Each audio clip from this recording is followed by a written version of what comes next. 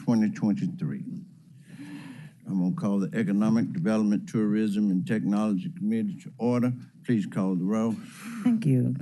Councilwoman Johnson? Present. Chair Ford? Present. Thank you. Okay, we have 4 items on the agenda. We're going to take the first item as a resolution to move $234,480 from CIP project number IS01080 to CIP project number IT01003. Operational infrastructure enhancement, all council districts sponsored by the administration. Who do we have? Second it. Okay. Who do we have here? Good morning, everybody. I'm Wendy Harris, the IT director. Okay. 150 Peabody Place. I'm on a mission to close a lot of old CIP projects. Okay. And this 234,000 is in our Oracle Finance upgrade where we have money remaining. We do operational infrastructure enhancements every year, enhancements to our network. This money has been sitting out. Excuse me, Ms. Harris. Yes, ma'am. Is your mic on? Green. It's green. It's green. Thank you. Yeah, just put it closer to you, Ms. Harris. Oh, hello? Yeah. Okay. Thank you. Sorry. Okay. It's all right. As I was saying, we do operational infrastructure enhancements every year. This will go towards 4 initiatives that we can do in FY23. Okay. We got a motion and a second. Everybody in favor? Aye. Aye. Okay, ayes have it. Move to the second item, resolution to move $11,614 from CIP project number IS01087 to CIP project number IT01001. Desktop and application infrastructure, all council districts sponsored by the administration. Move it. Second. Okay. This is another one. We had an old finance upgrade project, reconciliation project. I'm asking to move this remaining $11,000. Our desktop and application infrastructure project is an ongoing project where we upgrade computers, network equipment, and things of that sort. Again, once I move this money, we'll be able to close this old account. Okay. Everybody in favor? Aye. Okay. Ayes have it. All right. Third item. Resolution to move $80,325 from the CIP project number IS01080 to CIP project number IT01001, desktop and application infrastructure, all council districts sponsored by the administration. Second. Go right ahead. This is the third one. It's actually in conjunction with the first one, ISO 1080. This is a remaining of ISO 1080 to go toward our fleet equipment replacements that we do every year. Once this money is gone, this account will be closed. Okay. Everybody in favor? Aye. Ayes have it. Okay, thank you very much. Fourth item, presentation by Curtis Cathy from S-Line Parking. It says requested by me. Come on down, introduce yourself, give your address, and then we're going to give you a little time. We got a little time here.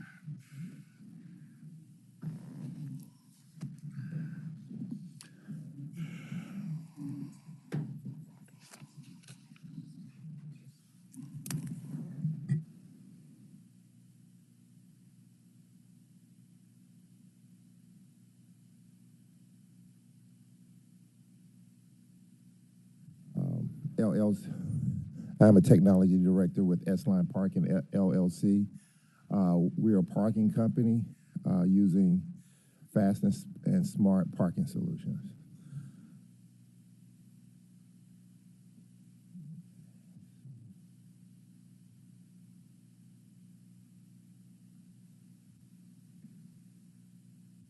Today I hope to achieve 3 things. I want to quickly do an assessment of the many problems for truck parking here in Memphis. 2, I want to talk about 5 alternatives or remedies to some of these long-lasting problems. And thirdly, I'll talk about some recommendations.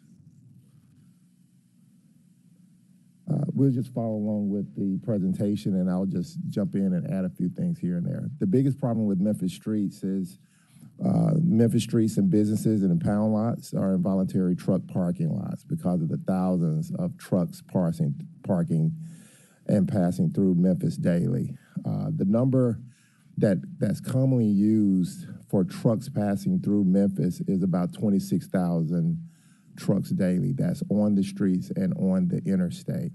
And it's been a long-lasting problem. And this S-line focuses completely on the truck and trash problem here in Memphis. So you'll hear me talk about this. You hear me talk about this problem, this extremely difficult problem for the city of Memphis, and how S-Line has, over the last 2022 going into 2023, has figured out a methodology for handling this problem and has been practicing in it for going on 12 months now, and we want to share that with you guys. I'm going to go through these really quickly. Memphis is one of the top 8 areas in the U.S. with massive interstate freight volumes. That's from the Bureau of Transportation Statistics. I get a lot of numbers from there. It's one of the 4 most difficult states to find a safe truck parking space after traveling long distance. What makes Memphis unique, being in the center of the country, is that a lot of times the people that pass through here have been traveling for literally thousands of miles. In some cases, it's considered to be a resting place for weary travelers. So it makes us unique, and in a lot of cases, after that drive, they cannot find a parking space, and that makes the truck parking even more difficult. And we talk about here, truck stops. They're over 100% capacity. 3/4 do not monitor parking. The others try to monitor manually. 75% do not charge parking. And as a result, 96% of truckers skip paying. So you'll see at a lot of the truck parking spots where they try to do the reserve, because truckers just park wherever they can, most people don't pay. And so it tends to create a little bit of chaos in those situations, and people tend to park wherever, including exits and entry spaces, so it becomes really difficult to manage. This is a national problem, and when you really look at the stats, Memphis statistics are at the bottom in handling these problems. We have quite a few parking spaces in general throughout all of Tennessee, but Memphis is unique in this problem. So these are the facts. We have congested truck routes in the state of Tennessee, and Memphis is home probably to the most congested truck route. Memphis is home to the fastest growing crime rate. It's one of the most dangerous cities to park in Tennessee. And you know, pretty much the bottom line is unsafe and uncompliant parking spaces. So this is why I'm here today, to really talk about some solutions. And the solution is Memphis simply needs more safe and compliant truck parking spaces.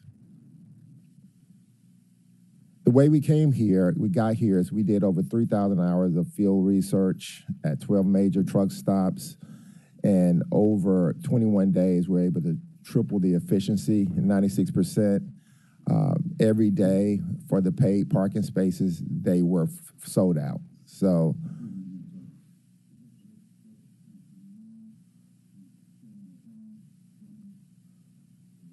yes, sir. So a quick explanation of S-Line truck parking is that we're fast and smart parking solutions. We're completely digital, so that makes it simple because payments are digital, simple because lots are monitored for compliance. We have security professionals, we have AI cameras, we have compliance pros, security pros. And what happens is semi-trucks can stay from 2 hours to 30 days simply by using this digital code. And at the end of the day, these are shelters for truck parking.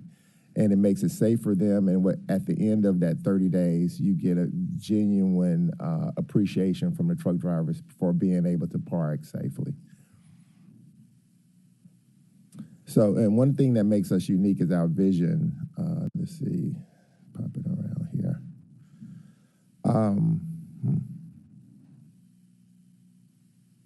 Okay. Instead of using security methods, we use compliance and communication. And that combination has allowed us to do some things different. We do a knock, tail, and tag with the truckers. We go door to door, we inform them. Out of that, we found that in the very beginning, there are 7 out of 10 truckers that are very defiant to any type of compliance. But 7 out of 10 when we first start. And they're very difficult, very difficult. But through that knock, tag, and tail campaign, we just go and we warn them, and that's a kind of a warning process. After about 30 days, that number drops down to about 16% that we end up warning after 30 days, an aggressive knock, tag, and tail. Now, out of that 70%, some people just won't comply. And in the very beginning, they just, they feel like they're untouchable. That's the culture, trucking culture that we have now.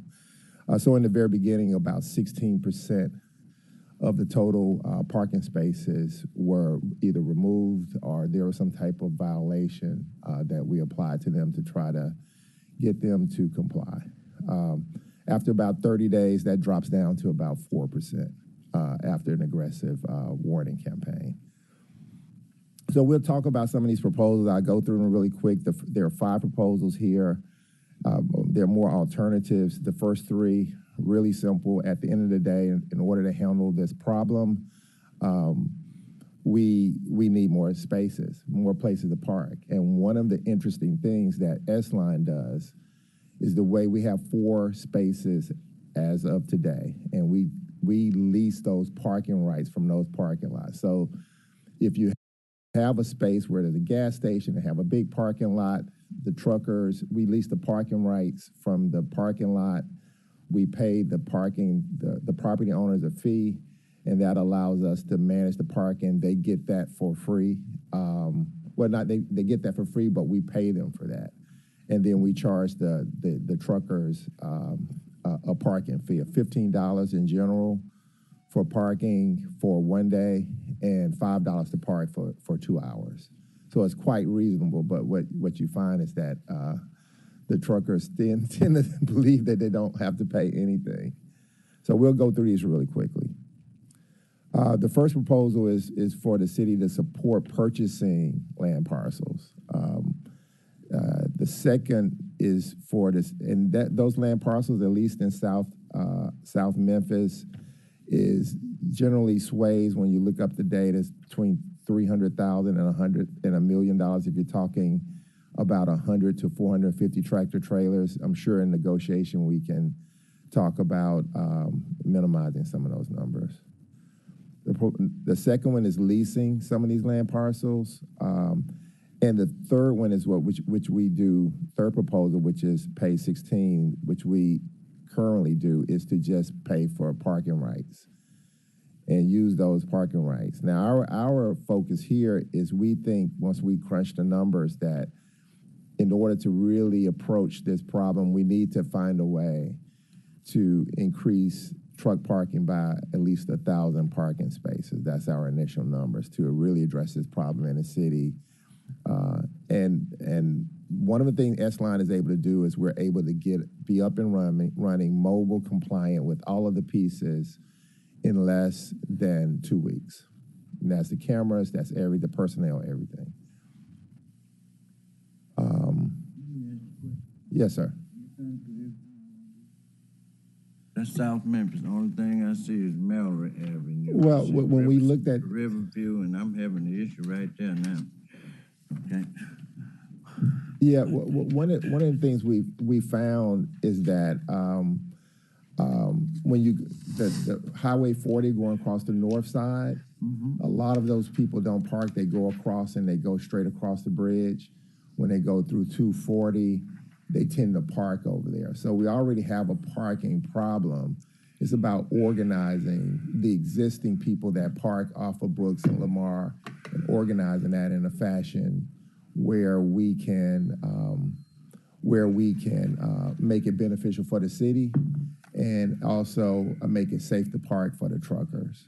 So we find that, for instance, when you're leaving from the east side, closer to the Wolf River on 240, you have about 200,000 just coming off of 40, 200,000 trucks, some of the numbers at Tennessee Gov, and by the time they get to the east side, about 45% of that has parked somewhere in the South District. So we're trying to figure out where it does not have to be in the South District, but we're trying to figure out the best place for that. And the idea is that since they're already parking there, how can we organize some of that chaos that comes from truck parking and think of a smart way to make truck parking safe? And it does not have to be, and it could be any place, but the problem exists now from our numbers in the Southern District. Okay, but you got neighborhoods sitting in here, okay. You continue. Yes, sir. The fourth alternative, and we think it's really important, I spoke on it a little earlier, that there has to be a monitoring and a maintenance piece. One of the things we didn't consider when we first started this is that when truck parking happens, there's trash that goes with that. So one of the things that we've had to kind of make adjustments in some of our contracts is to handle and maintain the trash piece, which has been significant for us. But it's also very important. And if in this chart on proposal number 4, what you will see, the violations when you first start, they're around 11%, the actual people that say, I will not do what you want me to do. And after about 30 days, it drops down to about 2%, 2 to 4% of people that just refuse to comply to any parking rules. We sometimes we tow, sometimes we boot. We do try to penalize in some type of way, because if you don't, literally nothing changes. So we first started this with, like I said, a knock, tag, and tail. And we tried our best to just go from truck to truck. That's how we started at the truck stops, doing that piece. We went inside and asked them to make announcements. We called their company, and even after all of that, after 30 days, it still maintained around 2 to 4% of people who just would not do it. And what you find is not a problem just with the trucker, it's also the dispatch. It's a culture that says, I shouldn't have to pay anything. And we're charging $15 for 24 hours, but it's not the money, it's more the culture. So alternative proposal number 5, and the last alternative, it kind of breaks down some of the things that we do. We inspect parking lots. We see if they're viable for truck parking. We put up signs. We do all the things to make truck parking safe. We set that up. We do the monitoring, the maintenance, the cameras. We do outreach in that area to make sure that there's no conflict with people around there. And then once we start the process, there's a scouting and compliance piece. Like I said, talked about earlier, I'm a technology person. We have 3 phases we take the technology through. First phase is real simple. When you sign up, you just put your tag and your state in there, and you pay via an app. And we want to increase the data that's being collected for the computer process through 3 phases. And that leads to smart parking, smart payments.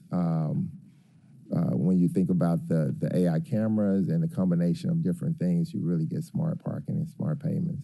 And what we have found is that you end up looking at an organized way to handle the semi-trucks parking.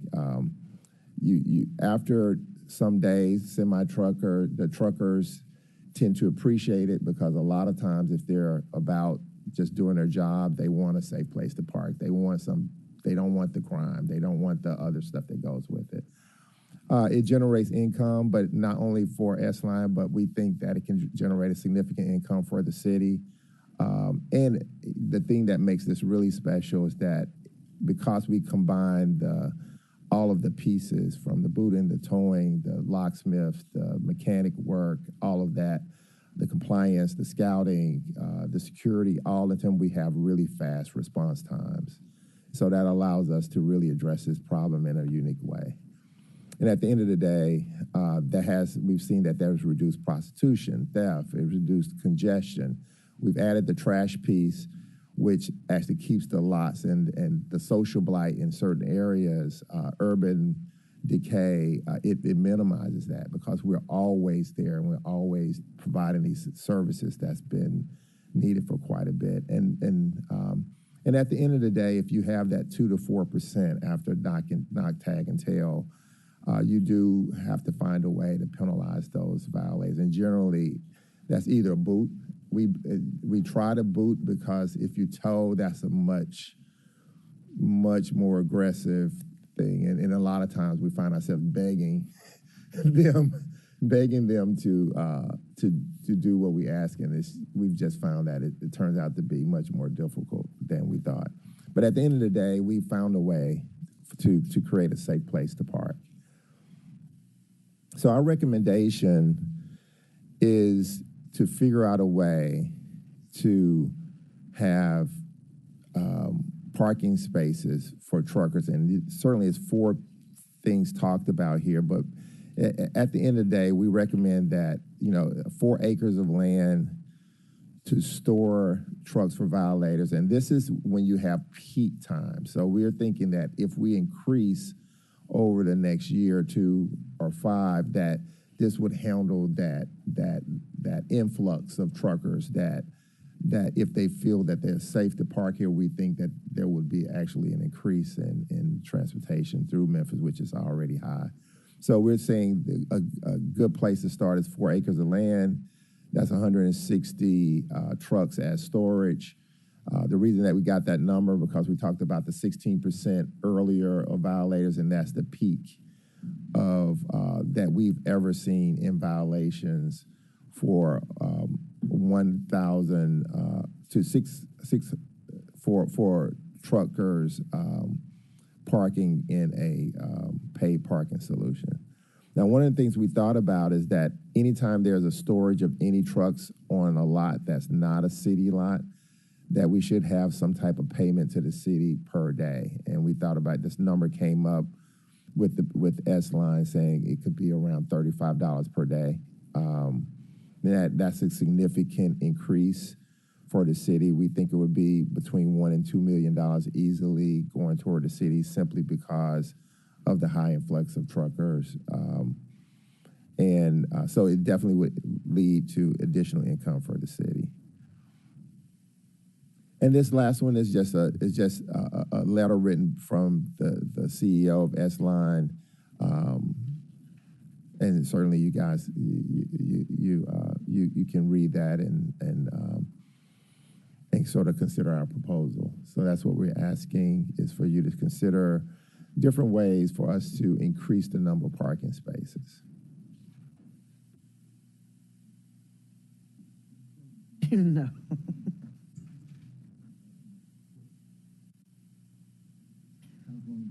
Okay, thank you so much for the presentation. Yes, ma'am. It's a lot that takes place in any given city, and I appreciate you bringing this particular issue to our concern because I can realize it really does exist, but how you solve it sometimes creates an issue. Where exactly are you operating right now in the city? We're a completely digital company. My company is a company out of Dallas, Texas, and my job is to increase the digital presence of this software. In order for us to spread this, to move quickly, to mobilize this parking solution, we have made this company completely digital. Now that's allowed us to start in 4 locations literally within a week. Okay, so you're not operating in Memphis at the current time? Well, we're operating completely in Memphis at this time. This is our complete focus. Okay, where? So right now there is a PO box for that location, and we're looking at different. Well, I'm not gonna say there are different spaces that they're looking at taking on. Now the compliance that we work with locksmiths, we work with towing companies, booting companies, mechanics. We work with a lot of different people, but we haven't, since this is so new, they haven't found a location as of yet. Okay, thank you. Thank you, Chair. Thank you. Good morning. Good morning. And mine is sort of in line with what Councilwoman Johnson. So Memphis would be the first project I was about to ask. Are there Yes, any sir. other It's cities our where main this will take focus. place? Absolutely main focus. Okay. And you talked about the way that Memphis could support this. That's essentially financially. What would be? Can you give a greater breakdown of that return on investment if the city were to support something like this? Well, I use this number 1,000 parking spaces because out of that, we think that 4% of that 1,000 per day would be stored violators, some type of booting, some type of violation fee. And from that fee, the city could reap on every transaction, not only the storage, but also a transaction fee that happens with that. And is most important is that the city then could create a culture for truck drivers where it's a safe place to park, but there's a nominal fee to park. And if you're not paying the $15 or the $5 to park, then there is a penalty for that. So we think that the income for the city, once we looked at the numbers over a course of years, between $1 and $2 million coming into the city through these transactions. And it would be a one-stop shop. The city wouldn't have to do anything. It could certainly be implemented in a lot of different ways. I think S-Line is the only company that combines all of these things, not only here in Memphis, but possibly in the nation. There's a digital piece. You have companies that do the digital piece, or you have people that do the operational piece. But what S-Line has done is combine both of them into one-stop shop solution. So we think that income for the city is between $1 and $2 million. And that's annually? That's annually. But that's after what type of initial outlay from the city? Well, we think that would be between, and these are numbers that I pull off the web. It's basically for parking spaces of between $400,000 to $1 million if you talk about 1,000 parking spaces.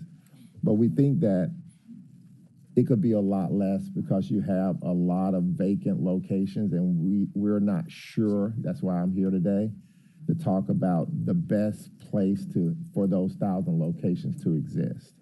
So we're really only looking for places for these truckers to park. And the rest of the upfront investment will be done by us because this is our business. This is what we would do anyway. We're simply asking for some support to acquire those spaces in order to resolve this problem in Memphis in totality. Okay, but I'm just trying to Get a number. Trying to juxtapose, basing $1 million on 1,000 spaces is a lot different than your initial proposal of 160 spaces. And so I don't see any alignment between you're asking for an outlay for this first 160 spaces. Mm-hmm. What would that return on investment be? Because we're talking about that 16%. Would that be just 160,000? Yeah, I got you. And one thing I did not, because the 160 and the 320, the increase up to 1,000 would be something that S-Line would match or exceed the funds that would start with the city. So this is our business. We were going to do it anyway.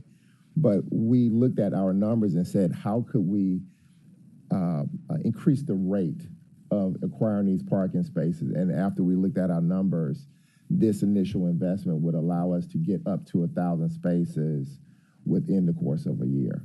And so that initial number, that 160 and that 320, that's what you're looking at. Our goal is by the end of the year to increase to 1,000 spaces within the next 12 months. And all of that effort would be monies that S-Line would put into the process, from staffing to for all of the activities necessary. So when we talk about this, we're really talking about the spaces that the city could bring to this to look at resolving this problem for Memphis in totality, but a lot of the effort still would come from us. Good point. Now, I guess we would also be looking at if we're looking at what would be right now raw land, any type of paving, the expense of, I don't know the cost per acre of doing so. Mm-hmm. That cost would be borne by whom? Well, one of the things that's unique is that there are places that are several acres where it's partially paved. It does not have to be this clean, pristine space. So we have several vacant and abandoned spaces, large spaces, that we could look at and truckers could park there. We just simply have to acquire either a lease, a purchase, or the parking rights to park there. So there are some spaces with agreement from the property owners that we could literally purchase and within the course of 14 days be up and running. But then we would also be getting into zoning type of issues, would we not? And so, I see this as depending upon the acreage, I don't know how many trucks or trailers can accommodate or that you can have per acre. I recognize that this is a problem. I don't know if this is the solution, because I can see and what I don't think that people want, and what I don't want is just these truck parking lots scattered about the city, whether it's District 6, District 7, throughout the city. But that's what this seems like it's doing. And for a lot of these neighborhoods, we'd have to have a change of what the zoning, current zoning codes are. One of the things that we looked at, and some of the snapshots that I gave were already zone heavy industrial. So we can rezone some of those, but the ones that I looked at specifically were zone heavy industrial. But to Councilman Ford's point is that a lot of these things may be in District 6. We have to be more creative in finding spaces other than District 6 where these heavy industrial spots are. It's one of the reasons that I wanted to speak with you guys to kind of be really creative. And in talking about where these trucks exist, we already have truckers parking. We're not asking for them to begin parking. They're already parking in places. It's just not as organized as it would be if we designated what those parking spaces and where they would be. And it definitely wouldn't bring income to the city the way that it presently is. Okay. Thank you, Mr. Chairman. Yes, sir. Who's going to collect the fees? The fees will be done digitally. So any fees that come in, there's certain transparency on the fees. We don't take cash. So we don't have to worry about, cash changing hands and that type of thing. And certainly with the cameras, the cameras sort of watch how these fees and transactions happen. It's what makes this work is that we're a completely digital company. So these fees, whether these numbers are being monitored by the city or by S-Line or both of us, then we can certainly figure out how to designate these fees coming into the city or otherwise. Yeah, that's the issue in which I'm having also. Okay. Yes, sir. You're all going to do the fees and then give to the city, or the city got to try to get all these people from the city in order to collect these fees. We got enough issues right now trying to collect fees. We don't want to be in no more fee bids. I don't think so right now. No. Yeah. Okay. Any other questions? Unique Go right ahead. I just was wondering, I guess it's not a traffic issue? It is not a traffic issue since they're already parking there? Because I'm thinking if we're trying to direct more truck traffic through, how's that going to affect any surrounding neighborhoods based on this? Have y'all looked at that? Well, in some neighborhoods, it is a traffic issue. You do have truckers and trucks that park literally throughout Memphis. In some neighborhoods, it would not be. But definitely you have trucks and trailers that park in neighborhoods in different places. And one of the things to really consider too is that there is a certain type of aesthetic that comes with trucks and trailers, and the people after driving long spaces, they do leave trash. It's really hard to handle the trash, the parking, when it's so dispersed randomly throughout the city. Right. And so if we can manage that chaos in an organized way and benefit from it, then, you know, not only can we get ahead of this problem going into the future, but we could also benefit from it. And it would be considered a very smart city solution. We're not the only city that's talking about this. We would be one of the first cities that's doing something about it. So when you look at the map, there are some places that brings heavy freight volumes, and Memphis is definitely one of them. We already have a problem with this. So we've got people throwing trash out and parking already. If there's a way we could organize it and try to see if we could keep crime down and trash down. You know, in my mind, it does make some sense to start particularly if they're already parking in these areas to begin with.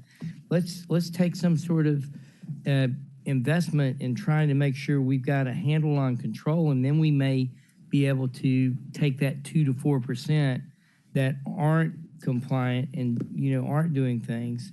So I'd like to hear what other people think, but it may be reasonable to move forward with this to see where we go. I don't know. Thank you. All right, we appreciate you. I'm gonna get back with you because I want to look at some of these spots that I'm looking at on your Yes, sir. map, Yes, sir. especially Yes, South sir. Memphis. I know where they are and I know what they're looking like now. Right, yes, sir. You know, and if we can help you, maybe one spot right now, but I don't want them all going down Mallory Avenue or Riverside Drive. That ain't gonna work because I got people live there. I'm Yes, sir. trying to get the blight away, and them trucks ain't gonna help none getting blight away. Yes, sir. But Yes, I'll sir.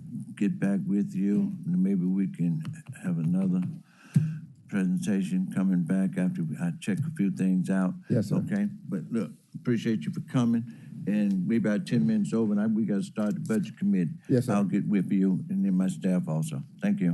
Excuse me, sir. Is it a good time for us to follow up with the council for just to see where this is? This is council day, maybe tomorrow. Thank you, sir. Okay? Thank you. Okay.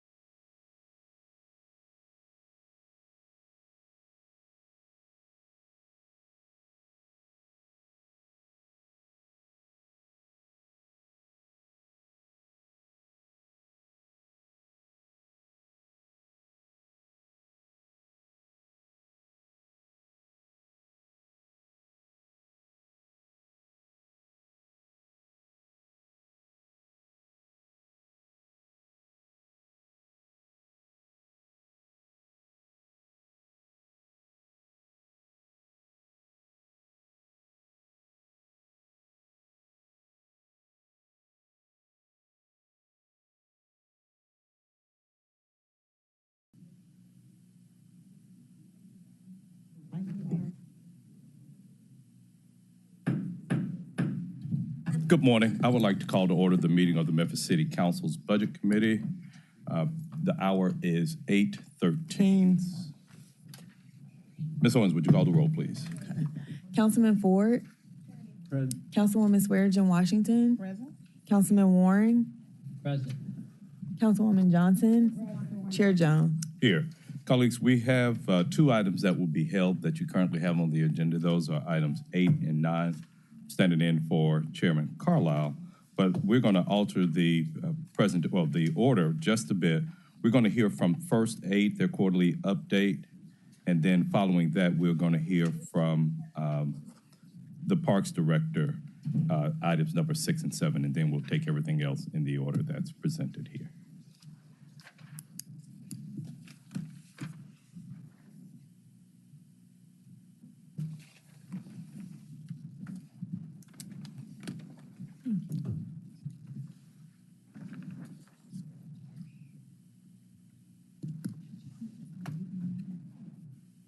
Good morning. Good morning. Nice to see you all this morning. It's been a few months since we've reported to the Budget Committee. Thank you for having us. And name and address for the record, please, Doc. My name is Dr. Candace Thomas, and I'm the Executive Director of First Aid Memphis. Give me 1 second to pull this up, please.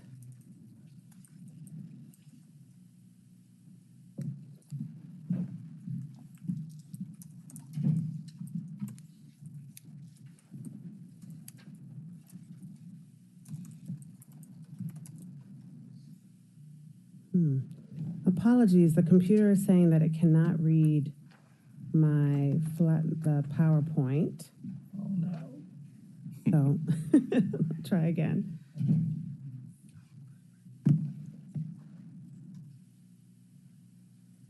What's the presentation?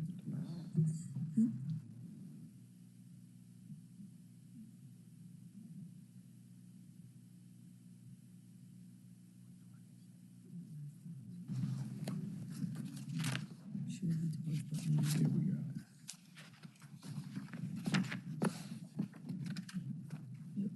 Dr. Thomas, if you just want to go through it, we already have printed versions in our documents, unless you can pull it up there.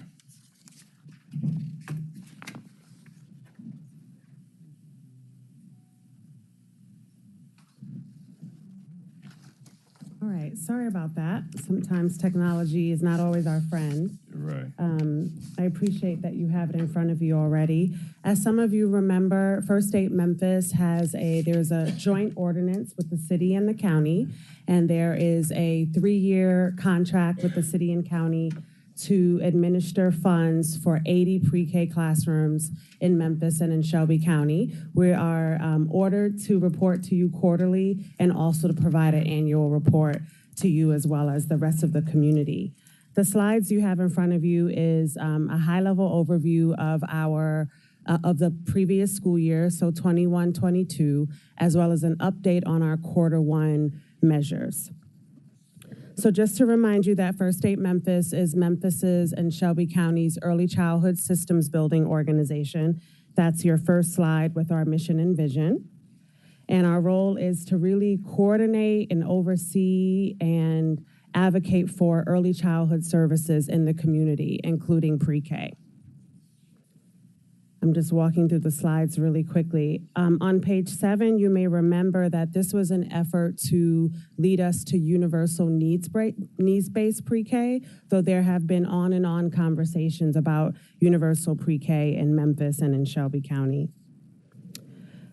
Slide 8 does show our pre-K operators. They are selected from a thorough selection process and application process that our team goes through, and these are the operators that we are currently in contract with.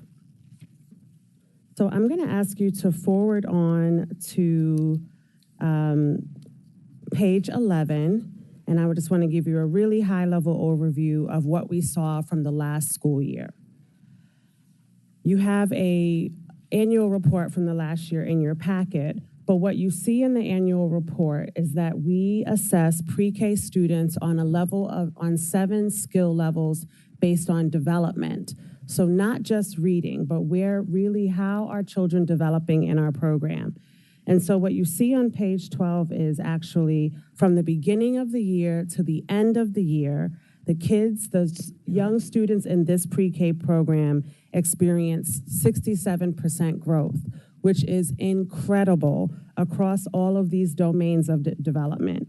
You're gonna see the most growth, obviously, in physical development because they're 4-year-olds. But you're also gonna see a huge level of academic development with math and literacy, as well as language, and there's also 40% growth in social emotional learning. How are they doing emotionally in general and obviously in school?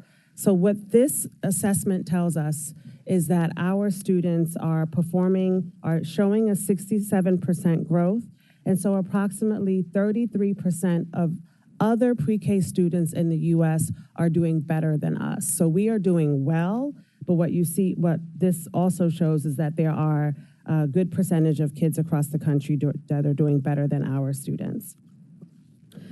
One of the other measures that you all have asked us to study was how well are our students doing in kindergarten readiness. So on page 13, you'll see that 54% of our students are kindergarten ready. This is actually an improvement. If you remember, during our COVID years, we were at approximately 45%. So we are seeing some really important and positive increases in what we call kindergarten readiness. And that just means that there's a test done at the beginning of the year to see how much young children are ready for kindergarten. Page 14 shows us some of the feeder patterns. We've gotten questions from some of you as well as the county commission about some of our pre-K programs that do not have kindergarten classrooms and what elementary schools do those children end up enrolling in. So we just wanted to provide that data to you up front, and we're happy if there's anything else you need as you look at this, we're happy to go over that with you. So then starting on page 15, this is from the first quarter of this school year. So August 3rd to October 7th. And what we see, you may remember that during the height of COVID, our enrollment was about 70%, 70 to 75%. And we are excited to share that as of the first quarter of this school year, our enrollment was at 82%. And then actually by the end of February, we were at 89%. So we are getting closer and closer to enrollment where we were pre-COVID at 90% in pre-K. Now remember, this is just the First State Memphis classrooms that you all invest in. We are also trying to get a sense of where is enrollment across pre-K, regardless of funding streams, but this is just First State Memphis. And then you see here attendance is pretty high at 89%. Page 17 is a new slide that we hadn't shared in the past. This was a question that we had been getting. In terms of enrollment, what does enrollment look like across zip codes? And so you see here that the zip codes that are below 75% capacity are outlined in white. And the zip codes with the highest classroom and enrollment, it has the yellow underline. So we wanted to provide that for you because we have been getting some questions around what does enrollment look like in some of our zip codes here. One thing that we have analyzed from this map is that we obviously need to do some targeted efforts with all of you and other stakeholders in those zip codes outlined in white that have lower enrollment. So as we continue, you'll see that we are still tracking for synchronous learning because there happens to be different reasons for classrooms to close and students to learn asynchronously, but this quarter, 100% was synchronous. You see here in slide 19 around the instructional support and coaching that operators are provided. And then slide 20 really giving a really high level overview of some of those findings. 21 gives you an overview of family engagement, which you know is really important for all grades, but especially for pre-K students. And so that we are finding that there are significant and substantive contacts between the pre-K operators and the families in their program. And of those contacts, that 44% of the families who had referrals to different social service for needs that they identified were referred. You'll see on page 22 some of the needs that the families are telling us that they have. This looks a little bit different than the past few years. The past few years, we've seen that transportation has been a big need, and we've also seen that Wi-Fi and internet service had been a big need that they identified. This quarter, they're sharing with us that childcare is a huge need. And you may have seen the report that was published by the Tennessee for Quality Early Education, which talked about the dire need for childcare across Tennessee, including in our community. So this is represented here. Adult skills and education is noted as a need, and other support related to attendance and after-school activities. So that's our high-level overview. You have a couple of other slides with our budget. We show you this information every quarter. The slight difference in our budgeting slides that you see here is that we did explain on slide 24 how we pay out our operators. So for quarter one this school year, we use city and county dollars to pay $3,339,000 to pre-K operators in quarter one. And you'll see here that our operators have said to us time and time again that personnel is the largest cost, and that's what's represented here at 90%. The other budget that's included here are budgets that you've seen before, and thank you for your time this morning. Thank you, Dr. Thomas. Colleagues, any questions? And for the record, please note we've been joined by Councilman Carlisle and Morgan. Certainly. Seeing none, thank you, Dr. Thomas. We'll see you next quarter. Thank you. We have packets of info for you in case you need it. Okay. Have a good rest of the day. Thank you so much. Next, colleagues, we will hear from our Parks Director. Number 6 is a resolution to amend the fiscal year 23 general fund budget for Memphis Parks Division. All council districts sponsored by the administration, and there's a request for same-night minutes. Dr. Walker, good morning, sir. There are 2 of them, and to be honest with you, I'm not sure. Okay, has been which moved. is first. Okay. So if you'll tell me, Yeah, let me get to it. yeah, which one's first? Oh, And okay. it may be a situation where my understanding. Okay, is so that the first one, colleagues, is neither of them says what they are. Is also fine. yes. So now, therefore, be resolved by the council of the city of Memphis that the fiscal year 2023 general fund operating budget be amended in accordance with in the amount of $610,000 for the Parks Division. So that's- $610,000. This one is golf. Okay. And so essentially, anybody that's driven by a golf course can see a lot more rounds, but with a lot more rounds comes a lot more labor, a lot more chemicals. It's an offset. So we're increasing both the revenue projected for golf by $610,000 and the offsetting expenses, part-time salaries, miscellaneous professional services, inventory, the stuff in the shop, and credit card expenses because we have to pay someone anytime a credit card is run. Okay. Colleagues, has been moved and seconded. Colleagues, any questions? Seeing none, all those in favor, please signify by saying aye. Aye. Any opposed? That item passes. Item number 7 is a resolution to amend the fiscal year 23 general fund operating budget for Memphis Parks Division. All council districts sponsored by the administration. There's a request for same-night minutes. Has been moved and seconded. This is for an amount of $2.2 million. And so the stadium is in an equal setting where it is a budget neutral entity. It should bring in as much as it spends. We had a record-setting Southern Heritage Classic and a record-setting AutoZone Liberty Bowl. And as a number of y'all were there for the announcement about the USFL, we have a spring football league. And so, again, there are the sources of the increased revenue and where the expense will go.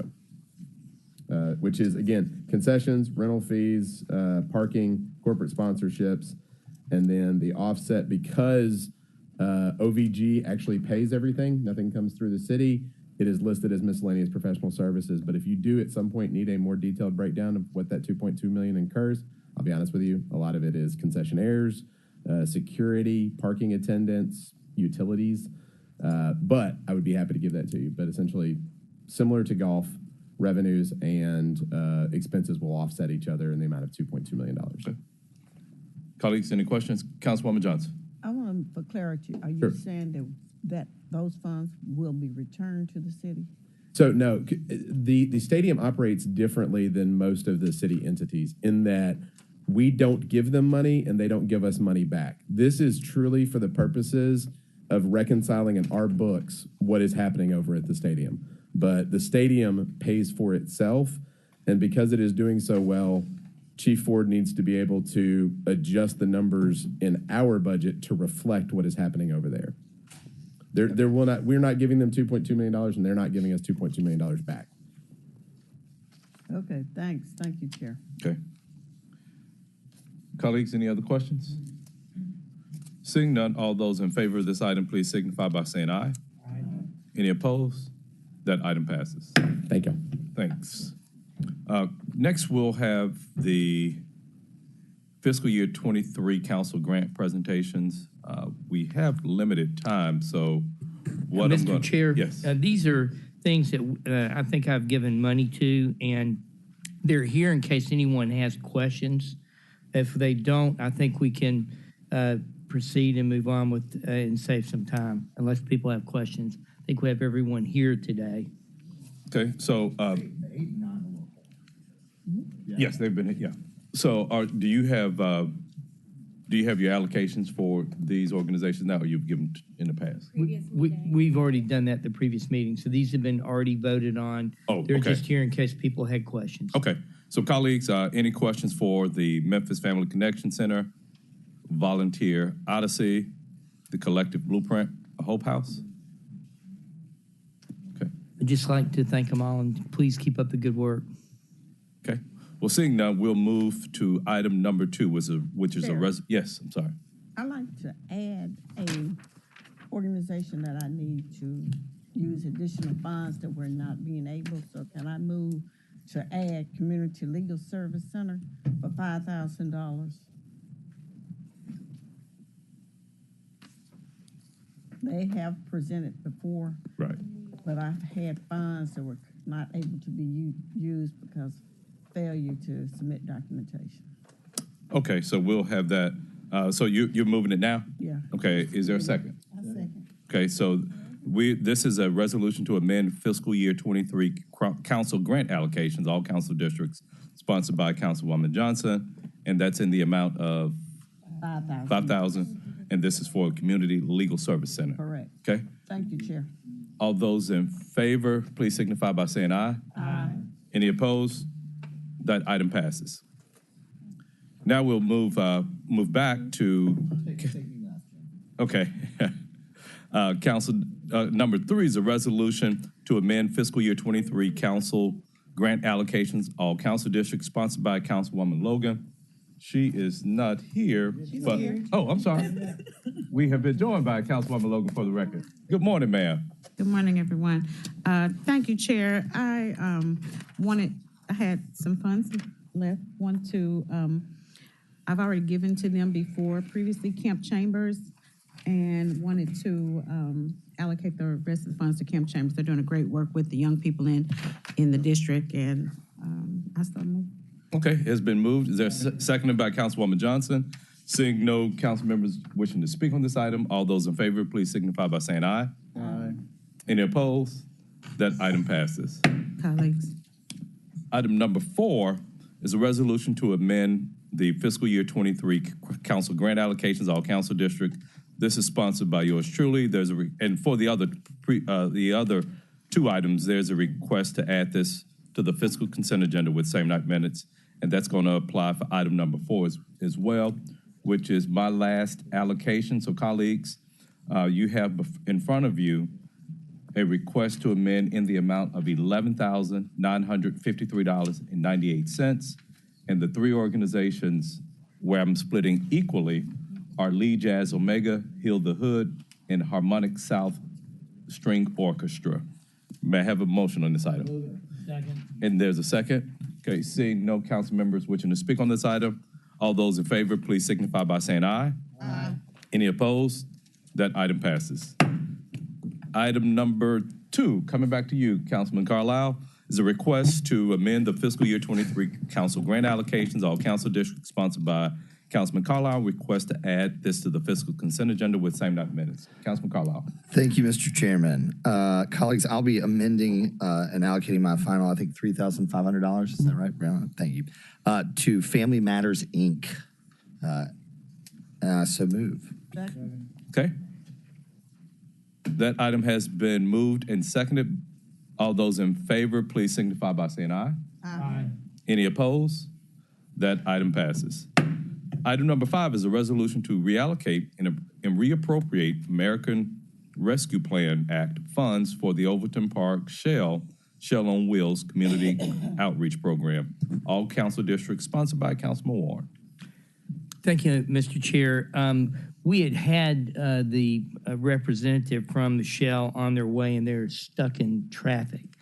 If this is the last thing, we can proceed, but perhaps we could, wait for her presentation till here she is, got walked in. She's here. So I would like to have Natalie, if you could come up, have Natalie sort of present to us what is going on as far as the Shell on Wheels, which I think is an amazing program. I've been over to look at this thing being built over near in our new property at the old Coca-Cola plant, and it is going to be incredible. And the idea is to try to take the Shell into all 7 districts, so we can bring concerts in. And if I could, I'd just like Natalie to explain to us what the plan is with the Shell organization. And what we're hoping to do here is to get ARPA funds to help them fund this particular construction and get it in action by May, if I'm correct. So this is going to be, we've got a lot of things that are going wrong in our community. This is a way we can bring great things out to our community and bring people together. I think it's an important thing. So Natalie, can you? Good morning. If you could press the button that's on the mic there. Press that green button. Down there, yes. Got it. Okay. Name and address for the record, please. Yes, Natalie Wilson. I'm the executive director. Is the light on? Okay, yeah, a little bit close. Overton Park Shell. So nice to see you all. Good morning. Good morning. As Dr. Warren mentioned, Overton Park Shell, we came back to our roots in 2022 from our previous name as the Levitt Shell. And with that, coming back as an organization that has been rooted in this community 87 years, one of the most important things is our mission is building community. We do that through the catalyst of music, but our whole mission is bringing people together and infusing positivity back in our community and making the Shell accessible to everyone. However, we sit in an affluent neighborhood of a park, no parking lot. We don't have the infrastructure that really could bring everybody to the Shell. And although our mission is for everybody, our mission should be for everybody. In the lens of equity, we want to take our mission and bring it to everybody. And so last year, the board of directors for the Overton Park Shell said, let's go into a very visionary project to create a mobile replica of our stage on wheels. And the program is called Shell on Wheels. And the centerpiece project is called the Mobile Shell. It is a 30 by 40 foot stage. It's a spring stage on wheels. The sound, lighting, and power are inside of it. So it can roll into any community, into a street, into a field, a parking lot, and bringing the performing arts at large to every community. And we really believe it will be a catalyst for transformation, creative placemaking, and really being a place that can bring hope into communities, just like we do from our historic stage. If you've ever been to a Shell experience, you know it's really special. Everyone comes together and enjoys being together. There's a unity, there's positivity, there's laughter. We believe there's not a time more needed than our city needs right now. And we believe the Shell can do that and be a part. And we'd love to partner with you in every district to bring this mission to communities that don't have access. Colleagues, any questions? Very excited. I would like to have everybody co-sponsor if possible. I've got a picture of the construction here. I'm going to walk by and show you guys. Okay. Thankfully, the city of Memphis has allowed us to build a mobile Shell in the old Coca-Cola building on South Hollywood. It is incredible space that's allowing us just to build it right there. So we're very grateful for the city's partnership in letting us build there. Good to see you guys getting along again. We hope it'll be ready in beginning of May. But it's never been created. This is the first ever created in the world. We're patenting the design. And it's a hydraulic band shell that'll open and close with 2 buttons.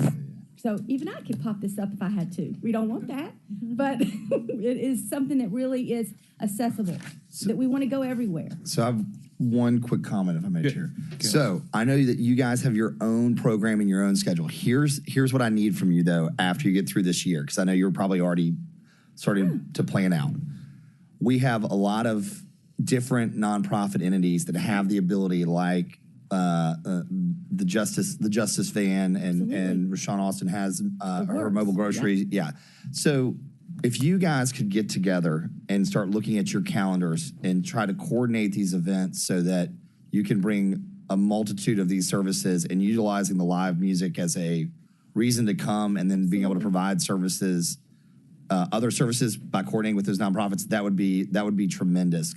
So, actually, we do. All these entities, like the Works, like all these nonprofit partners, we roll around together. You're right. We're not cannibalizing each other. We're going to come together. We just want to provide the resources and infrastructure for these arts organizations and places that are doing the great work. The Stacks Academy, Memphis Black Arts Alliance, all these great organizations, and we give them the infrastructure to be able to take their mission. Councilman Ford and I have a wonderful spot at Southwest Twin Drive that we'd love to see you here this spring. Yes. Yeah, we'd like to have you there on Wednesday, 5:30.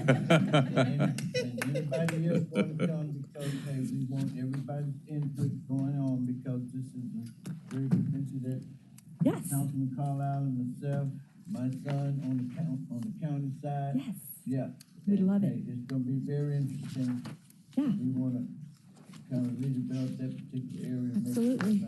Absolutely. We'd love to do that. Mr. Chair, if we could love it. have same night minutes on this, we could proceed and get this thing built more quickly. Okay, if there's no objection, this item will also include a request for same night minutes. He asked.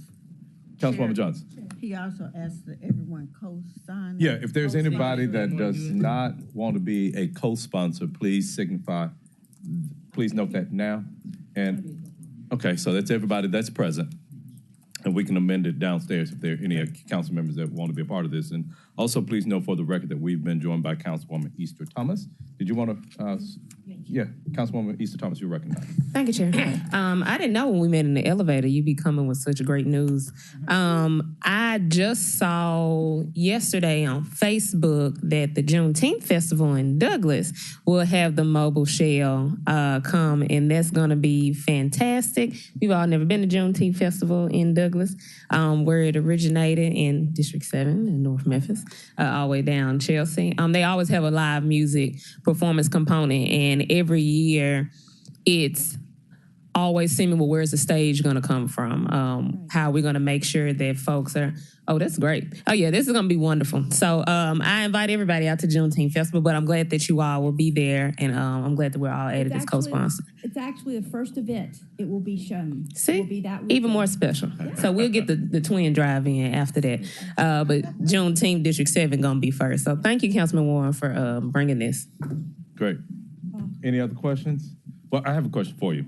So what's the total cost of the construction for this? So good question. Because it's never been done before, a lot of what we do in creating the hydraulics and all, we've done it with local fabricators and built it all ourselves to try to keep our costs down. We're going to be at about $170,000 to create it. Okay. But we also had, being the shell, had an old sound system. And we're like, well, we'll just build it inside of it using the resources we have. Because, again, it's not like that we had a blueprint to build this. It's all our own. We have local Memphis designers, which is really a fun story, too. The reason that I ask colleagues is that would one be enough? Yeah. I get that question a lot. I mean, a lot of people say the minute the public sees this mobile shell, we're going to need it in all kinds of places, and we're going to inspire the nation around what creative placemaking from Memphis looks like. We really want it to be an infusing of inspiration. So, yeah, we've thought of that, and we are patenting the design so that it can be recreated. Well, we're coming up on budget season, yes. So I would ask, though, if you see that, and perhaps it could be next year, though. Yeah.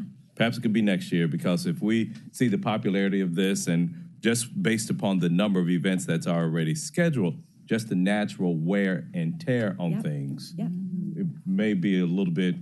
We agree. little bit better for us to have several of them. It's really an impressive design. I mean, the way the guys have done it, it's all electric hydraulics. It breaks down, and essentially the stage pulls up to walls as a tractor trailer truck. All of it goes in, and I think someone's actually given us the tractor to pull it. That's the power source. So it's going to be an amazing venue. And I think you're exactly right, Mr. Chair. They'll probably need an extra one next year. Yeah. Okay. Agree. Okay, well, if there are no other questions on this item, motion has been made. All those, and there was a motion made, right? For same night minutes. I so moved. Okay. All those in favor, please signify by saying aye. Aye. Any opposed? That item passes. Thank you. Thank you so much. Next, colleagues, we have a presentation from the Memphis area minority contractors requested by Councilman Ford. Councilman Ford, you're recognized. Look, I appreciate you, Chair. Yeah, I wanted them to come to us to talk to us a few minutes. I know we on a tight schedule today, but if you all can talk to us about no more than 10 minutes, please. Tell us about the minority contractors and what we need to do to try to get some of our minority people on the move. Okay. State your name, address. The floor is yours. Good morning. Good morning. Okay, pull the mic a little bit closer to you, please. Good morning. Good morning. Stephanie Alexander, the Executive Director for the Memphis Area Minority Contractors Association. Thank you guys for having us today. MEMCA was founded in 1972, incorporated in 1974. We currently hold an organization status of a 501c3. Our current mission is to empower minority contractors in the Memphis region through education, network opportunity, and advocacy. We have an award-winning board. My board president is Carlos Pfeiffer with Pfeiffer and Associate. Vice President Javier Bailey with Bailey Investment LLC. Treasurer Carlo Foster with C. Foster Construction. Michael Hooks Jr., All World Project Management. Octavius Nixon, Nixon General Contractors. Frankie Anderson with Anderson Contractors. All 6 of these young men started their construction journey here at MEMCA. Our core services, due to the time restraint, we won't go through all of those, but it's education, opportunity, networking, and advocacy. We've listed the programming as well as the activity underneath the category. While we're here, the good news. MEMCA was able to serve over 300 clients in 2022. We hosted over 24 classes in construction-related topics at a value of $22,000. It was given for free. We have a stellar limited residential license course. And what that is the state has a course, which is the limited license, where a contractor can come in, take a 32-hour course, and receive a contractor's license. So we have an 80% to 100% completion rate. We have 80 students yearly. We do it twice a year. We do it in March, and we do it in August. So we have a class coming up this coming Friday. So feel free to just hop in. We're at the ENC, the Universal Life Building. I'm sure you're gonna know someone in the class. We was fortunate enough to get a grant from Shelby County Sustainability to host your OSHA 10 and 30 for free. So 100 contractors received that grant in a value of $32,000. 40% of our membership have sizable contracts. And when I say sizable, I'm talking about $250,000 or more. 98% of our membership is currently working on multiple projects. And that's because we house residential and commercial contractors. As you can see, our membership in 2020, we had a spike due to the pandemic. A lot of entities were closed, so our membership grew. In 2021, we had a dip because we lost some business as well as individuals. But in 2022, we're on a rise again into 2023. But that's not the most important thing on that slide. The most important thing on that slide is the $50 million that was reinvested back into the minority sub-community. And that information came from our Black minority primes that held the contracts. Here's our community partners. We could not have done this work without them. MEMCA in the community, currently right now we're working on Blue Oval. There's a collaboration with the BBA, the MNBC, and MEMCA. This is a new space for all of us. This project is a merit union-based project. We have a lot of non-union companies that wanted to participate. So we came together in a collaboration to make sure that they got the most efficient and effective information that they possibly could get. We worked with Wallbridge to make sure that they was able to get pre-qualified to be able to compete and participate in this project. We're working with More Tech and Opportunity Now. I'm sure a lot of you know that some funding is coming down with the Chamber for skilled labor. Labor is a critical issue right now in the construction industry, so we're working with them. Board participation. Currently right now, MEMCA is participating with MLGW, external advisory committee. We're also part of Hope to Hire. We're also part of, and our board sit on various other boards around the community. Our community service.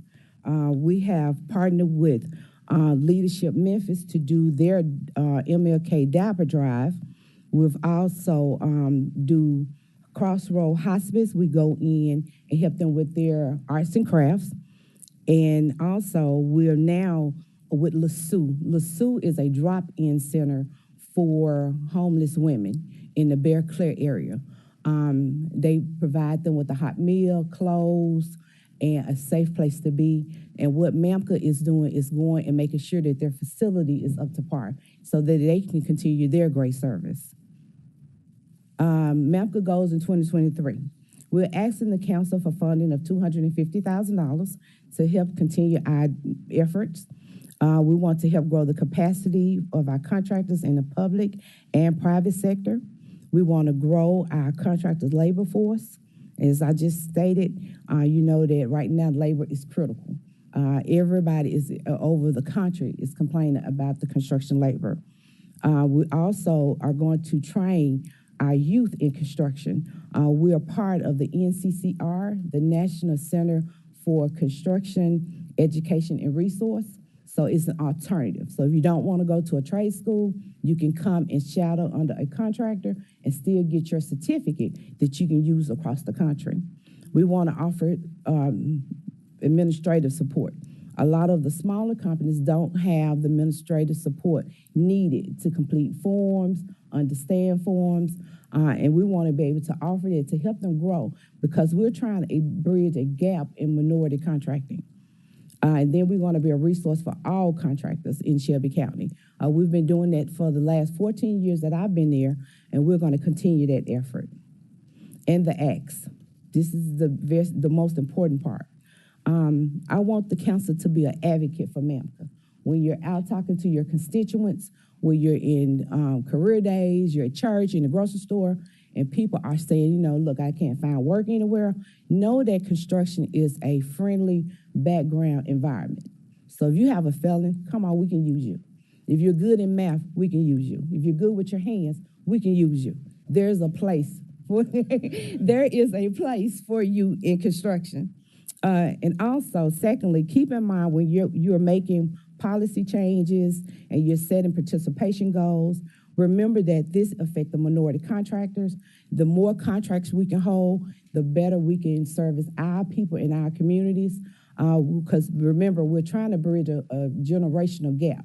We have a 30-year generational gap that we're trying to close so that in the future, we won't have these same issues of not having minority contractors to be able to participate on city and county projects. And always remember MEMCA for funding in 2024. We're located at the Universal Light Building under the EMC umbrella. Our office hours is 9:30 to 4:30. You can email, you can text, you can call me. Night or day, it doesn't matter. We're always here to assist. And now I'm going to turn it over to my president. Well, Council, thank y'all for this opportunity. My name is Carlos Pfeiffer, the current president of MEMCA. I will tell you guys, I am a testimony to some of these programs and organizations that help us participate in some of these projects and capital improvements that's going around the city. So we encourage you guys to continue to support and fund us, help us grow our community, help us, teach our youth about other ways of being creative in their learning and skill set. So we just ask that you continue to support us, and we look forward to working with you. Thank you, Mr. Pfeiffer. Thank you, Mr. Pfeiffer. Councilwoman Easton Thomas? You can go on, and then I want to come back with a resolution. Yes, sir. For that 250,000. Yeah, but she can go ahead, and I want as many as I can to co-sponsor this. Okay? Yeah, but I think it's a good idea. They're doing a good job. That's why I had them come to talk with us today. Sounds good. Okay? All right. Go right ahead, Mr. Thomas. Thank you, Councilman Ford, for bringing y'all to just share with us on it. Bless you. Do you all, I saw on the presentation that it says like projects with the community. Have you all worked with any community nonprofits or CDCs to get affordable housing trust fund dollars and projects done before? We haven't gotten any dollars for it, but we have worked with every CDC nonprofit in the community. They always come to us for contractors, but nobody has offered any money to say, look, come partner with us. We can give you X many dollars to make sure that your staff is up to par. None of that. But yes, we work with everyone. Fraser Community, Hickory Hill, Whitehaven, everybody calls on MAMCA for their minority support. Okay. Just to say, I definitely support and want to be added as a co-sponsor on this, but just maybe it's a way going forward to help, because a lot of nonprofits want to be able to participate with the Affordable Housing Trust Fund, but they don't have a partnering organization that's knowledgeable or willing to help them do their work for new construction or renovation in their neighborhoods. So I'm sure those CDCs and organizations ask, but maybe it's a way going forward now that we're actually putting more funding into our Affordable Housing Trust Fund that you all are able to partner with as many CDCs and groups. I know like Binghamton, Fraser CDC, also folks in Hollywood, to be able to get some new and renovated construction, especially with the work that you all have been doing. So that's just my ask that hopefully we can see y'all partnering on some Affordable Housing Trust Fund projects. Sounds great. Thank you. Any other colleagues want to speak on this item? Councilman Carlisle. Thank you, Mr. Chairman. But your organization more as a facilitator, correct? I mean, you're doing training education, but for your member, like Octavius, it participates in several of those. Right. Yeah, so it's so they are getting dollars. They're just downstream as the project. So, and he sits more as a GC developer now. But a lot of your organization, you're representing your members in a lot of ways as far as facilitation and contracting outside of the education piece and mentorship, correct? Correct. Okay, so in a way, those dollars are coming back, because I know 2 or 3 of those projects, like the Burroughs Foundation, like they have heavy minority contracting participation as several of your members. What is the greatest impediment for? I mean, let me back up and say I know the answer is going to come down to money. It's always money. But what is the greatest impediment right now, you think, for your organization, for your members in your organization? Councilman, I would say resources, just back office support. I think we have a lot of high skill, capable people, but in order to do the work, manage the work, meet the process and the requirements that are normally typically required by contract, we just need a lot of more back end support. And of course, that's funding, resources, administrative support. Yeah, I think that's a great point. I've always, that and bonding, insurance bonding, and I would tell you, to your point, like and even like when you meet local home builders, there's a lot of great superintendents or somebody that was a good tradesman and they're ready to take that next step. But because they came out with a trade and we don't teach basic finance in school and they don't run quick, and it's those little things that are the difference between somebody who is very skilled on the job, but processing invoices may not be their best thing. Right. But hiring somebody to do that can be difficult, and then you're putting a lot of trust that person's running the book. So I'd like to hear more about how we could incubate that piece of what you're doing, right? So if I'm a member of your organization and I need, let's say you have 4 staff accountants and you can assign them to help incubate certain trades or businesses, or at least direct them towards a place where they can get that spread, right? Like they can get coverage for a small job for 12 months. You're going to help educate them on and help them on how to do the invoicing process, whatever that is. I'd like to see that because I think that is a big one. I know insurance is also a big one. I don't have a solve for that quite yet, although we're having a lot of conversations. And then the last one is, I guess, would be do you guys, are you able to do anything that helps support bonding capacity for your subs? Well, bonding capacity, it comes from experience. So as long as we can continue to give them opportunities, and that's one thing that's good about the limited residential license, it's a beginner's license. And what we do the last Friday of each class, we bring in resources so that you don't leave without knowing what the next step is. We bring in the CPA, we bring in the insurance company, we bring in funding, and then we bring in all different types of opportunities like the works, Shelby County, the city of Memphis, the weatherization programs, so that you'll know where to go next. So I think having those resources in place is what's needed. Okay. It's very, go ahead, Carlos. And I don't like to touch on that. Bonding comes down to capacity, right? Financial stability. So those things come with experience and being able to participate on projects. We've been blessed to be able to work on Pine Hill and other city projects. So with bonding, it's kind of like your resume. You know, how long have you been doing this? And in the minority community, unfortunately, we don't have as long a resume as many that we compete against. But the capabilities are the same. I always say if you get the project, the vendors will come to you, right? So we just got to be able to manage and give the resources on the back office side and administrative side and the support of those that are putting these projects together to put things in place that will allow those participations to happen. Even if the resume is not 20 years, 30 years, but you have the capacity or you have the ability to manage or supervise or oversee the project. Do you think that over the last few years, I know that you said you've been 14 years, do you feel like over the last few years, the larger primary white general contractors have been better partners or some are coming along, or do you think there needs to be more movement there? You can be honest. So we're going to have two different sides of this. Okay. From my view, I think it has gotten better. They're more acceptable. So I see the future being greater. Now, he will have to tell you from the contractor. It is better. I think the bigger thing is true partnership. Right. Mm-hmm. So when you partner, it's got to be value added on both sides. Not meeting a goal, not just signing your name to say, hey, I met this participation goal. But, one of the things we try and emphasize is that you have to bring something to the table.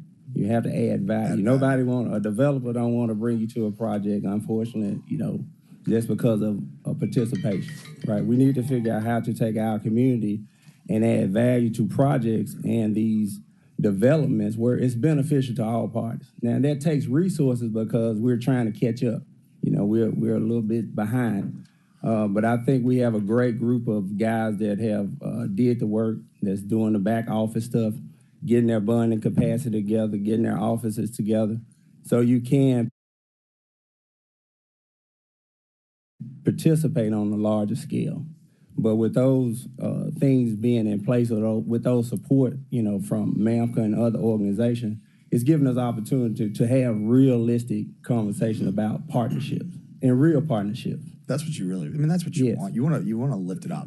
For a long time, we're not doing it the right way. Right. I'd love to have we've got to move on, but I'd love to meet with you and have a private conversation and just see what low-hanging fruit is out there to continue to kind of, whether it's, dividing contracts up or incentivizing larger primaries. I don't know if it's a financial incentive, but finding ways to continue to kind of create those real partnerships to where it's not just a flow through. Right. Because most of people that I know, like Octavius here,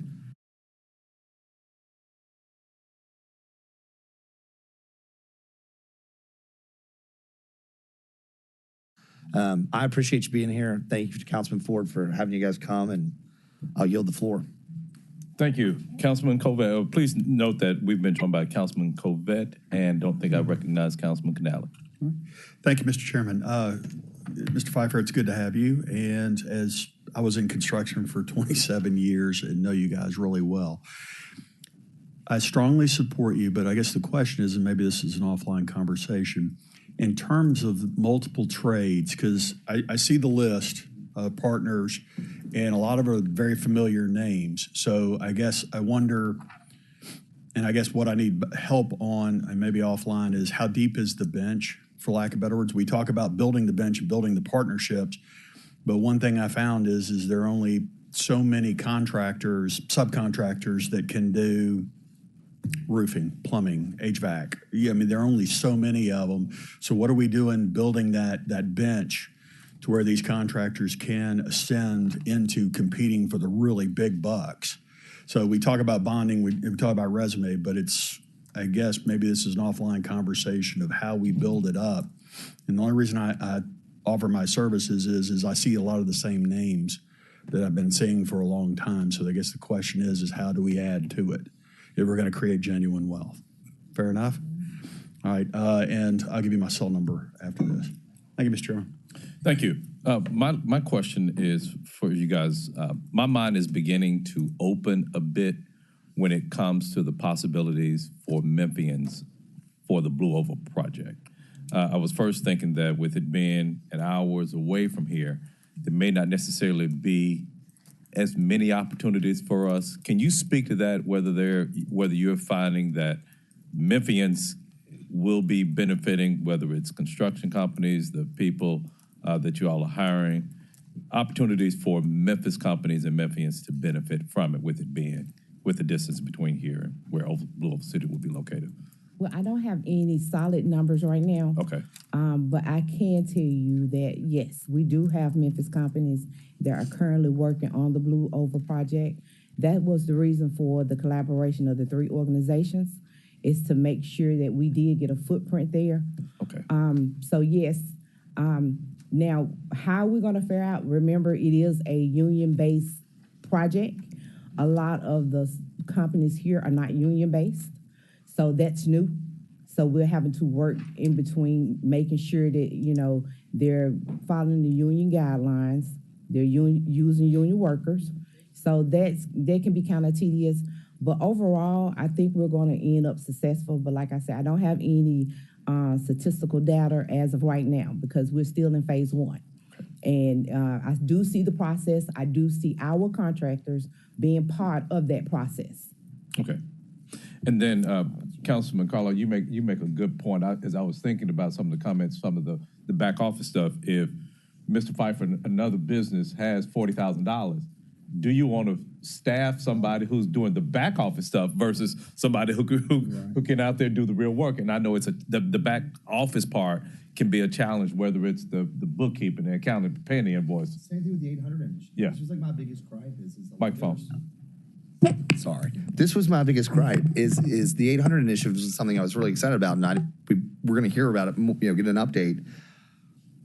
But there are so many Black-owned and women-owned LLCs in the city that are single-member LLCs, right? And so if you're going to take small business and you in Memphis, Tennessee, like Councilman Ford, and you're going to make it a real business like Councilman Ford, it takes a lot of back-of-house support. And we have a lot of talented, young, energetic people that are chefs, or they're, they do textiles, or they fashion, but they really don't have a lot of that back-of-house support. And so they don't, and then we go back to, well, what would I do? Well, I would go to a bank and get a loan. Well, most won't qualify for all the reasons we know. So now they don't have an extension of capital. And so it just becomes this thing. And so it really is a broader issue than just construction services. It is the thing that I have yet to figure out how we are going to accelerate.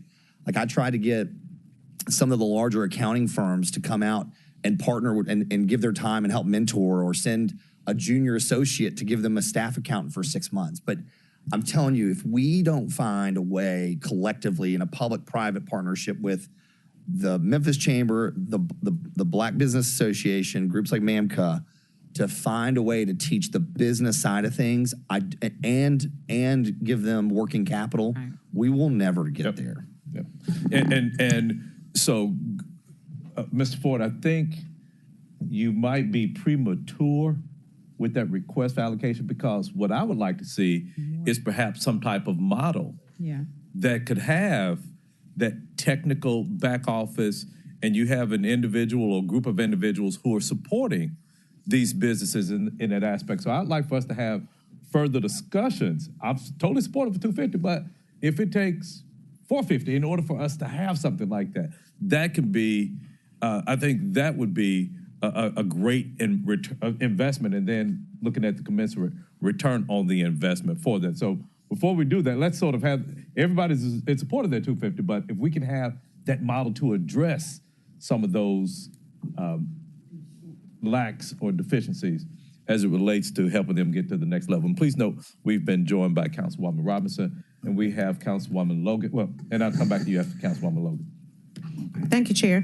I wanted to know if the CRA dollars that the banks have can those resources that they can sometimes, instead of funding or pooling funding for those back office support opportunities, or in some cases having staff do that support as some of their CRA credit, as well. That might be an option, to have them come and talk to us about that opportunity, because I think Councilman Carlisle is right, and I know from experience that is what most of the time limits us from really excelling to that next level, is having that back office support and all that goes with that. So, I think we might have to really be creative in how we do that. And I know CRA is one opportunity that we can use, because they have to have that credit.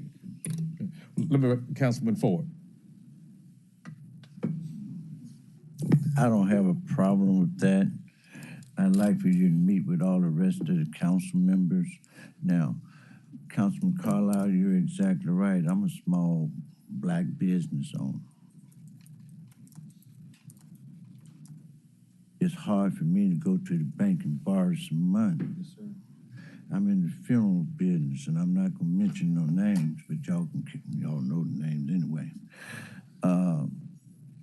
If I wasn't black, went into the funeral business, I could go and borrow this money to build a funeral home, all my furnishings, all my equipment, and they will tell me, okay, you got 5 years and you pay your first note. I'm black, though. If I went and tried to borrow some money, and if I got the money, before I break ground, I'm paying a note. Okay? I'll be almost broke, out of business, might not can open up. But here's another, and I'm talking about black and white now, okay? This man hadn't invested a dime, but in 5 years, he become a millionaire, and I'm still broke because I wasn't looked at the same way. It's time for us to be that. But half of them want to put me in jail if I did it that way. I'm being honest now. And if you don't believe me, I got indicted because of something that should not have been, because I was black. Okay? That's why I said $250,000 not much money. I want everybody to talk to each other, because, hey, I'd like to give them $1 million to do it, okay? Yeah, I really and truly would, because like I said, we're not treated the same way. Those days should be over, okay? Because like I said, they got 5 years before they pay a note, but I got to start paying before I break ground, okay? That's not nice. They become a millionaire in 5 years, and I'm struggling to keep on paying this note, and I'm just not opening up. Something wrong with the picture. And there's quite a few of them that have done just that. You know, I don't want to be a millionaire. I just want to be happy. I want to be able to make sure I can maintain my business, but I don't want others to come in and be millionaires and really don't care about the business, and they go on somewhere else, sell it to somebody else, and keep on moving, and then I'll sell it to somebody else and get richer, richer, and richer. Okay? I'm just trying to maintain. The majority of black people just want to maintain. Okay? That's what I'm looking at, okay? Especially when it comes down to minority, us, when it comes to that. You know, we fund a lot of people. We give millions and millions and millions away. And if you really look at the book, where does it go? Okay? It go in 3, 4, 5 people's pockets. And then they keep on coming back. They never spend their money, but 2 years later, I want my money back out of there. I done got richer, then I sell it to somebody. Same people. Just moving money. So at least let us be part of something, okay? And y'all keep that job up, but I want all my council members to meet with these people, and let's come back with it. I don't mind holding for a few before budget time, but I want to come back because I'm going to bring the resolution for something that's okay. We started at 250,000. I'm good with $1 million. I was on the council 20-some years ago. They fought me on a lot of different things. I asked for $50,000 to help 2 black churches. Oh, no, church. But you know, black folks, those 2 churches were the only place we could meet. We couldn't go nowhere else. We just got through helping Claiborne Temple again. First Baptist Field was the other church. They fought me, but I didn't ask for a little bit. But they kind of pissed me off, and I wanted more for the churches, because that's the only places we had to go. We couldn't go nowhere else. So, hey, it's time for a change. Let's move this city on, and I got issues with 5 people trying to run the city. If it ain't about them, won't be. That's why we can't move, okay? I'm through. Okay. But like I said, I want to come back with them before budget time, and I want to put some money in there. Sounds good. We've been joined by Councilwoman Robinson and colleagues. Well, thank you all for your presentation today. We look forward to continued conversation. Colleagues, I think that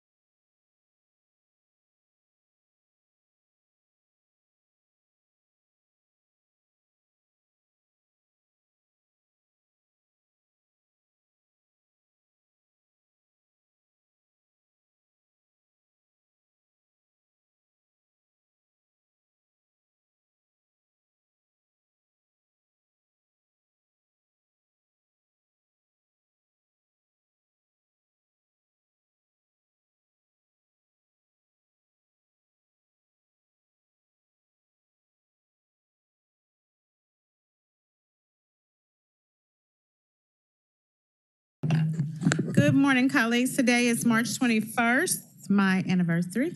And oh, wow. And it is a 9:22 a.m. I hereby call the Public Safety Committee of the Memphis City Council to order. Ms. Crichton, please call the roll. Members present, Councilman Jones, Councilman Morgan, Councilman Carlisle, Councilwoman Swearingen Washington, Present. Councilwoman Johnson, Councilman Canale, Councilwoman Robinson, Councilman Colvett, Councilman Warren, Chair Logan. Oh, and Councilwoman Easter Thomas. Present. Thank you for joining us, Councilwoman. Today, our first item is a presentation on all specialized MPD units requested by myself. I do feel that it's very important during this season, this climate, that we continue to educate the community, the public on these different units and different things that's going on, so everyone will know what and why and how, and when they see different people out, and just understand the process. I think that's important as well. And so just wanted to make sure everyone's knowledgeable for the public that's listening today. So any information that you think will be helpful that the public should know, if you could share that when you're during your presentation. I really wasn't cognizant that there were as many, and I just am glad that we're going to get this presentation today. So if you would come forth, whoever is going to present, Chief Davis, Chief Crow, and everybody else, if you just give us your name and address, then you are recognized. Good morning, everyone. Chief C.J. Davis, 170 North Main Street. Good morning. Don Crow, Assistant Chief, 170 North Main. Good morning. Steve Chandler, Deputy Chief, 170 North Main. Good morning. Deputy Chief Paul Wright, 170 North Main. So as we get started, there's so much information to share, and we want to make sure we share it in an orderly fashion. So I want you to think about this. We have over 1,900 commissioned officers in the Memphis Police Department. Roughly half are assigned to uniform patrol. The other half are assigned throughout the department, and that includes detective bureaus, training bureau, includes the real-time crime center. So only about half of our officers are assigned to uniform patrol. The specialized units that we're going to go over today really fall in two buckets. One is special operations, that is Deputy Chief Steve Chandler. The other is investigative services, that's Deputy Chief Paul Wright. This is not the training academy. The training academy does not fall under either one of these. But the specialized units that I think was requested and we'll discuss fall under these two deputy chiefs. So we're going to let Deputy Chief Chandler start the conversation. So good morning. I heard you mention it kind of was shocking that we have so many. Understand that a lot of these officers are specialized. They're trained to be in these units. So as I start going over, you'll start understanding why we consider them specialized units, because of the training and exactly what we have. And for sake of brevity, I will not read the entire definition that I have out, but I'll just kind of do a brief overview. So we'll start off with the Harbor Patrol Unit. That's basically takes care of the waterways, the Mississippi River. We have the Air Support Unit, helicopters. We have Mounted Patrol, which are our horses. We have the K-9 Unit, which is our criminal dogs and our drug seizure dogs. We have the Tactical Apprehension and Containment Unit, or our TAC Unit, otherwise known in a lot of municipalities as a SWAT team. And composed within that, we have the Bomb Unit, or EOD. They're the ones that are responsible for making bomb calls. Everybody's familiar with DUI. That falls under traffic. Motors is our motorcycle unit. They do traffic enforcement, motor escorts. Special traffic investigation. Special traffic investigation is responsible for all critical and fatal accidents or accidents involving elderly drivers over the age of 85. As we spoke about last council meeting, Special Traffic Enforcement Unit has recently been stood up, and that is to address some of the traffic problems where we're having multiple fatalities and traffic issues. The Organized Crime Unit, that's a multifaceted unit, multi-jurisdictional, contains 4 drug teams and a vice team. MGU, multi-agency gang unit. They're primarily focused on criminal gangs and dismantle their organizations. We have a gun crimes unit, which works in conjunction with NIBIN and the ATF to target people responsible for aggravated assaults using a firearm. We have the Auto Theft Task Force. Fairly self-explanatory. Their primary mission is to address the explosive nature of the auto thefts within the city. Project Safe Neighborhoods. Project Safe Neighborhoods identifies most violent neighborhoods and individuals that drive crime within them. Dare Great, drug abuse resistance education and gang resistance education. These are training units trying to get youth before they fall off into the drug game or the gang trade.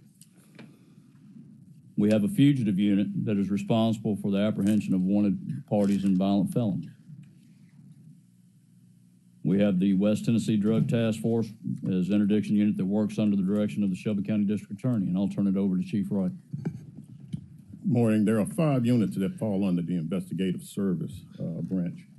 And those units are the Child Exploitation Task Force, deals with juveniles and the exploitation of juveniles through sex crimes, human trafficking. You also have the Safe Streets Task Force. It falls under FBI. They assist us, and we also share information in bank robberies, carjackings, violent crimes. They help investigate as well. We also have the Memphis Cargo Task Force, which is also part of the Safe Streets Task Force. They investigate large freight crimes that may take place, shipping containers, organized type of crime in that manner when people are stealing large freights and high dollar merchandise. We also have the United States Marshals Mid-South Fugitive Task Force.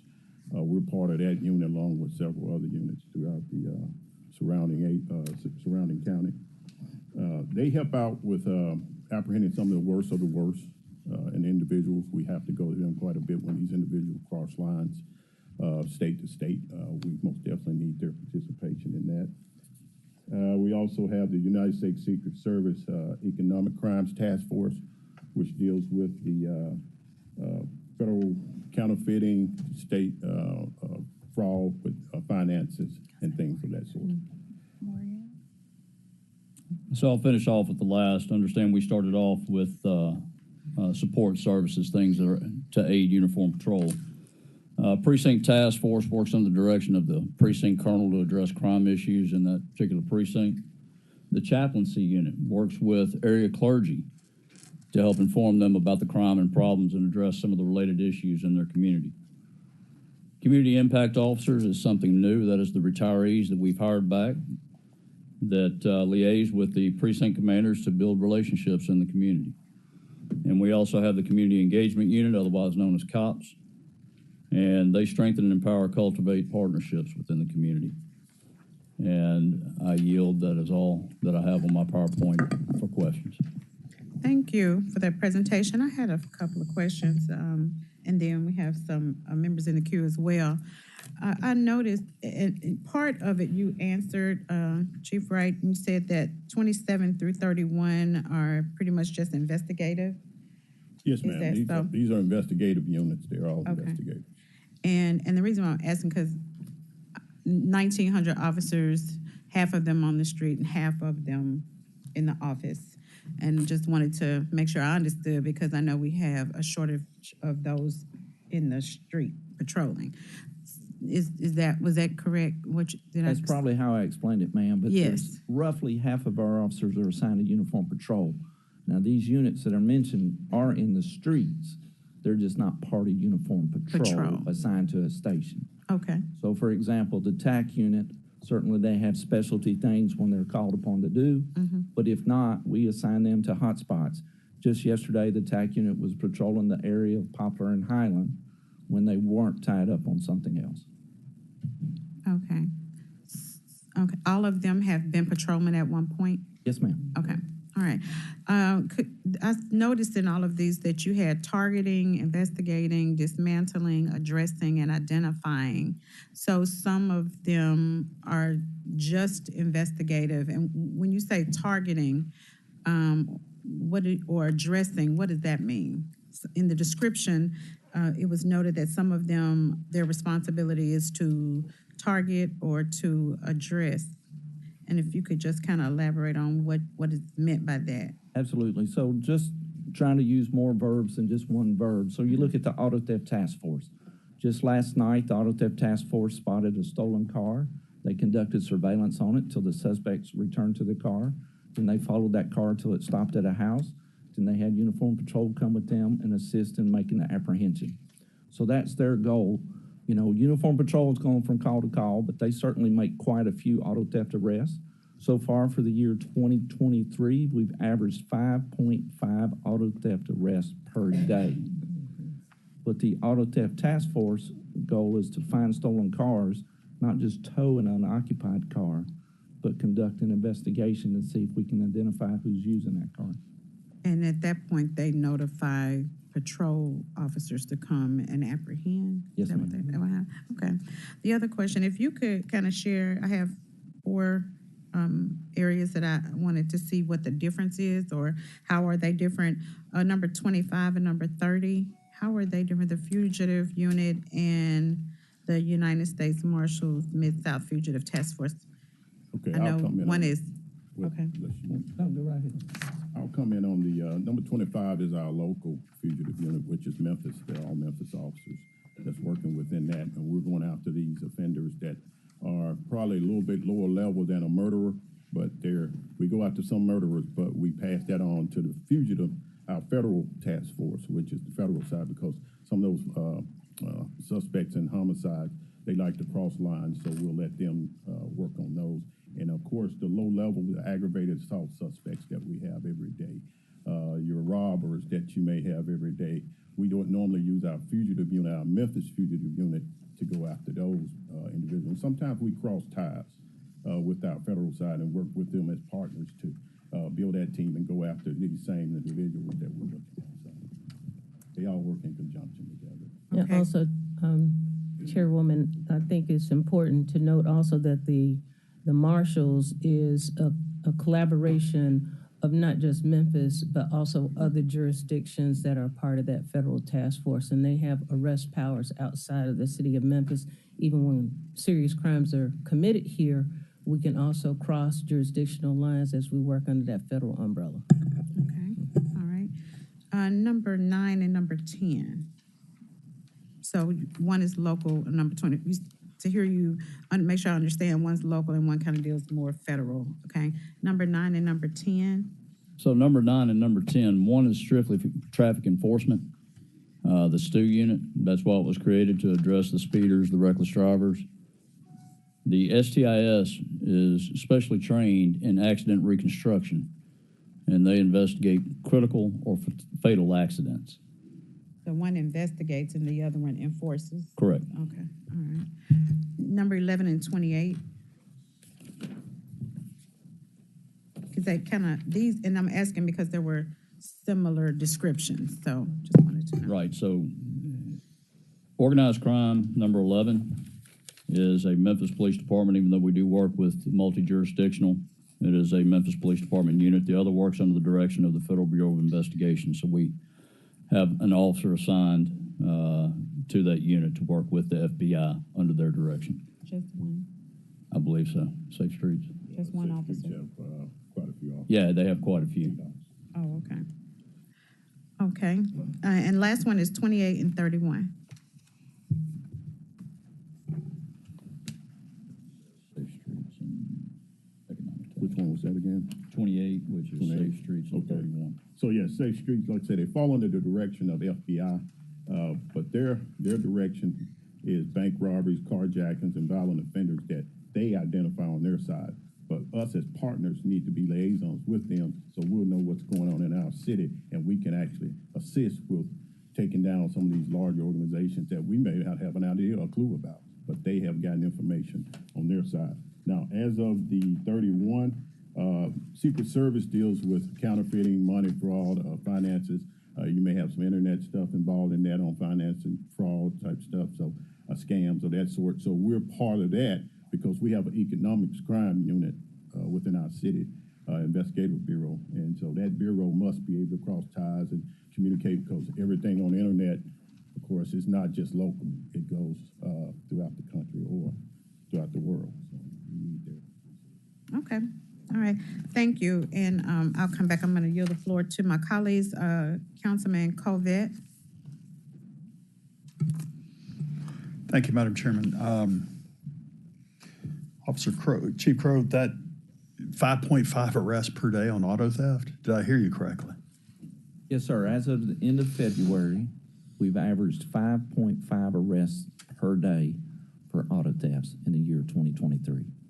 So that's 275 arrests since January 1st. I mean, I'm just rough math, 50 days.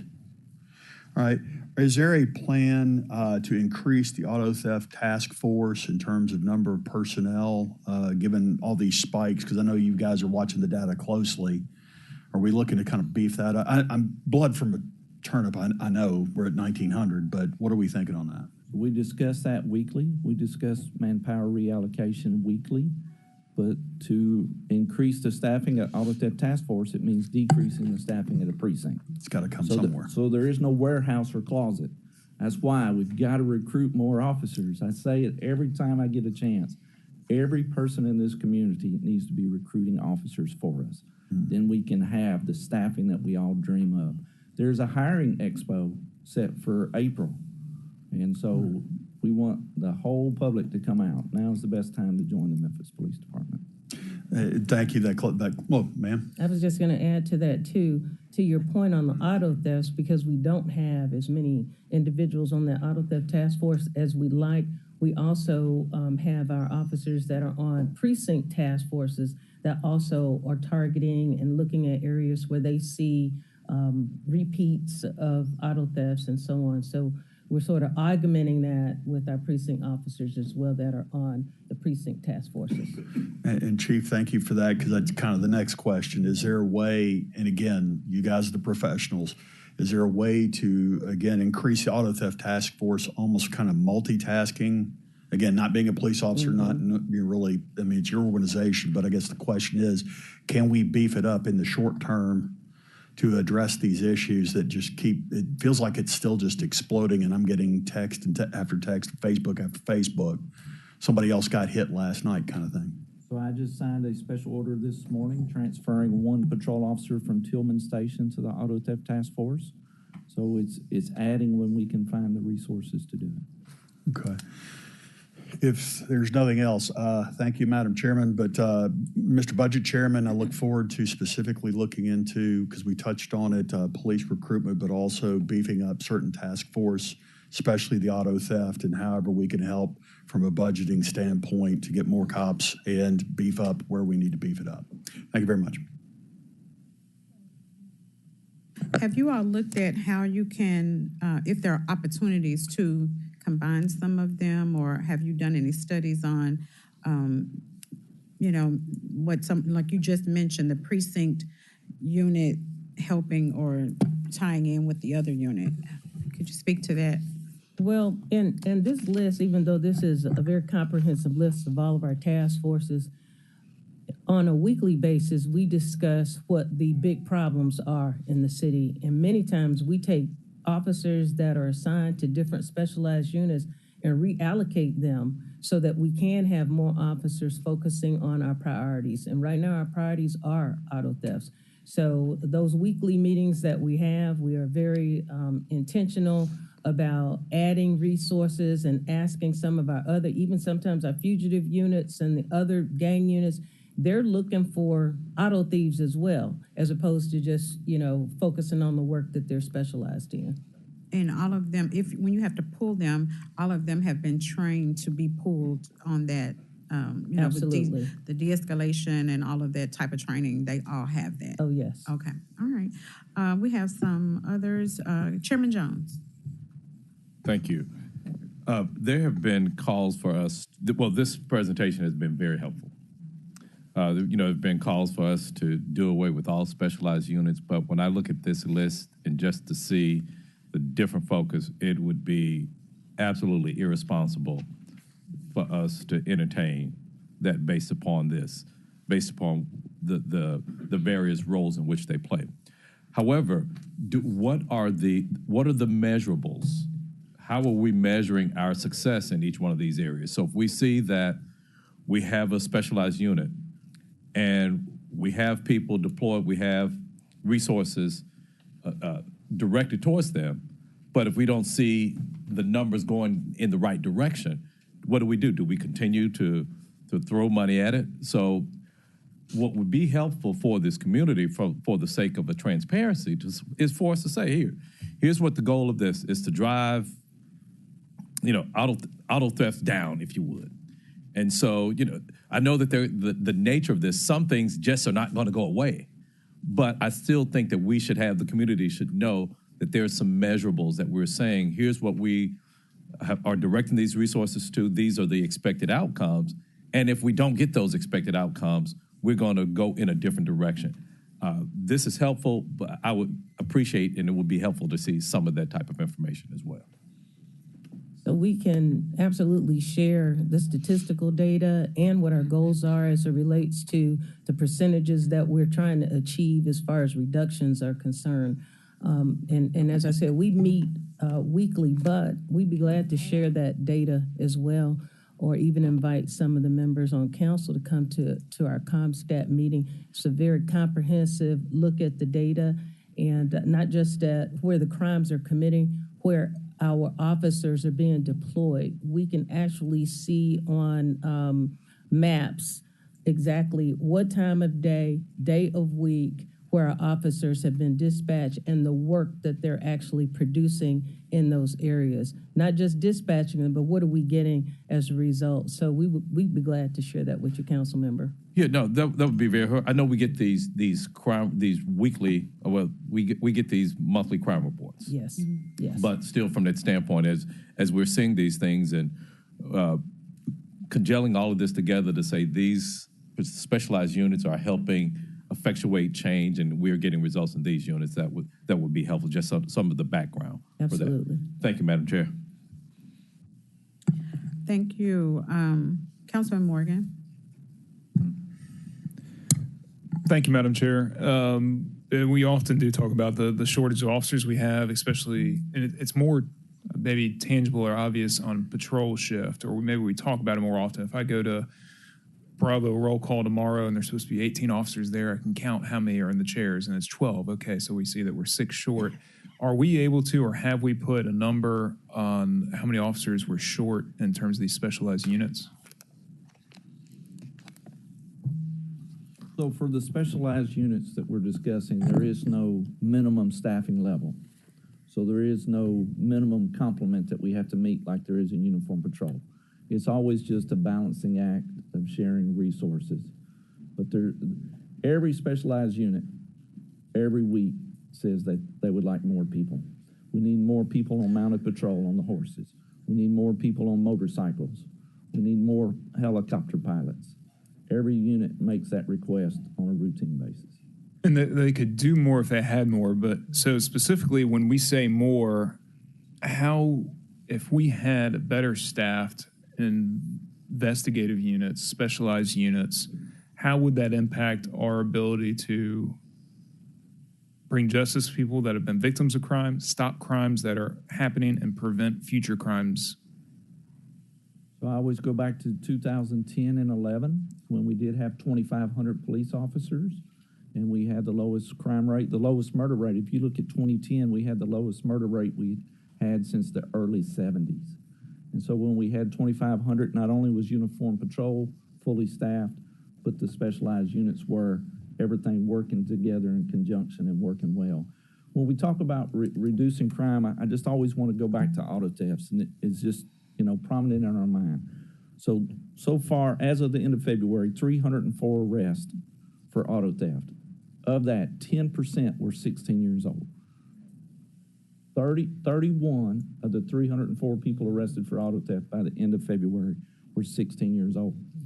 So I know we can do more, but we want the community and public doing more. And that's every part of the community. These juveniles should not be out stealing cars. The adults should not be out stealing cars. And once someone is caught stealing a car, what are the steps to make sure that ends their crime spree and they're not reoffending at a later date? Yeah, as I've been thinking and dwelling on this for years and the last months as well, and in light of everything that's happened, there's a surprising amount of middle ground for those whose main focus with the police department is what they would call reform, and for those whose main focus in our community is the high level of crimes and the number of victims that are being created on a daily basis, where there is a solution that would help both, and it is to recruit incredible police officers of high character that can be trained to the standards that we have and to hold them accountable to those standards. That is one solution that would help with both. Close your eyes and think of the ideal Memphis police officer, how they carry themselves, professionalism, expertise, and then what does it take to get that officer to the Memphis Police Department? And then realize we've got to do that 200 times a year. And what is it going to take to recruit those officers to MPD? And if we aren't answering that as, I think, the number one question this coming budget season, then we're doing our citizens a disservice and that we're not fulfilling the mission that we've been tasked with here at the City Council. Thank you, Madam Chair. Thank you. Councilman Warren?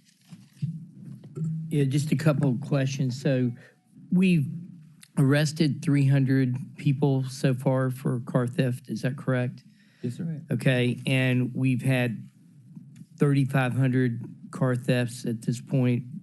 As of today, 3429. 3429. I did the math on that, and it's about 44 a day if you round it up from 43.7.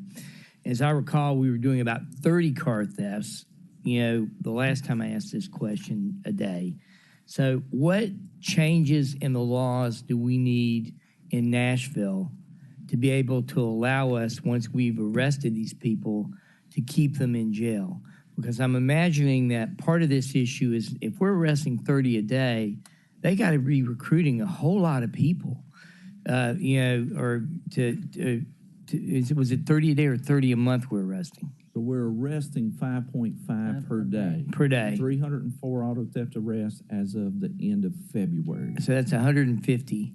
So, I mean, it seems like we should be putting a dent in the people who are doing this car thefts. What's happening with them? Are they bailing out and going back and redoing this? Well, I know Chief Crow would want to say it, but we can all say it that many of the individuals that are arrested are reoffending.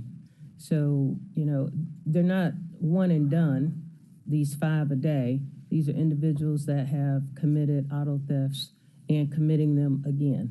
Again? Yes. And as you can see, and we've sort of discussed this in the past, it makes it more complicated when you're dealing with juveniles. And even though we're working very closely with the juvenile court system, it's been said that, laws that hold parents accountable, because, we continue to arrest, but this problem won't go away if young people and even some adults continue to steal cars. They're back out on the street, and it's the 80-20 rule. 20% of the reoffenders are committing 80% of the crimes. So on this, what percentage total? I heard a 10% or we're 16. What is our percentage of adolescents, people under 18, that are being arrested for car theft? Is it like 40%? So 40% are under 18? Yes, sir.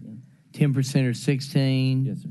25% are 17 and 5% are 14, 13, 12? Or is it how many people are under 16? So of the 304, I don't have the exact number, but we were consistent in the year 2022 and consistent so far in 2023 that 40% of the people arrested for auto theft are under 18. So 17 and under. Okay, so that's a huge part of it, because they're going to be the ones that are going to be coming out reoffending based on our current state law. The highest age of reoffenders was 17. So that 17-year-old was sort of like where we had more instances between the ages of 10 and 11. You might have 2, 3 that are at that 10 or 11 age, which is unheard of anyway. And then the 16-year-olds, about 10%, but the highest number was with the 17-year-olds. Okay, so I guess... Speaking of adolescents. Okay, I'm just looking at this, and it seems like that may be where our issue is And how we get a handle on that depends upon what we can get from the state. What have we asked the state to do about that? I mean, what can they do with their laws that we need? Well, I know they're in deliberation now, and we have seen various pieces of legislation and working with the administration and the legislative liaison. I'm pretty sure that we can continue to have discussions. We actually have a meeting next week to really discuss some of what's on the table that's going before the state legislature.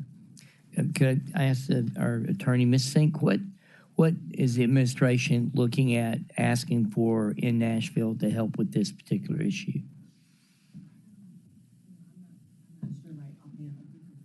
Can you get that for us? Because I think that's something we want to see. And because we know that, that's one of the reasons that I've been saying I think we need a crime task force like we had a COVID task force, because it's going to take more than our police department. It's going to take the state legislature and everybody involved for us to actually get a handle on this murder rate and cart that thing. So as we move forward, let's think about how we can make that occur. Thank you, Madam Chair. Thank you, Dr. Warren. Also, from what you just said, 40% are under 18.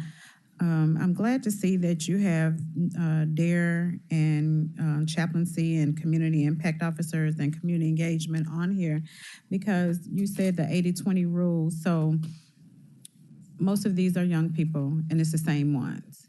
It's going to be also important, or tell me what you all have been saying about prevention in the younger ages, and to change the narrative long term for sustainable change and to see the next generation. If you get in there and do prevention on that end, and also address that 304, that one as well. So it's like a dual approach. But if you could speak to that before we go to next, we'll have Councilwoman Swearingen Washington.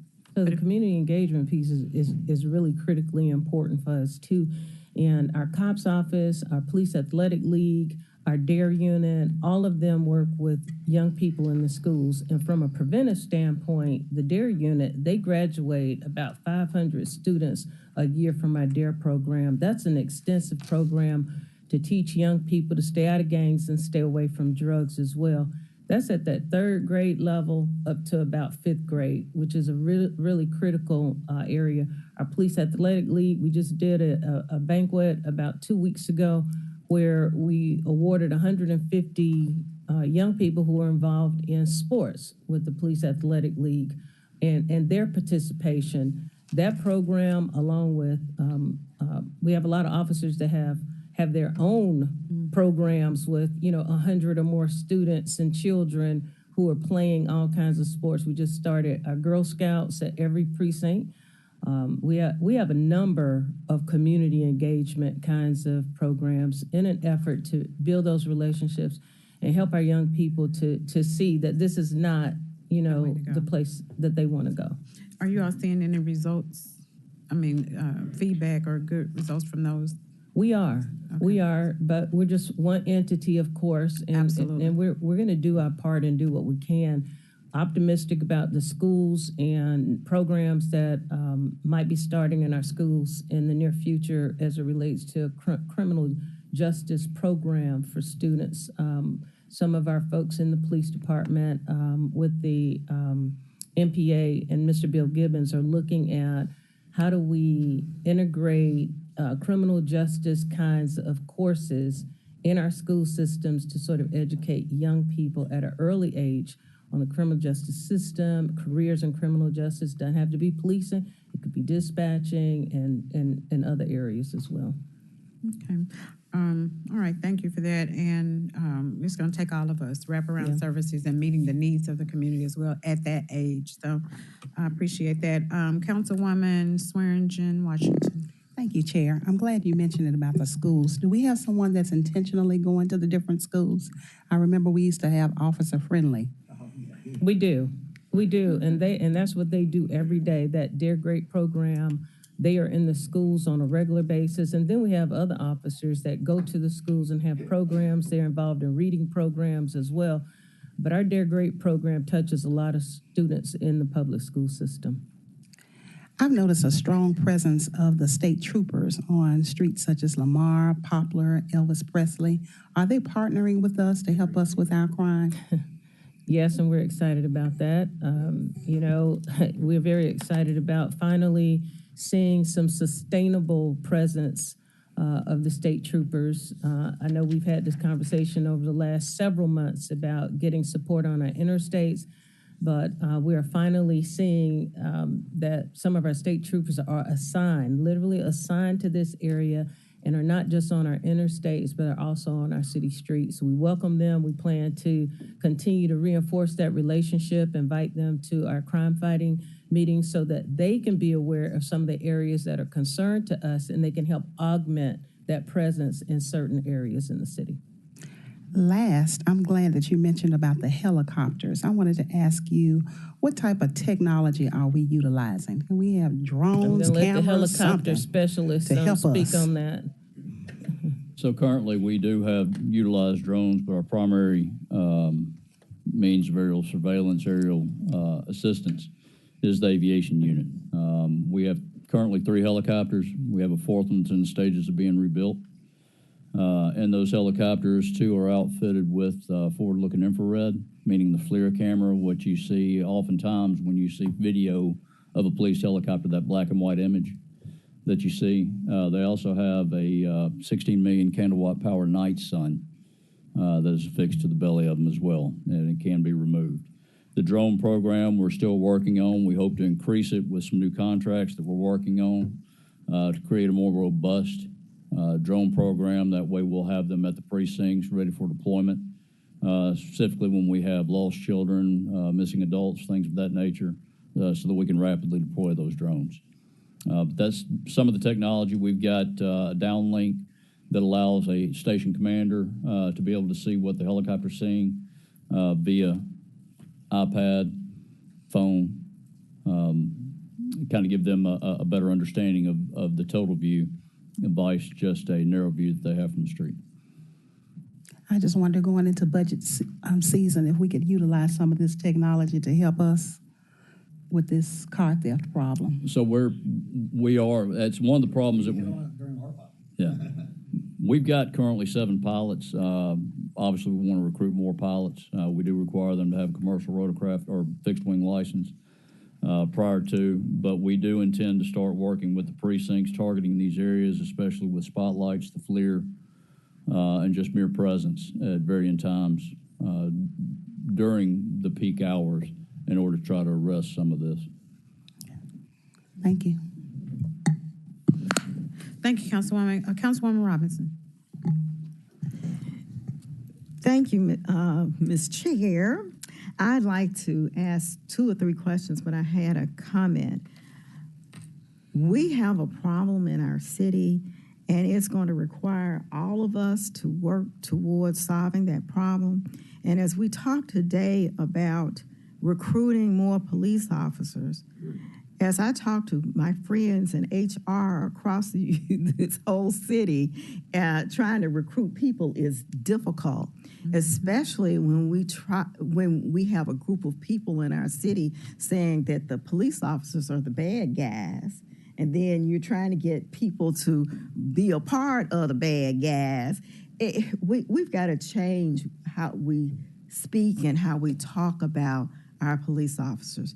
It is so important to say the good things that they do and share those numbers and measurements and how we measure everything. And Chairman Jones was absolutely correct. We've got to share what we measure, and we got to measure more than we think we do. When I saw all of the list of different organizations that we have, that's a lot of work that needs to be shared. However, we need those people on the ground as well, and we don't have enough people. So my question to the police chief, and the police chief has worked with other organizations and other police departments, who is doing a good job in the United States in this area, and can we learn from them? Can they come and do a presentation to give us an idea about how we can make those changes here?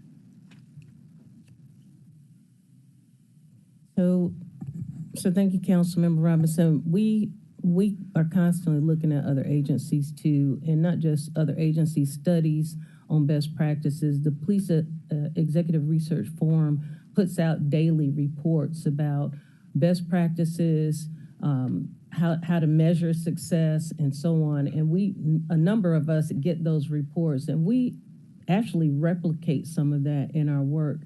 But as it was mentioned earlier, metrics are important.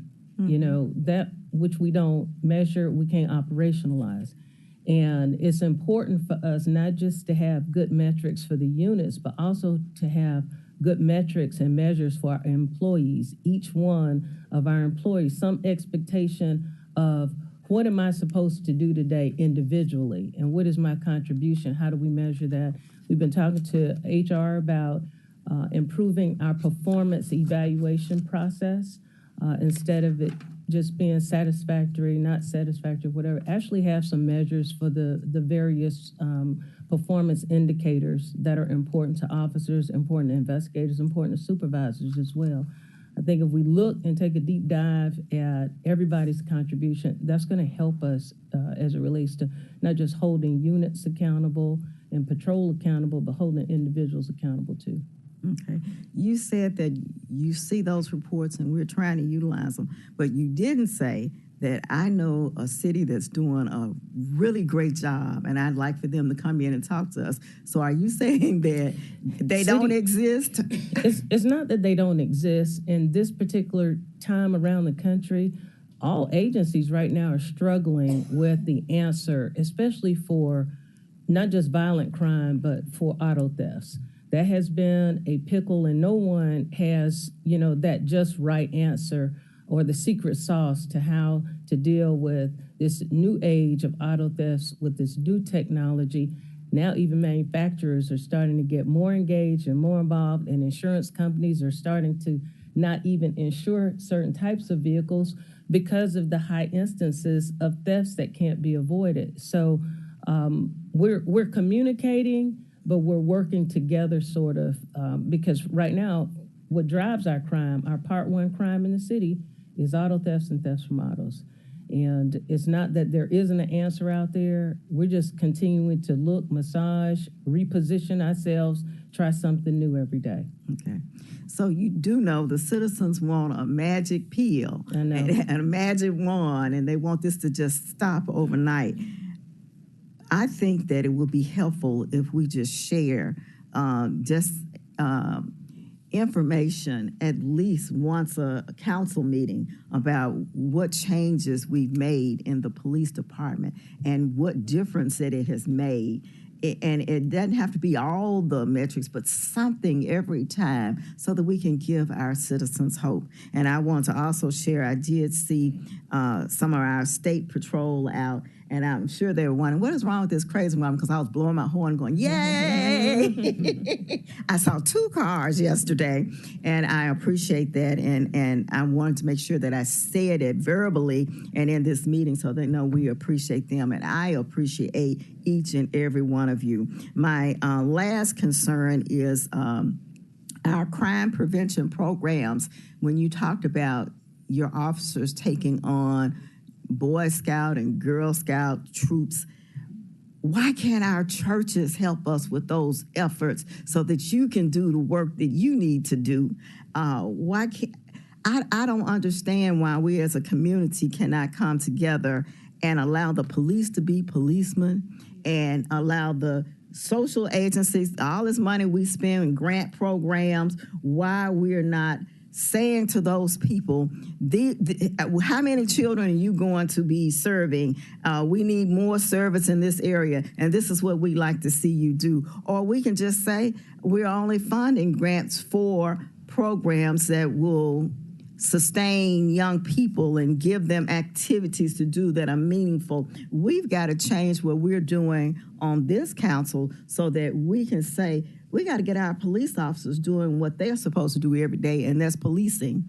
And those other programs, we need to be trying to finance them through some of these other organizations that we're supporting. I take my hat off to you. It's a difficult job. We're telling you to do everything right now, And I know that's impossible. And I talk to other people in other organizations, we have a community of young people now who just don't want to work. So I don't know how we're going to make folk want to work or want to be a police officer when they don't want to work nowhere. Thank you. Thank you, Councilwoman. I definitely support you in that. Things, especially things like Boys and Girl Scouts, those should be in the community and have been historically. And I think that is a point that we can look into. Programs like DARE and those programs need to be amped up, maybe, because that's your proprietary program. So. And to your point, our DARE program is part of the police department preventive program in the police department. Our Girl Scout program is all voluntary. We have about 50 women in the police department who have volunteered time. This isn't time that they're working, but they realize how important volunteerism and how their influence on these young people are, and are excited about those programs. Our police athletic league, even though we have that component in the police department, a lot of the work that's been done by some of these officers are volunteer work where they're coaching some of these young people. Okay, thank you for that information. Councilman Ford. Thank you very much. Chief Crow, you answered some of my question that I want to ask about the 11, 12, 13, 14-year-olds, okay? Now, do you all keep a record, auto theft? How many vehicles that are stolen that are wrecked? I'm asking for a certain reason. I think you kind of know because, I just had service for 2 people. And, half of them, 11, 12, 13, 14-year-old can't drive, but they're out there still in the cars. And before they can take it anywhere, they tear it up. Do y'all keep a record of that? We do not, no, sir. Okay. Kind of start keeping a little record of, okay, and all for me. Because it kind of concerns me, especially with the age, 11, 12, 13, 14. I don't want to keep burying them. They go and hit trees. They run in the ditches, things like that, and that's those. But, you got older ones that are really got those younger ones out there, family, I hope if they're listening, I really don't care. I buried a young man a year ago that was killed for certain reasons, theft, all the rest. I buried brother a few weeks ago, same thing. This mama has 3 more children, okay? Look like a lot of them are being trained to come up just that way. And the way I feel, if you got 11, 12, 13, 14-year-olds, maybe we need to do something about mom and dad, okay? Because a lot of times they're out there and they're bringing mom and dad $300, $400 a week, quick money, okay?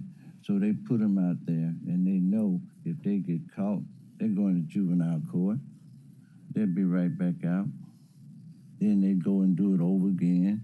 They're going to be right back out. So we need to try to put something in place for the mamas and the dads, even though they almost the same age as the children now, okay? Which is the kind of problem, but kind of keep a little record of how many are being torn up before they can get it really off the lot. I'm stealing them, okay? Thank you. Thank you, Councilman. Colleagues, I also want to just note that we do have Memphis Shelby County Public Schools Director of SEED, which is Student Equity, Enrollment, and Discipline here, and we definitely want to give her her time. She's going to be talking about some of the things that we talked about, truancy and what the discipline and all of that. So please make your comments very brief.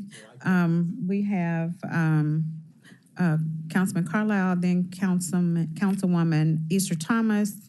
I'm trying to get those that have not talked first. Councilwoman Johnson, and then Warren and Jones. Thank you, Madam Chair. So a lot of questions have been answered. We talked about officers and units, cross-utilization. I agree with Chairman Jones. I do want to caveat one thing about measurables and outcomes, though. When you say you need X number of individuals to execute X plan, that's right. It's a triggering word, I know. X number of plan. Like if I need 5 line cooks in order to pump out 30 meals an hour, and I only have 3 line cooks, and then I can't pump out that many meals an hour, and then you say, well, it's not working because we're not getting that many meals out, and I keep saying, well, I told you I needed 5 line cooks. So it's the same thing. If we keep saying, if I took everybody that was on uniform patrol and every other specialized unit, and I said the entire Memphis Police Department is now going to drive down auto theft, we will drive down auto theft.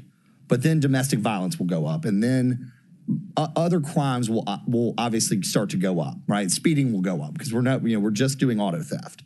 So I just want to be very careful about how we're evaluating our measurables for these task force and what we're trying to do.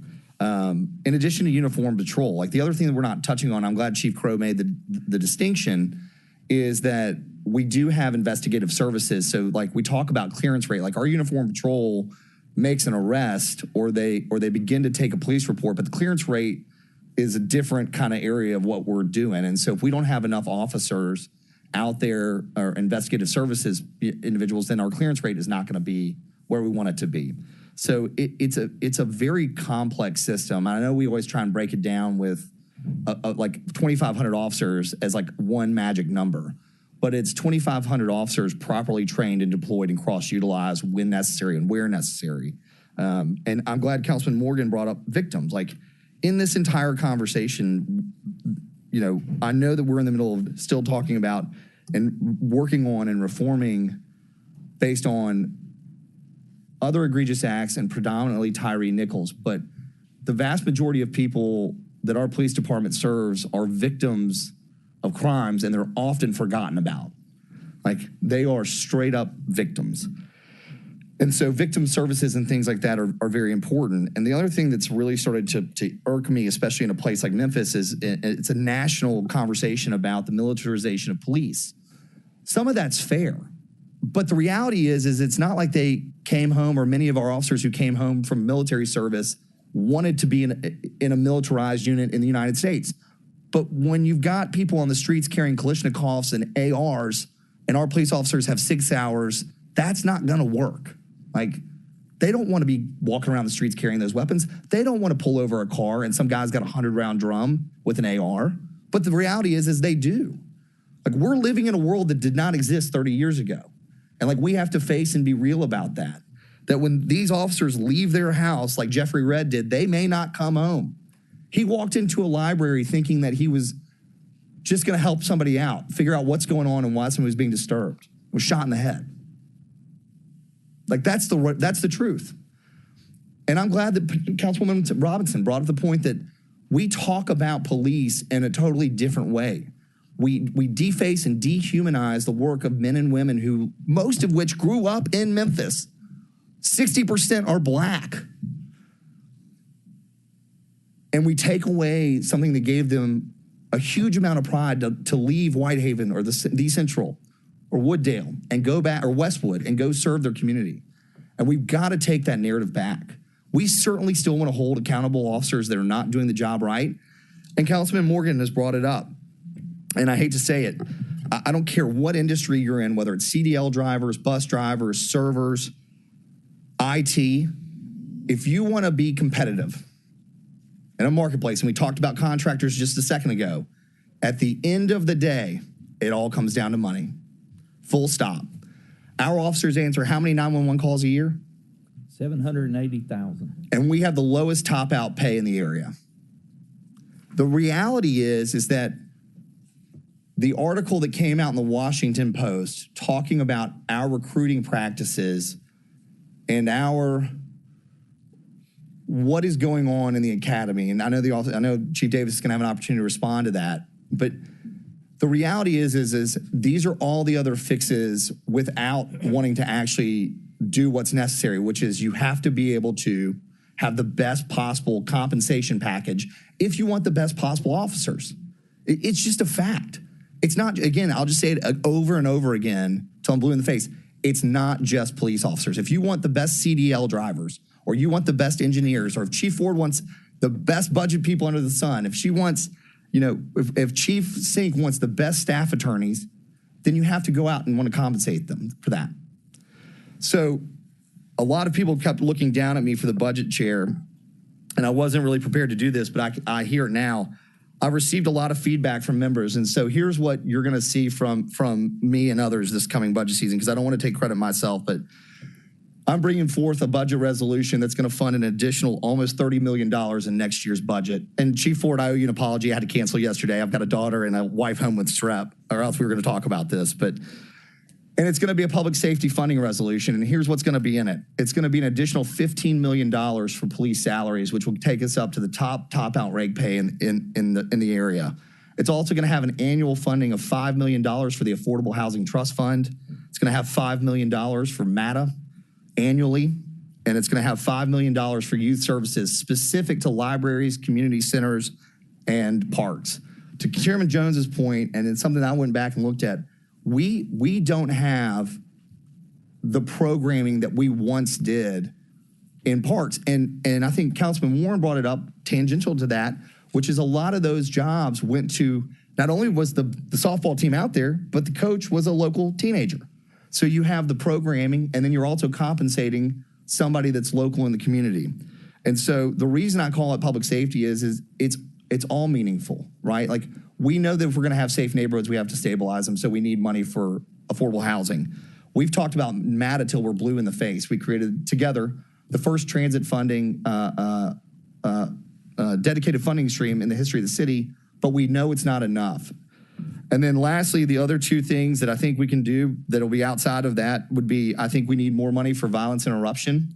I think Jeff Warren has been an incredible leader for the council in that field.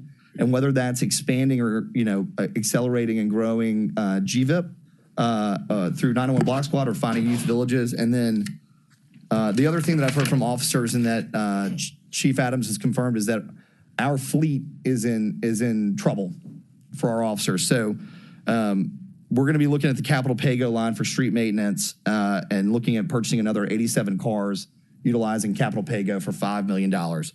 That's my proposal with many other members' input. I know that Councilman Canale, Councilman Morgan, Councilman Warren, I talked to Councilman Smiley about, especially about MATA and affordable housing, and others. We haven't had the chance to talk to your staff, but I've listened to all of you today, and many of you have looked down to me at the budget chairman, and here's the reality.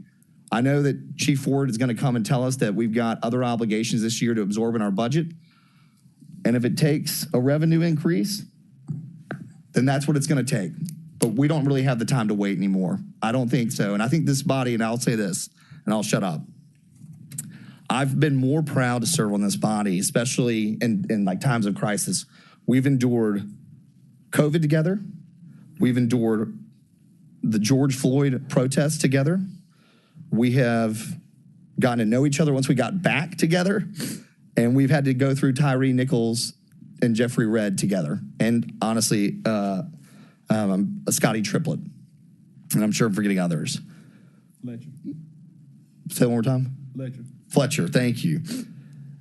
The last thing I'll say is that the other thing that this body's done that I've been so proud to be on is there's not been a single time where we've been asked to reinvest in our community, whether it was issuing $1 billion for MLGW, $200 million for Accelerate Memphis, increased storm and sewer fees, increased electric fees.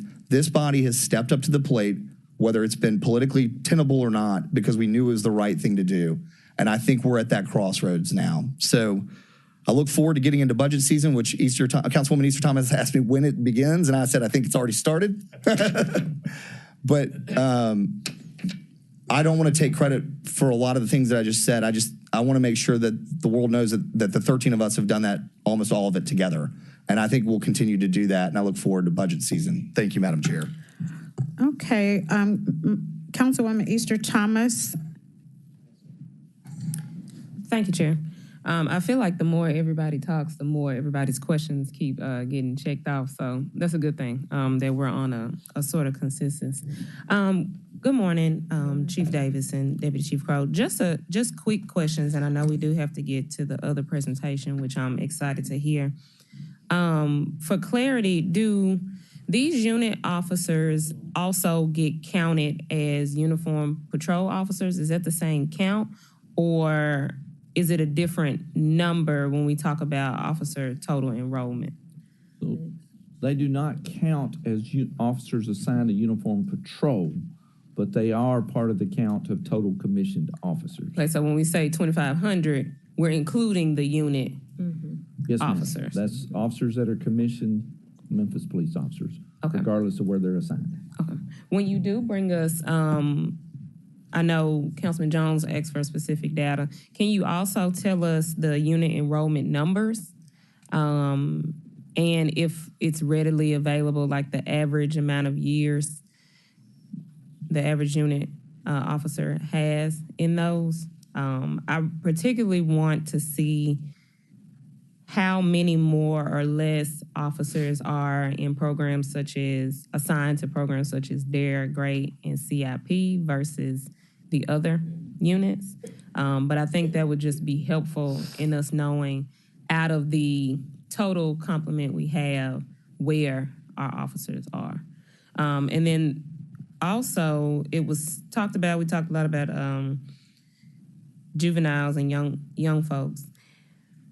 We soon have a SEED presentation, discipline, attendance, and expulsion, suspensions. What is SEED going to tell us about MPD and their partnership and their impact? Not sure. Should they? No. I know this is for MPD. Oh. What are they going to say about how MPD is either helpful or not in their efforts to impact discipline and attendance in the schools? And to be honest with you, I'm not sure about the presentation. I know we have open conversations with the school systems and are certainly open to supporting whatever initiatives that they have as well. Okay, so hopefully SEED is going to talk about, Dr. Hargrave is going to talk about how we make those coordinations and collaborations. I know I work in a school and it's all about, the sheriffs and such, but we're in the city. And so it has to be more coordination maybe that's happening, but we definitely need to know that. And if it's not, see if we can do more coordination in parts on that. Thank you, Sherry. That's all I had. I'll just be looking forward to the enrollment numbers, unit enrollment numbers when we meet back. All right, thank you, Easter Thomas. Now we have Councilwoman Johnson and then Warren and Jones, and we'll be closing out this presentation. Thank you, Chair. My questions are two general questions. Going back to the drones, why are we not using drones more often? What are their limitations? And I see quite a few people at nighttime driving, speeding into the parks. It's dark. I know you may not want to follow them into there, but a drone could help you a lot in those situations. We'll let Deputy Chief Chandler talk about that. So to fly a drone, you have to have a federal FAA Part 107 license. Okay. There's restrictions on that the drone, I'll let him talk. But line of sight, daylight hours only. And then under state law enforcement can only use drones under certain circumstances. So it's not like you could turn a drone loose and fly it around the interstate. Okay, so that's some legislation right there we need to change then. I mean, if that's the answer, we can move on. That's enough reasons why you probably are not using it. Okay. And second question. Thank you. There's two more questions.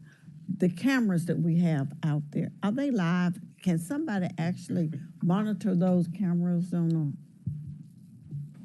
Yes, they are live. Okay. Is there And anybody just monitoring those cameras? we have individuals that are staffed to our real-time crime center. However, our real-time crime center isn't staffed to monitor all of the cameras. Many times what we do is we have those individuals focus on certain areas and at certain times. But as we expand our Connect to Memphis program, we plan to staff more individuals so we can utilize that technology as we participated last night in the Light Up program. Those lights, the new lights in the city, will have the ability to tie in cameras as well, so that we can have cameras on our light poles too. Okay, but that may also be another opportunity for volunteers to help you monitor it, and when they see something, to make you aware of it, to click in.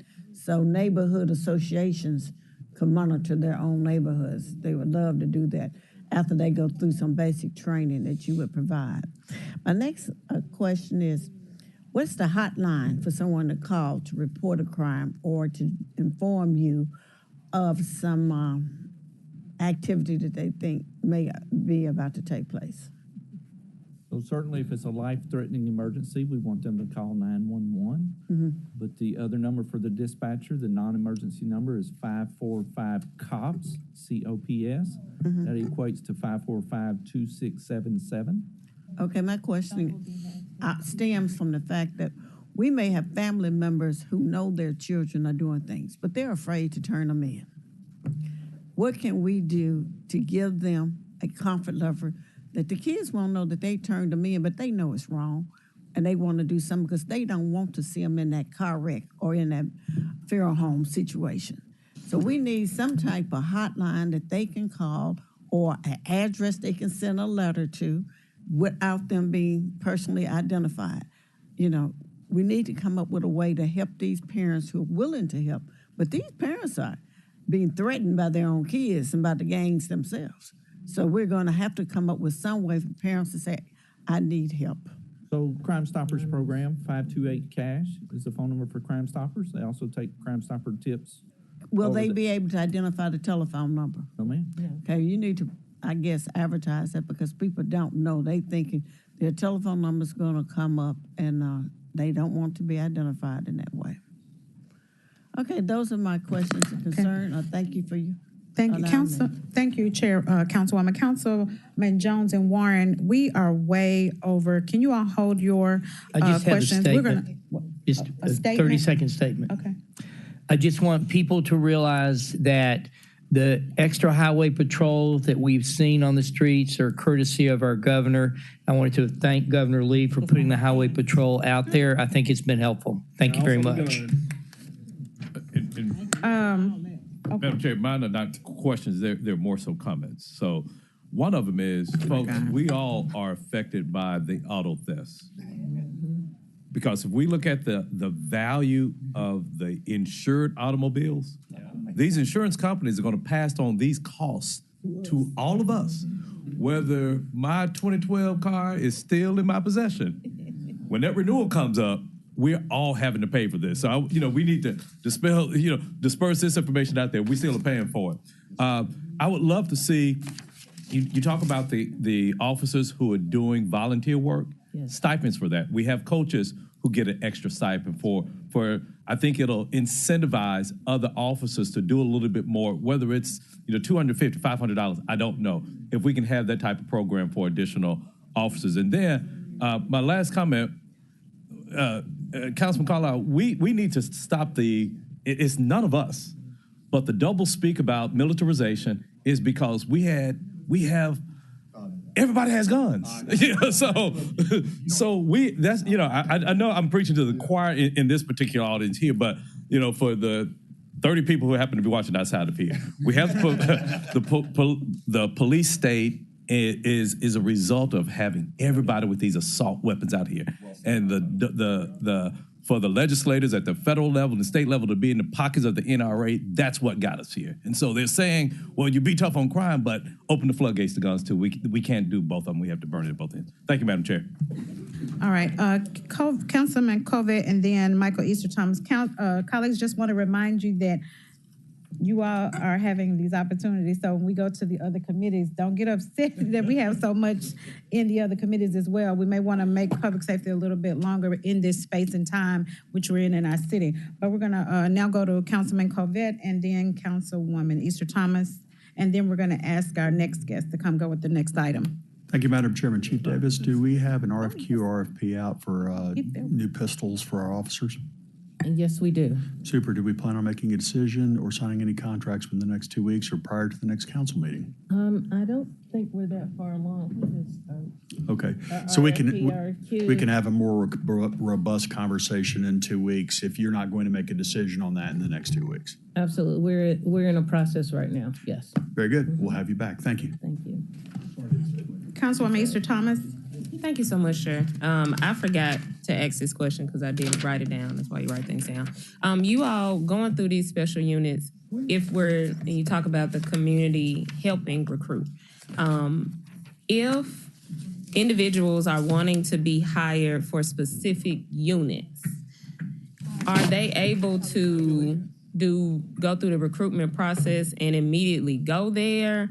Or do they have to do patrol first? I asked, because I was just sharing with Carlisle, my cousin, I think you know her, she's graduating with her aviation degree from TSU. And so you all talking about you all needing helicopter pilots. Would she have to, or anybody in that situation would have to go do patrol, do your years on patrol, and then ask to be put on a helicopter? Or are you able to be put where the need is if it's a specialized unit?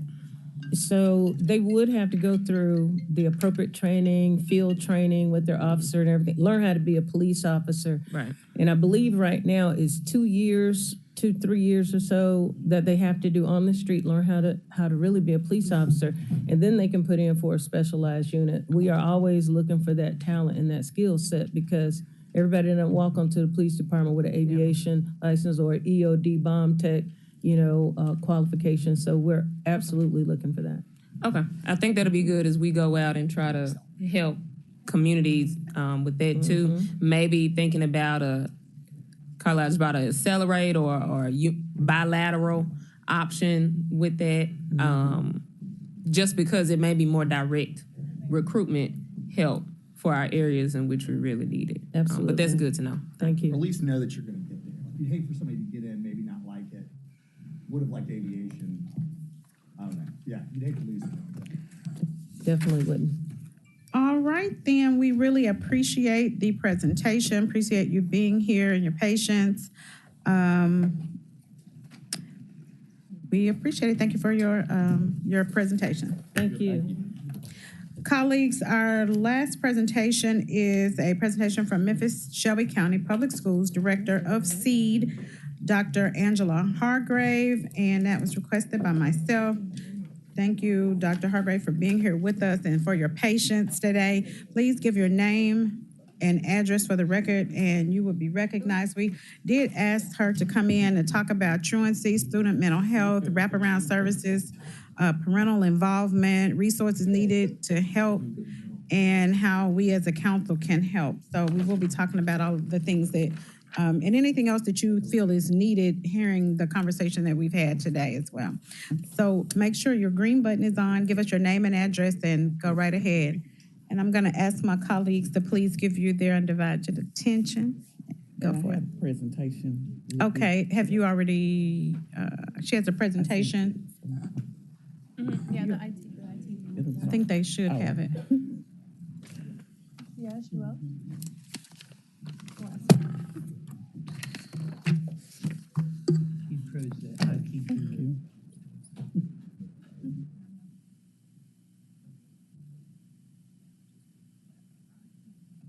Thank you. Okay. Good morning.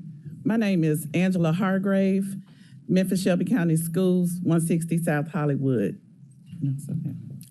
Thomasina Stuckett, Memphis Shelby County Schools, 160 South Hollywood. Would you like me to go ahead and start? Okay. Thank you so much for giving us the opportunity to speak with you today just about where we are with the work in the Student Equity, Enrollment, and Discipline Department, otherwise known as SEED. So that really covers everything from getting students in school to assessing what the needs are and working to resolve and remove barriers to all of those things that would allow a child to continue to progress in the educational system. So just focusing on some of the supports that are offered, we, as a district, we've implemented an SEL curriculum called Rethink, which really is to make sure that every student has access to social emotional learning. And that has been implemented in our district for just over a year now. Progressive discipline measures. We have supports in every school from school counselors, social workers, RTIB or behavior specialists, reset room assistants, homeless special populations, attendance and truancy. We've instituted an early return program and after school supports, and then we'll talk about our evening family wellness centers. When we talk about attendance and truancy, just wanted to really highlight some of the things because attendance and truancy is, of course, one of the areas where we have really prioritized what kinds of enhancements or changes could be made to address those issues. And so some of the things that we have done already have been to enhance the notification system that informs parents of a student's absence and also provides the parents with a reminder to submit an excuse note. Also, there's an automatic 3-day warning notice for students who are at risk of becoming truant. So just by definition, state definition, truancy means that a student has missed at least 5 days of school that are unexcused. And that's cumulative throughout the entire school year. So once a student reaches 5 unexcused absences for the year, they are considered truant. So we have an enhanced tracking system that documents student absences and as well as the student or parent absence justifications, which is to allow us to be able to provide those targeted supports and referrals to families. The district has also hired, is in the process rather of hiring and onboarding 25 attendance engagement staff specialists who will be at our priority schools who have shown the highest rates of chronic absenteeism and truancy. So right now the district is starting our Finish Strong campaign, which is to provide attendance incentives for students across the entire district, and as well as parent attendance meetings to provide direct contact with district departments and community agencies that can assist families. We have enhanced our partnership with juvenile court, and we have reintegrated the Attendance and Truancy Task Force. The Attendance and Truancy Task Force was in place several years ago and was proven to be very effective in engaging leaders from various community agencies. And so we have reintegrated that, and that task force is meeting, and there's a meeting actually this Thursday. And that does include our leaders from City Councilwoman Logan, thank you for serving, as well as our Police Chief Davis and representatives from the Police Department and our District Attorney's Office and Department of Children's Services. And so just various community agencies are working together on that task force to identify what are the best strategies and supports and what resources can help alleviate those attendance barriers. So just to give you a quick view of some of the data, chronic absenteeism, by definition, chronic absenteeism is when a student misses 10% of the school year. So that could be for any reason, even those students who may have a legitimate absence and it's excused, that still contributes to the chronic absenteeism rate, because we know that when a student misses 10% or more of the school year, then they are at risk at that point for falling behind academically and increased risk for dropout. So that chronic absenteeism rate, as you can see, has increased over the years, and so that is an area of concern, and that's why all of our efforts toward making sure that we are able to quickly identify and remove barriers to student attendance are so critical. Truancy, again, is 5 or more unexcused absences. So year over year, we have seen that number for this year decrease. But again, we are still working to make sure that those students, even if absences are excused, that we are providing the right level of support so that students are in school as much as possible. When we broke down some of the barriers to attendance and reasons why students were not regularly attending school, we identified some key areas of concern, and they are transportation is one of the most prominent issues for students not regularly attending. For those students who may rely on public transportation or parents don't have reliable transportation. Health issues is another big issue. Homelessness, job loss, financial hardships are reasons for poor attendance, as well as safety concerns. We hear from parents that sometimes they don't feel like it's safe for their child to walk to and from school. Bullying and sometimes poor academic performance causes a child to not regularly attend school. When we talk about progressive discipline, one of the things the district has done is really made efforts to move toward being more restorative for students, as far as our response to student behavior rather than punitive. So what that means is that there are supports and interventions in place prior to a student being suspended, or even if a student is suspended, then the suspension may be shorter than typical because of the interventions and supports that are put in place. So we have seen where our schools have just shown an increase in those progressive discipline measures and a decrease in exclusionary consequences. So our goal is to, of course, always reduce exclusionary consequences, which are suspensions and out-of-school suspensions and things that cause children to miss time in the classroom. So we're doing that through supports, because we know we don't want to just say don't suspend, because then if you don't actually address the behaviors, then you run into a situation where you have an unsafe school environment.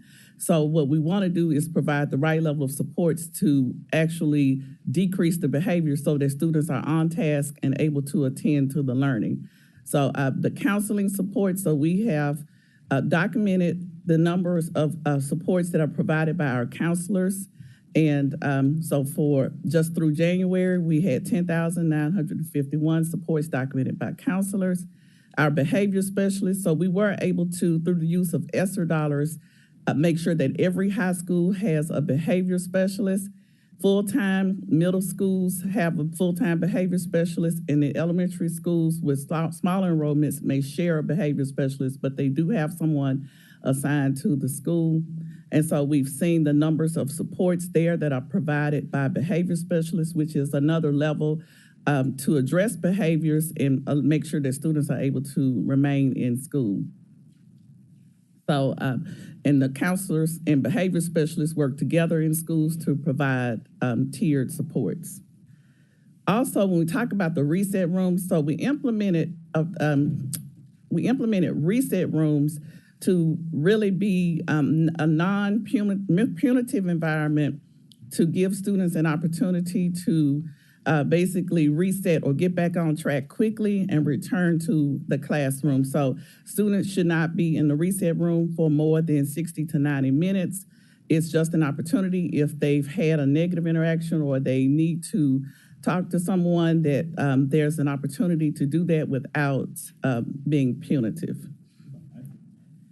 And so just to show you some of the reset data, student interactions, there have been over 11,000 for this school year through February.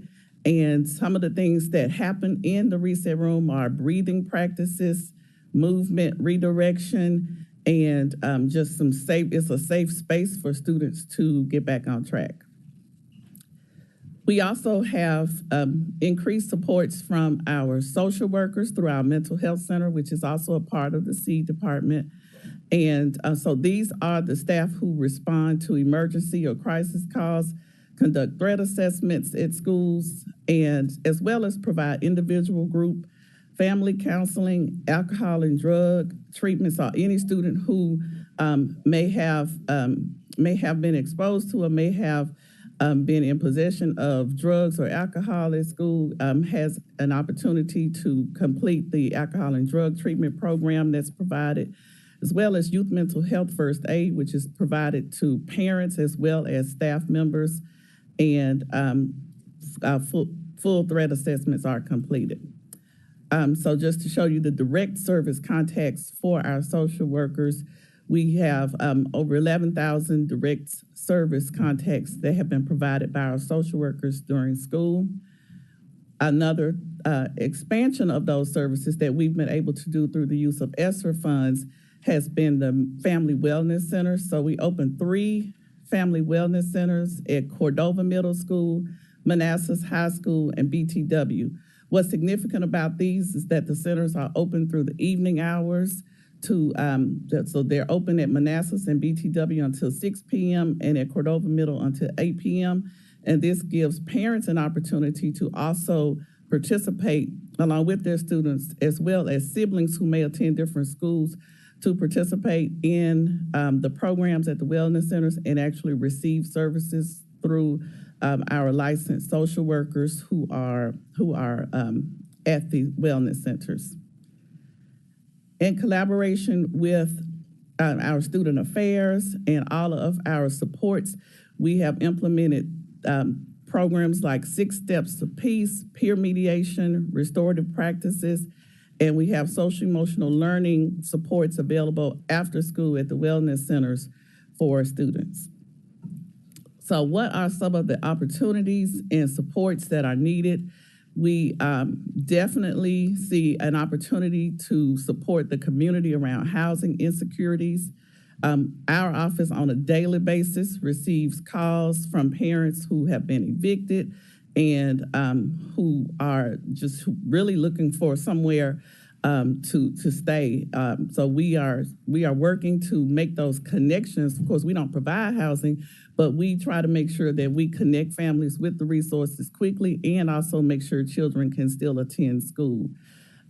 Poverty reduction programs exceeding the current 30-day voucher. So many times we're finding families who are in this cycle where they can get temporary support and then they're having to keep moving, or in 30 days, they're back in the same situation where they don't have anywhere to sleep.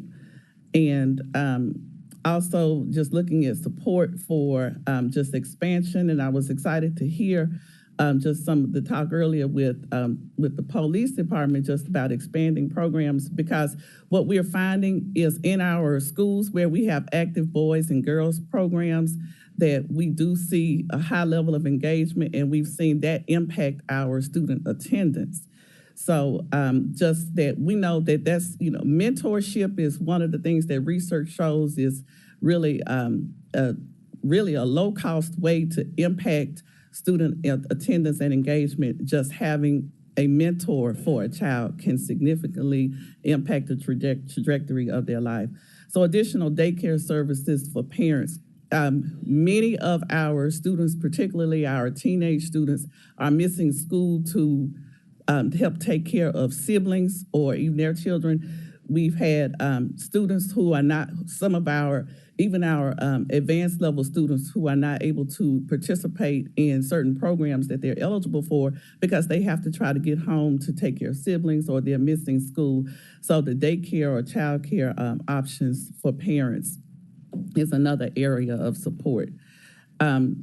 So currently we have across the C department about 50 personnel who are supporting our schools, but we know that the data entry is one of the areas where we want to make sure that we are always able to stay on top of that so that we can have accurate data, because that's how we quickly identify where the needs are and how we support our families. So that is why we have added the 25 engagement specialists to be in schools to make sure that we have someone who's monitoring accurately, accounting for the student attendance, and then reaching out to parents quickly.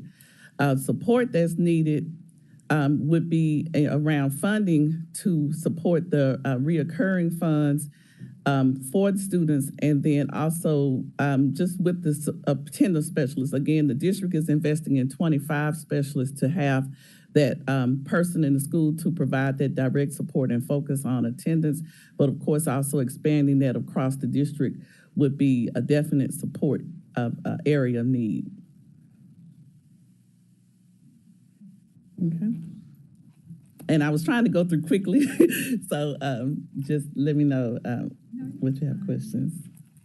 Thank you so much for that presentation and all of this information. Do the colleagues want to be recognized? Dr. Warren, and then Councilwoman Easter Thomas and Chairman Jones. Thank you for that presentation. Do you have a sort of idea, or do y'all have the data for the average number of kids from middle school to high school that are out of school every day that are supposed to be there that haven't shown up or registered since the start of the year? How many kids do we have out there that are just absent and just not on our books? Do you have any idea what your estimate on that is since the pandemic? Because I think... So off the top of my head, I don't have the current number. At the beginning of the year, we start what we call a no-show list. And the no-show list is, so we have the list, every student who was with us last year that we are expecting to come back. If they don't show up, we count them as no-shows, and we start to make efforts to find them, to look for them. Yes. So you do have that number. If you could just send me that, I'd like to know that, because I think that may be where a lot of our problem is. That we've got a lot of kids out there that they're just not even coming to school, so they're not in the truancy program. They're just not available. Right. Okay, are they somehow in your truancy? How do you deal with that as far as them being truant? What do you do to get them back? So there's really a list of things that kind of start to happen. So once we identify the no-show list, then I'll let Ms. Stuckey, because I'm talking, but Ms. Stuckey is our truancy and homebound services manager, so I'll let her kind of explain the process. So what we do is when a student has reached that 5th unexcused absence, we implement the tiered intervention process, which is outlined by the state and is a part of our district policy. So at that moment, we have what is called a student attendance review team meeting, and that happens at the school level. So at that time, what they do is they meet with the parent, they talk about the reasons for the absence, and then we try to provide whatever support's needed at that level. When the student continues to accumulate unexcused absences, then we have a student attendance review board meeting at the district level. And I have 10 truancy specialists that work with somewhere between 16 and 17 schools. And they have these meetings, and what they try to do is they look to see what were the issues at the school level and then determine if additional supports are needed, if modifications are needed. Then, unfortunately, if they continue to miss school and the absences become excessive, then we have to make referrals to juvenile court. But what the state wanted, and this happened in 2018, they wanted to ensure that we were addressing the issues first before we sent anybody, to be criminally, to receive some type of criminal action. And so being in the C department is a great thing because a number of the supports that the students need. For example, we have a lot of parents who get evicted and are homeless. Then we have the Special Populations Department and the SEED office that we work with. Every time we come across an issue, we may refer to DCS, we may refer to DHS, we may refer them to homeless, we may refer them to custody, because we have a number of different issues. But the main thing is to find out what those reasons are and then make sure that we're providing support for them. Okay. When you refer them, are they still considered in school, or are they still learning? Can you talk about that? So sometimes they have missed because the parent didn't turn in a note. And so then when they meet at the SART meeting, the parent is able to provide some excuse of why the student was absent. Maybe they were sick and they didn't get a doctor's note or whatever, but we do provide them that opportunity at that time. Some of them are still in school when we refer them to court. It's just that they have accumulated so many unexcused absences that, that measure is needed at that time. Some of them have withdrawn from school because if they reach 10 or more consecutive absences, they can be dropped from their school roster, but we still have to follow up. That's why we made our withdrawal process centralized so that before, when a school dropped a kid, they didn't always let truancy know. Now we have a centralized withdrawal process so that whenever truancy a student is dropped due to truancy, the truancy specialist knows, and we still follow up with those students. Councilwoman Easter Thomas. Thank you, Chair. Thank you all for this presentation. I was looking at the last two slides with the different opportunities of support and different supports needed. Two things jumped out. And while we have Chief Davis here, one of them on the second slide, on the next slide, MPD supports for home visits to accompany MSCS staff. Do we currently do this, or what's you all's take or thought on this request for support? So I know that. Can you start me? I'm sorry, Chief Davis, 170 North Main Street. I know that we work with the Sheriff's Department. Anytime they make a request from us, we try to accommodate those requests. I don't know that there is a formalized process as it relates to supporting home visits. Chief Crow, do you know? So there is not a formalized process, but realize anytime somebody calls the dispatcher and requests a police car, the officers are going to meet them and accompany them. Mm-hmm. So just this morning, juvenile court asked us to go meet a juvenile and ask them to charge an ankle monitoring bracelet because juvenile court couldn't contact them. So anytime a dispatcher is called, an officer is dispatched. If MSCS is requesting this, is there a way that it can be a more streamlined, formalized request instead of having to call dispatch? I think we need to have some internal conversations with the Sheriff's Department. If there's a gap someplace that we might need to help them with, we just have not been made aware that there is. But to your point, if we formalize the process, then we wouldn't have to go through the 911 system for that. Okay. Okay. Thank you. Thank you, Chief, Deputy Chief. Is there a gap, Dr. Hargrave, with the Sheriff's Office? Are there not enough?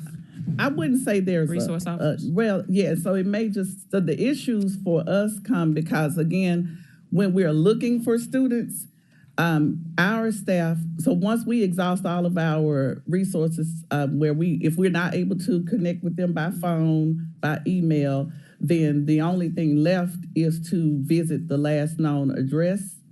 And our truancy staff does that when they can, but there are some situations that they don't feel safe. So can the truancy staff not ask the sheriff, or is there a lack of support from the sheriff's office to help them make those visits?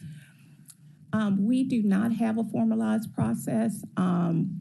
As the communities have gotten more dangerous in some areas, we feel the need for support. So we would be interested, especially in our attendance task force meetings, to discuss this because there are neighborhoods my truancy specialists do not feel comfortable going in. And then there are people who call us and say, hey, I saw 5 kids at a house. And then they've got to, try to go out there. So what I'm doing now for safety is just say, you all go in teams. But sometimes it helps if you have a police officer with you, that can help get those students on track. Okay. I'm hearing 2 things, colleagues. One, y'all seem like to be doing a good job and progressive job with helping make sure our kids are in school. Neighborhoods, them not feeling safe in neighborhoods, that's our issue. So there's things that we have to work on. And as you said, y'all's internal conversation with the sheriff to see where that gap is. I won't ask any questions about that, but hopefully y'all are able to get together and y'all with the sheriff to get some escorts with that, and we work on the neighborhoods. And then also you had on the former slide about employment opportunities for parents. Have you all, or do you all make contact with our HR department to talk about any of those needs specifically from parents saying that they need employment opportunities? Well, we just try to help parents when basically we're trying to address whatever they're telling us the needs are. So we have a team, our special populations team, are really Monday through Thursday and some Fridays. They are at the shelters, they're at the travel lodge and places where a lot of our families are. We provide after school tutoring and support. And again, just so many of the families from the parents that we've heard from, even the parents who came and spoke to our task force, they just have so much trouble getting back on their feet once they've fallen into the situation. And so they are many times asking us if we can help them just find employment. And sometimes they, if they have situations where they may have certain charges or things on their record, they are not able to find employment. Or, sometimes they'll get a job and then when the background check comes back, they'll lose the job. And so just how we can help to find opportunities for them. Okay, thank you. Thank you, Chair. Just to clarify, do you, Memphis, Shelby County Schools, do you all have your own police? Your own, I think you all have your own police. Security. They're just security.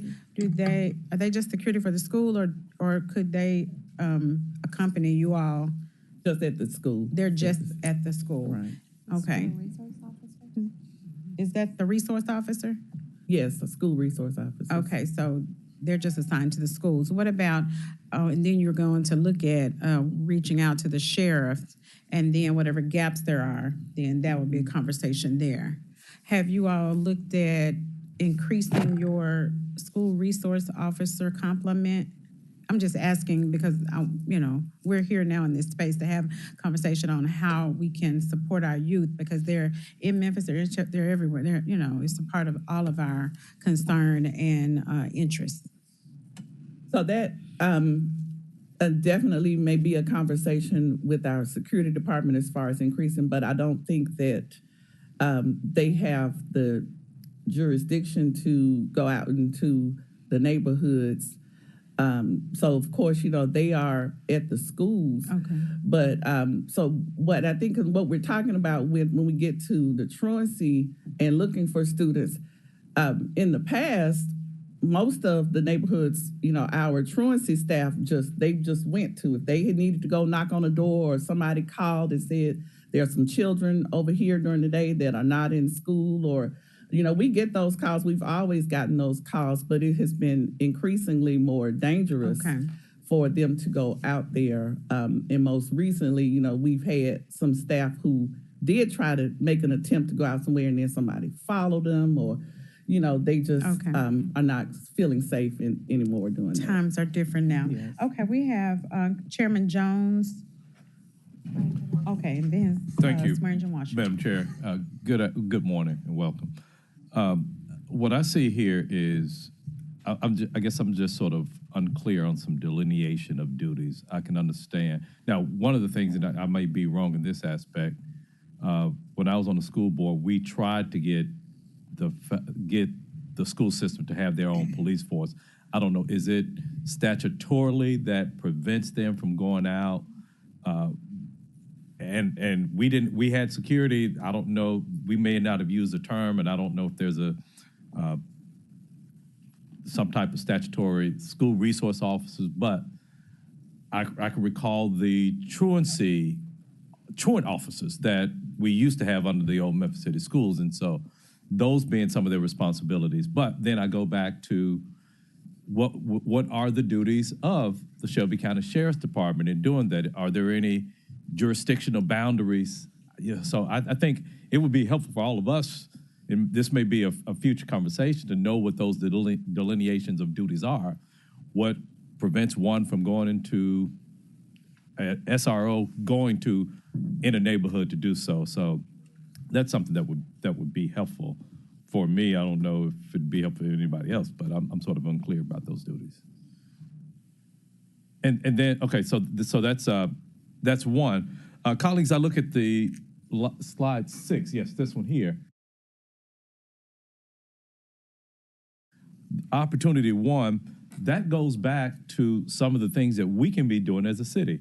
I think I'm gonna have a swear jar, if you would, for every time that I say that we may not be in the school business anymore, but we're in the children business. And most of the residents, most of the students of Shelby County Schools live in the city limits of Memphis. So I think if we can address some of these housing issues as a council, address some of these employment issues as a council, if we address those, I think that good spillage will take place as we're addressing some of these issues. What was talked about with Councilman Carlisle, from a budgetary standpoint, looking at that housing fund, looking at ways that we can shore that up, because that's going to have benefits that we may not see directly in doing so. So I look forward to those conversations. Now, my last question, and you all may not be equipped to answer this part of it. I know that there were a substantial amount of federal funds that came down, whether it was under ARPA, whether it was under the CARES Act, there may have been another one, forget the name of it, that came during the COVID period. Have there been any, do you all have a same time frame of when you have to expend those funds, and can those be used for some of these issues that are addressed in here? So, yes, the ESSER dollars that we have due cliff in, I believe it's 2024. That is actually how we have enhanced most of the things that I showed you today were because of those federal funds. So we expanded the family wellness centers, we added social workers, behavior specialists, truancy specialists. So that's why we were able to add the attendance specialists. So pretty much everything was through the use of the ESSER dollars. And we have already began to seek and have been awarded some grant dollars to sustain some of the work. Of course, not, it doesn't cover everything, but we have been actively seeking grant dollars to sustain the work beyond 2024. Okay, and then colleagues, my last point is that we have to be careful, particularly with the next slide talking about any type of funding when it comes to a maintenance of efforts issue. So that's what we would be looking at if we were to address this recurring funds of $1.3 million here. I always say we're not in the education business, but we still in the children business. And so I would caution us, but then also say that for every Memphian that's on this council, you're also a resident of Shelby County. So when we talk about increasing funds for students' education, hey, raise our county taxes to do that, because we, as Memphians, all of us are still going to be paying that as well. So just, that's my editorial part of this. That's all, Madam Chair. We had that discussion. Thank you. All right. Councilwoman Swearingen Washington, and then Councilman Canale. Thank you, Chair. We heard earlier that our ages 16 and 17-year-olds are our biggest challenge in our community. I just wonder what kind of intentional, strategic efforts could be put forth for those children, monitoring them with the truancy department. So again, we just follow our process. We try to find the kids. We have several students that will withdraw, because they have missed 10 or more days. But we still try to track these kids, find these kids, and, provide them with other opportunities. For example, if they're about to turn 18, there's like the Excel Center or, things like that. Some of our students who may be chronically ill, we try to provide homebound services for them. We do have the behavior specialists in schools and the reset assistants. Every school, high school has that. But our main thing is trying to track the student, find out what is the issue. And a lot of times it's, these external issues of why they're not coming to school, and we try to provide those wraparound supports.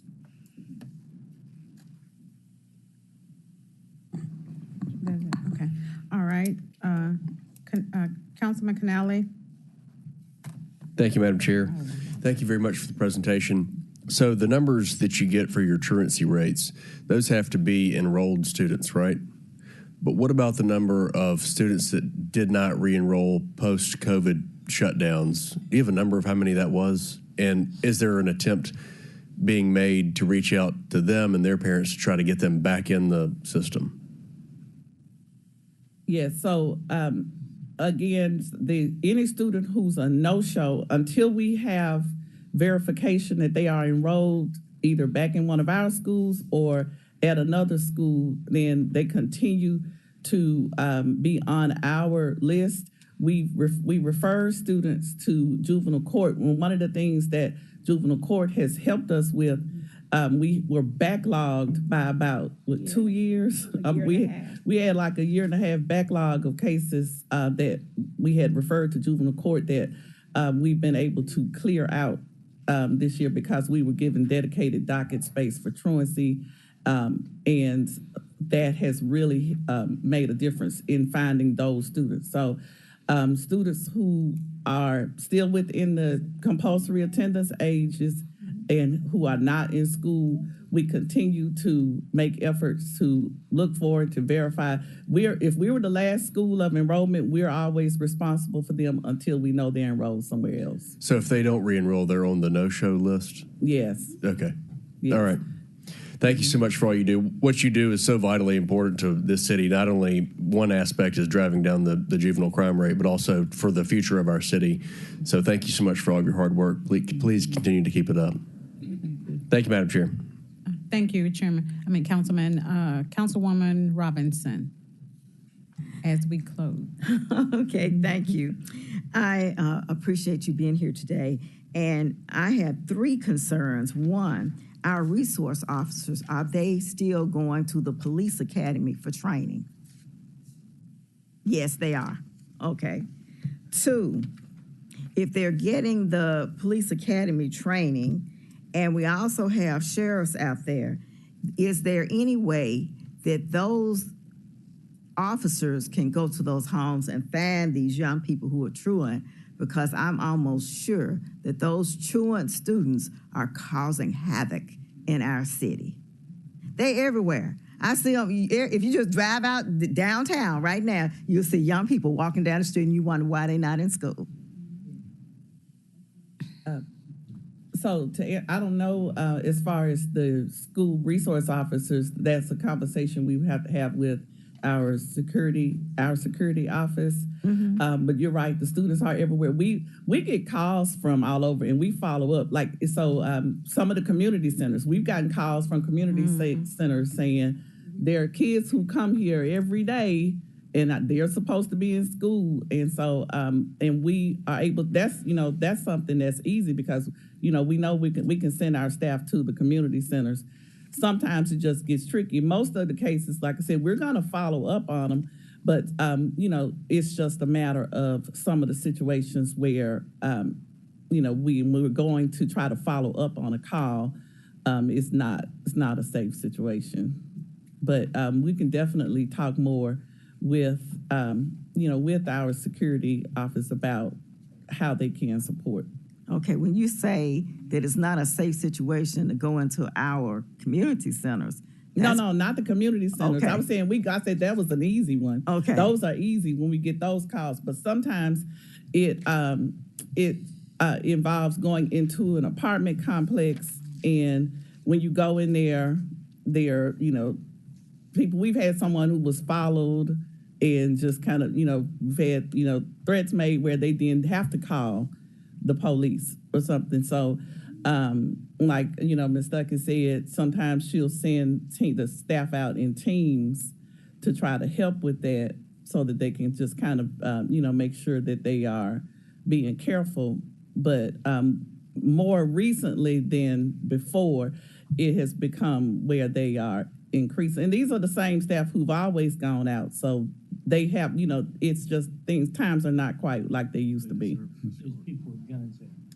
Oh, yeah, Okay, people definitely would. So what you're saying to me is that our officers that are looking for, our truant officers and our resource officers, as well as the school district officers, y'all are not working together so that if you need support, they are not available to go with you. Is that what you're saying? No, it's So, and the truancy staff, they're not officers. Okay. So they are, they're truancy staff. So they work they're at the truancy centers, and they are they're the ones who make take the cases to juvenile court and all of that. They're making the phone calls, but they do follow up when there are students who we can't communicate with or we can't connect with by telephone or email, or we get a call saying that there are some kids at this address or a location. They will go and follow up on that. I'm saying that sometimes when they've gone more recently, it has become where they're saying, well, I tried to go down there, but that, or they just know that there's a lot of things happening in that particular area that probably makes it unsafe for them to just go by themselves. So you're saying you need a police escort, or you need someone within in the school district to be assigned to your area that can do those extra duties. I think she's just saying they don't feel safe, so they're trying to think of something else. Oh, so I'll bring it to a close, but we need to bring this back because that's important to figure out. That's a gap, and we need to fill that gap. And the last thing are the people who are going to court. Are we taking their parents to court for truancy on these children? I had someone call me yesterday about their third grader and fourth grader not being in school, and they're going to get put out of school. And I had to explain to them that's not their child's fault when they're in the third or fourth grade. So, That's a parental problem. Right. So less than ninth grade, anything below the age of 14, parents are charged with educational neglect, and the parents go to court. Okay, thank you. Okay. All right, thank you. And thank you all so much for being here. I would say that we would like to have you come back because we did hear some things today that we would hope can be looked into as you leave and then come back. We want to make certain that if there is something, that we can do, that we're all working together to get it done. But I do know that the Family Resource Center, the things that you've mentioned today, having somewhere for if the MPD pick them up, where to take them, dealing with truancy as it relates to truancy. There was supposed to be a truancy center and those types of things. So we will have you come back to discuss those and just make sure we're connecting all the dots, and where we can support, there is support, and where there's conversation, maybe those gaps can be filled like we talked about today with the SROs and sheriffs and all of those areas. So thank you so much for all that you all are doing. For this information was very helpful, and I think the conversation was very fruitful and productive. So thank you. Yes, we'll bring all of them back. So we would love to have you come back and just continue the conversation. Thank you so much. Appreciate you. All right, colleagues, let's see. That is it for today. Item number four is a note that ordinance number 5849 related to traffic violations will be held for 2 weeks. Seeing no further business before this committee, we are in adjournment. Thank you. We did not.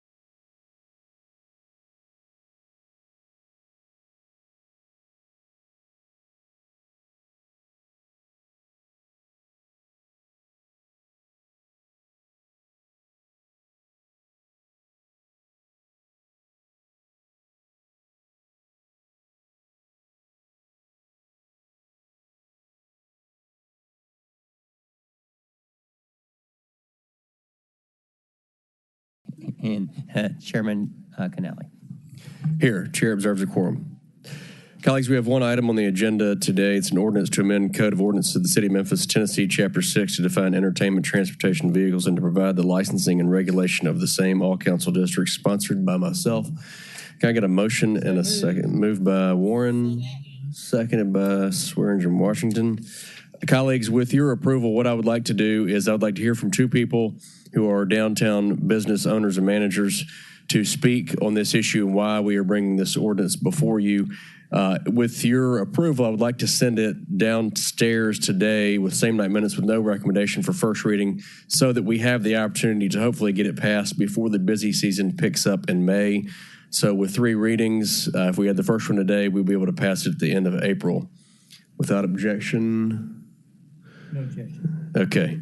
Mr. Boucher, Ms. Riley, would you please come forward?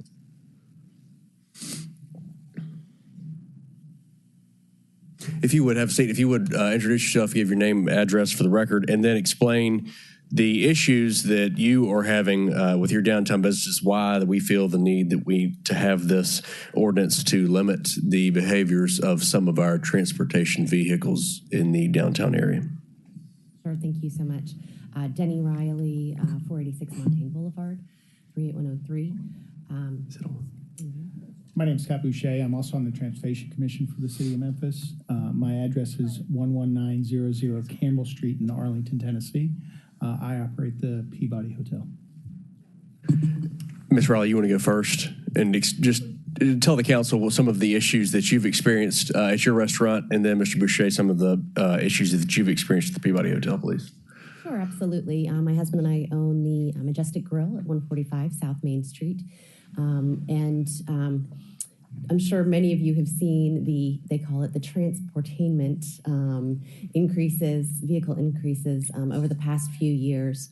One of the things that we have worked with state and local hospitality organizations, including the Convention and Visitors Bureau, is to change some gaps in state law to separate and identify the issues between having limousines versus these transportainment vehicles, which are often open air vehicles where people are drinking and carousing, which we all have a good time, but it can create some issues.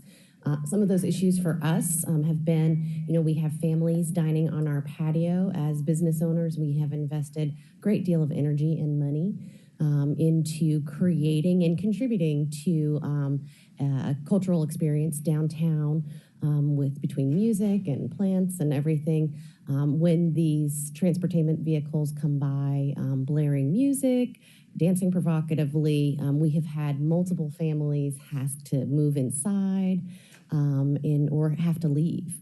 It creates an overall sort of feeling of a sense of lawlessness and contributes to that. We know the challenges that we have just heard from our police force. There is a marked absence of MPD presence downtown. We have had to close our business on Sundays, which is $500,000 in annual revenue, taxable revenue, that you all are now not getting. And that is because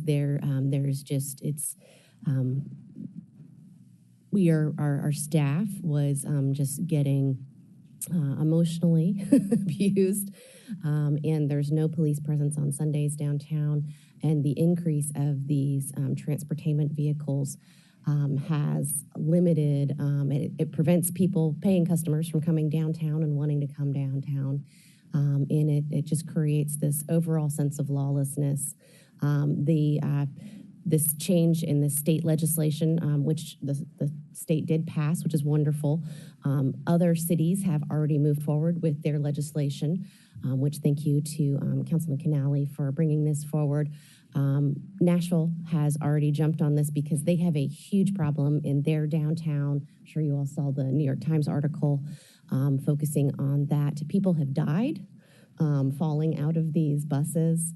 There's zero regulation on any of these as far as a business owner. We have to have liquor bonds. We have to have liquor liability insurance, which we pay for. All of our front of house staff has intense ABC training on how to serve and protect our patrons as well as our team. And none of that happens for any of these businesses. We also, as brick and mortar businesses, do pay our fair share of property taxes for our business, which is also in the entertainment business. But these individual party buses only pay property taxes on, whatever warehouse they're stored in and whichever part of town they're in.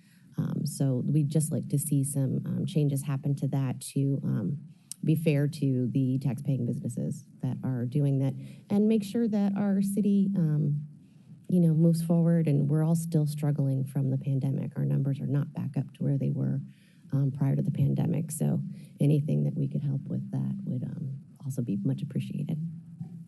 Thank you, Ms. Riley. Mr. Boucher? I would agree with everything Ms. Riley has said. We've, from the transportation side of things, it's a safety issue for us, for the Memphis Transportation Commission. They are not regulated right now. So you can actually go and buy a trailer at Home Depot and put stools on it and drive it down the street. There's nothing that says that they can't do that. That's what's starting to happen. Somebody actually cut a bus in half, took the top off a bus. Now, if you think about it, all of the buses, the roof is actually the support structure.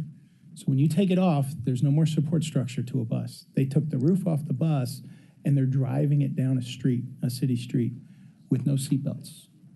There's nothing to say that, and that's why I think it's more of a safety issue to get it started, because when you're looking at Nashville and the people who have actually died because cars ran into it and they fell off and died, these things happen. We haven't had it happen yet. I'd like to get this moved along with Councilman's help, just so we can not have an accident like this. That's kind of the goal of it. From a business perspective, we've actually watched where I was standing on our front drive and had a guest pull in with their kids, and the music was so loud with profanity that they didn't even check in. They left.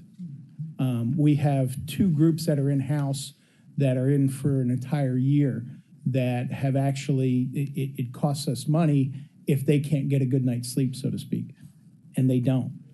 There's just no regulation on them right now, and it really needs to happen for the downtown area. Thank you, sir. Colleagues, okay, Councilwoman Easter Thomas.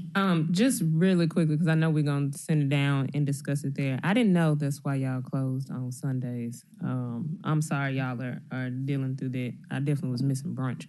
I was wondering about that. So this ordinance is to essentially regulate them and make whatever these non-vehicles are, get permits. Through the Transportation and Commission, certificates yes. through the Transportation Commission. Yes. Will any prior ones be grandfathered in? Do they already have to have business permits or anything? Or No, as far as... So will it be applicable to all of them on the street, or yes. None will be? Okay. And then also, have you thought about or anything pertaining to zoning of where they can go and where they can't? Is that in here? Yeah, so that's in here. So what I would ask you as colleagues is to read through this over the next couple of weeks. If anyone wants to make any changes or amendments, then we can certainly discuss them at that time. The Transportation Commission has approved it.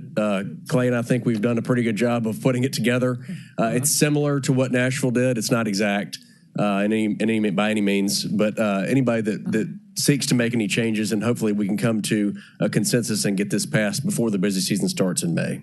And MPD does not do downtown on Sundays? They're not downtown on Sunday? Very rarely, and it's very sparse, obviously, as we just heard, and we all know well, they are very short-staffed, and downtown on Sunday, I think if you look at the data, statistically, has been a very family-friendly time, but that was pre-COVID, and now time. It's very different downtown on Sundays now. Even if there's a game or anything, there's not much MPD presence that I've seen. Thank you, colleagues. Thank you, Ms. Riley, Mr. Boucher. Colleagues, all those in favor of sending this downstairs for first reading on the consent agenda with no recommendation, please signify by saying aye. All those opposed, I'm also an aye. That item passes. Colleagues, that's all we had today for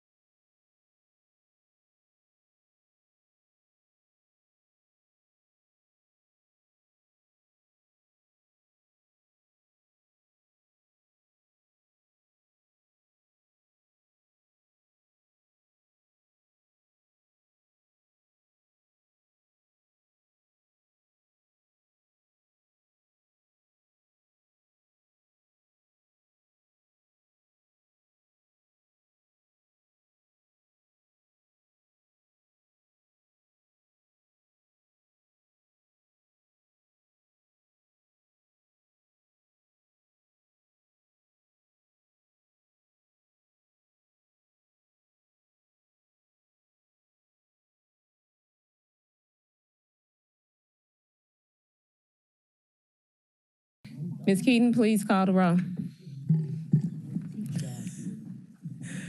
Councilman Jones. Councilman Morgan. Councilman Ford. Councilwoman Logan. Councilwoman Swearingen Washington. Present. Councilwoman Johnson. Councilwoman Robinson. Present. Councilman Warren. President. Everybody? Chair Smiley. Thank you. I have no idea who that young lady was who called this committee to order. But nonetheless, I appreciate her hard work for the people. All right, I'll be present. We have a slew of items on the committee. It's 10 items, so we're going to try to get through these as quickly as possible. Item number 1.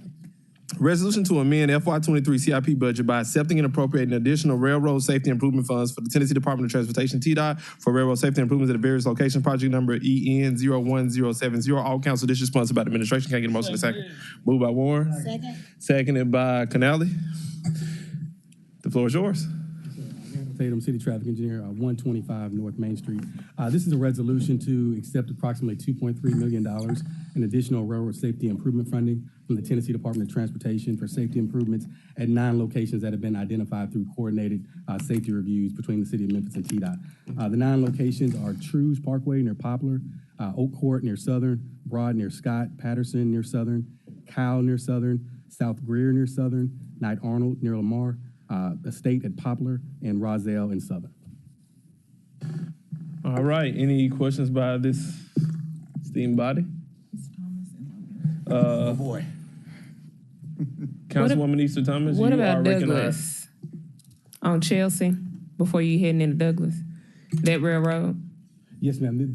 That one was not identified as part of this safety review. These are So the initially- TDOT identified them. You all didn't identify. Are y'all able to make recommendations? Yes, ma'am. Can you recommend? Certainly. Douglas? It's horrible right there. We were able to get it paved over in 2020 so that it wouldn't tear your car up and feel like a roller coaster when you're riding over it. But you don't have any type of signage, and that's simple. You don't have any type of signage over there. You don't have any type of lights. You don't have any type of arms right there. And that's Chelsea going towards Warford, in between Hollywood and Warford. And sometimes the train just sits there hours, just sits there. So I would recommend that and it literally cuts off a whole neighborhood of folks from doing things directly coming back down west on Chelsea. So that area, at least in the minimum now, like signage that it's a railroad over there, and seeing if we can get it suggested for the next round of whatever this is, or a piece of it, including in it. Absolutely. Yes, ma'am. Thank you. Any other questions? All right. All those in favor? Aye. Any opposed? All right, in the opinion of the chair that the ayes have it.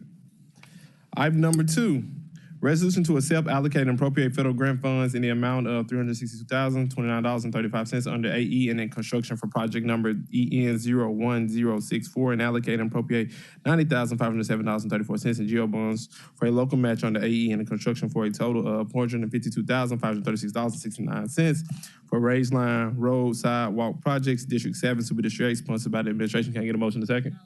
Moved by Easter Thomas, seconded by swearing in Washington. May proceed. Go ahead. Yes, sir. Again, Randall Tatum, City Traffic Engineer. This is a resolution to accept additional grant funding from the Tennessee Department of Transportation for the Range Line Road Sidewalks project. This project will provide multimodal safety improvements and install new sidewalks along Range Line from St. Elmo to Wellens Avenue.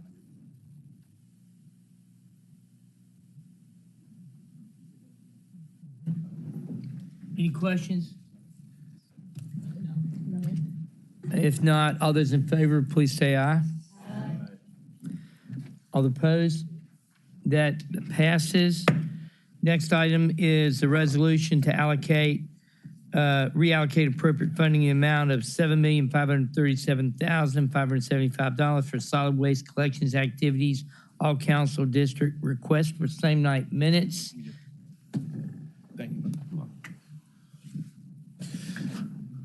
I move. Second. Moved by Warren, seconded by Canale. Go ahead. Good morning. Good morning, everybody. So this is two actions. This item and the, I'm sorry, Philip Davis. My apologies. Blame me. I think I got him off kill. My apologies. Philip Davis, Solid Waste Director, 125 North Main, 2081 Old Oak Drive, Memphis 38119. I have two resolutions coming through to basically clean up my FY 2023 budget. Resolution 1 is reallocating approximately $7.5 million. What I'm doing, requesting, is decreasing full-time salaries by about $6.6 million, another $900,000 decrease in various other personnel lines, increasing overtime $2.2 million, increasing shop charges $1.1 million, increasing fuel $1 million, miscellaneous professional services increase $1.1 million, and $2 million increase in contract collections for the total of about $7.5 million. The second resolution is a total of reappropriating $7 million from the solid waste fund balance to my operating budget to cover remaining projected expenses in FY 23. All right, so I'm gonna go to, I think Councilman Morgan was in the queue first. Dr. Warren, everybody. Okay. and I may, Chair, I apologize. I may speak a little bit and answer some questions early, or you want, either way. Well, the chair is gonna exercise privileges, me and chair. I'm gonna ask a couple questions myself first. Sorry, y'all. Y'all allowed me to be the chair, so I'm gonna do what I want. All right, couple questions. I'm assuming this is an emergency contract. So we largely emergency contract and bulk waste collection. We've had about a 44% increase in our rate, our per home rate for our contracted area. We've also had about a 240% increase in bulk waste volumes from 2017 to now. Both of those things have required a lot of supplemental collection and expense associated with those two things. So let me ask you this question: this is emergency contract in addition to bulk waste? I'm sorry. So this is emergency contract. This is largely emergency contract. Okay, and how many years have we executed an emergency contract? This is going to be our second year. The second year, and when's the last time we put this out for bid? Have we ever put this out for bid? This was put out to bid in 21. Okay, what percentage of this contract is minority? I don't know. In the emergency contract, none. Okay. 0. Okay. I'm gonna wait to ask my remaining questions, and I'm gonna go to the order that I stated previously. And I think it was Councilman Morgan first. All right. Thank you, Mr. Chair. I'm going to try to cut to the bottom line quickly. So with kind of the reshuffling of this and the $7 million transfer in, how much are we anticipating collecting in revenues FY23 from solid waste fees, and how much are we projected to spend? Okay, so we got that in next presentation. Yeah, that might be getting a little bit in solid waste but fees, no, but it goes to the vote on the $7 million transfer. Yeah. So our FY23 revenue projected is about $76.9 million. Our FY23 budgeted expenditures were $77.5 million. Okay. And our projected expenditures for 23 are 84.1. Okay. So that $7 million really is above and beyond. It's not something that's being paid in now to be paid back later by revenues that we've yet to collect in the year. These are expenses that the world in which we live are going up. What is the fund balance currently, or what would it be after we transfer $7 million? Because in the past years we've gotten dangerously close to zero. Yeah. I don't think there was a lot to start with. We are. Sure, I'm using the right one.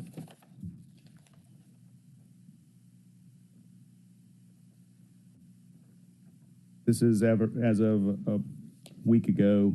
Our ending fund balance was $15.68 million, and this would be taking $7 million from that. Okay. And I assume there is a presentation on the fees as well, and hopefully that'll answer some of my questions, because obviously it's not sustainable. Sure. And it's not unexpected to have increased costs. And are we intending to do anything about it in this next budget season, or is somebody else going to have to figure it out in January in terms of administration? This is a discussion we will have to have. Okay. Thank you, Mr. Chair. All right. Dr. Warren. So is part of this increase got to do with an increase in the amount that we're being charged by the labor? Yes. And we've been having more complaints about that recently too, right? In recent weeks, we have seen an increase in complaints. We have outstanding invoices from December with the contractor, which is part of the need for cleaning up this so that we can have available funds to make those payments.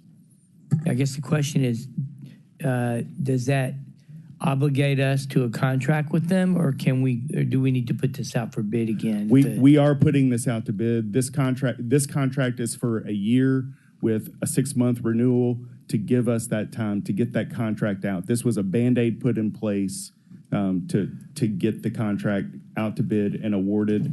And in the solid waste industry, when we place these contracts out to bid, it's 18 to 36 months to get a contract placed to bid, awarded, allow the vendor to bring in equipment and hire people to get services ramped up. Thank you. How long has this Band-Aid been in place? We have been in an emergency relationship since March of 22. We've had on the contractors. When did the initial contractor take over? Was it 22 or 21? This contractor took over in 21. Okay. And then we had a bridge of a year. That contractor was sold to another company, which has delayed the contracting process. Have we ever, has the current owner, make sure I get this right, has the current owner ever been before this body? Do we even know who the current owner is? Did this body knows? I do not know if this owner has been before this body. The current owner it's Team Waste still, but they're doing business as Team Waste. It's a Waste Connections company. Waste Connections company out of Texas. Texas. Okay. Councilwoman Johnson. Thank you, Chair. Some of your questions were similar to my questions in the sense that if we're using the same company that we're still getting all the complaints from, why are we still going back to the same company? So it's not necessarily the same company. So there is apparently this company was acquired. So please correct me if I'm wrong. I think Team Waste was acquired by a larger company out of Texas. And at that point, when you acquire a smaller company, there may be some changes in the way they operate. And I guess my question specifically is, since there's been a Band-Aid, I hate to use the word Band-Aid, it's your fault, I'm using Band-Aid, it's all good. But there's been a temporary fix in place since 2021. It seems like from 2021 to 2023, we should have been able to have a more permanent solution in place. And then there's, I'm gonna sound like Councilman Jones. I think I've been around him a little too long at this point. For me, I think we always, and Councilwoman Isha Thomas too, I think we always have to ask the question, what is the minority participation? I think, I was elected in 19, took office in 20. I think the administration has touted itself or held itself out as doing a better job of addressing minority participation. And when we have an opportunity, hopefully there's an opportunity to increase minority participation, I think we should take advantage of that if at all possible. And also, I think when you're dealing with new ownership, I think the least the new ownership could do is come before this body and at least say, hey, how you doing? We're going to serve the people of Memphis. Please consider us. In this case, I don't think, I can't speak for everybody on this council. I think it would be beneficial for them to come before this body and say, hello, we took over Team Waste, want to introduce ourselves, and, here's our plan. We're going to be efficient. We're going to address some of these, the complaints that we're receiving. But I digress. I too think that they need to come before us because we need to be able to explain to them what we're happy with and what we're not happy with. And these particulars, otherwise they're going to keep on doing what they're doing unless they can assure us in some form or fashion they're going to change their methods. I think we should just hold until that situation. I understand it's an emergency, but from what I'm hearing, nothing is being done to that level that's pleasing the citizens anyway. But we need to do something, and if they want to get in here, they need to get in here fast and start talking to us about what they plan on doing different, because I'm getting plenty of complaints of trash not being picked up.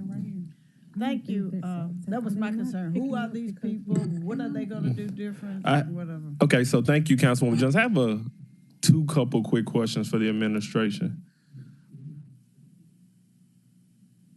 So my couple questions, I understand this body has particular concerns about this contract. However, I don't want to put us in a situation where we're, messing things up. So if this body decides to do one or two things, one, we could remove the request for same 9 minutes and potentially pass. And if we don't like what we hear, we can always do something else. Or we can hold. I want to know from the administration standpoint, are we going to significantly impact our ability to get the job done and get trash picked up if we say, we're going to punt this completely? We need to know this. I currently have outstanding invoices for in excess of about $3 million. I need to make sure that we continue to have collection performed in 20% of the city. Okay, so council members, this is what I'm thinking, and I'm gonna go to some of the other. We owe them money. Absolutely. Yes. So this is what I'm thinking, council. This is what I would probably propose. I'm gonna remove the request for same 9 minutes, allow this to go through, and if we don't see owners here at the next council meeting, I'll probably take a different position completely. But we do want the bills to be paid because you pay your debts. So if I could, Antonio Adams, Deputy Chief Operating Officer, City of Memphis, 125 North Main.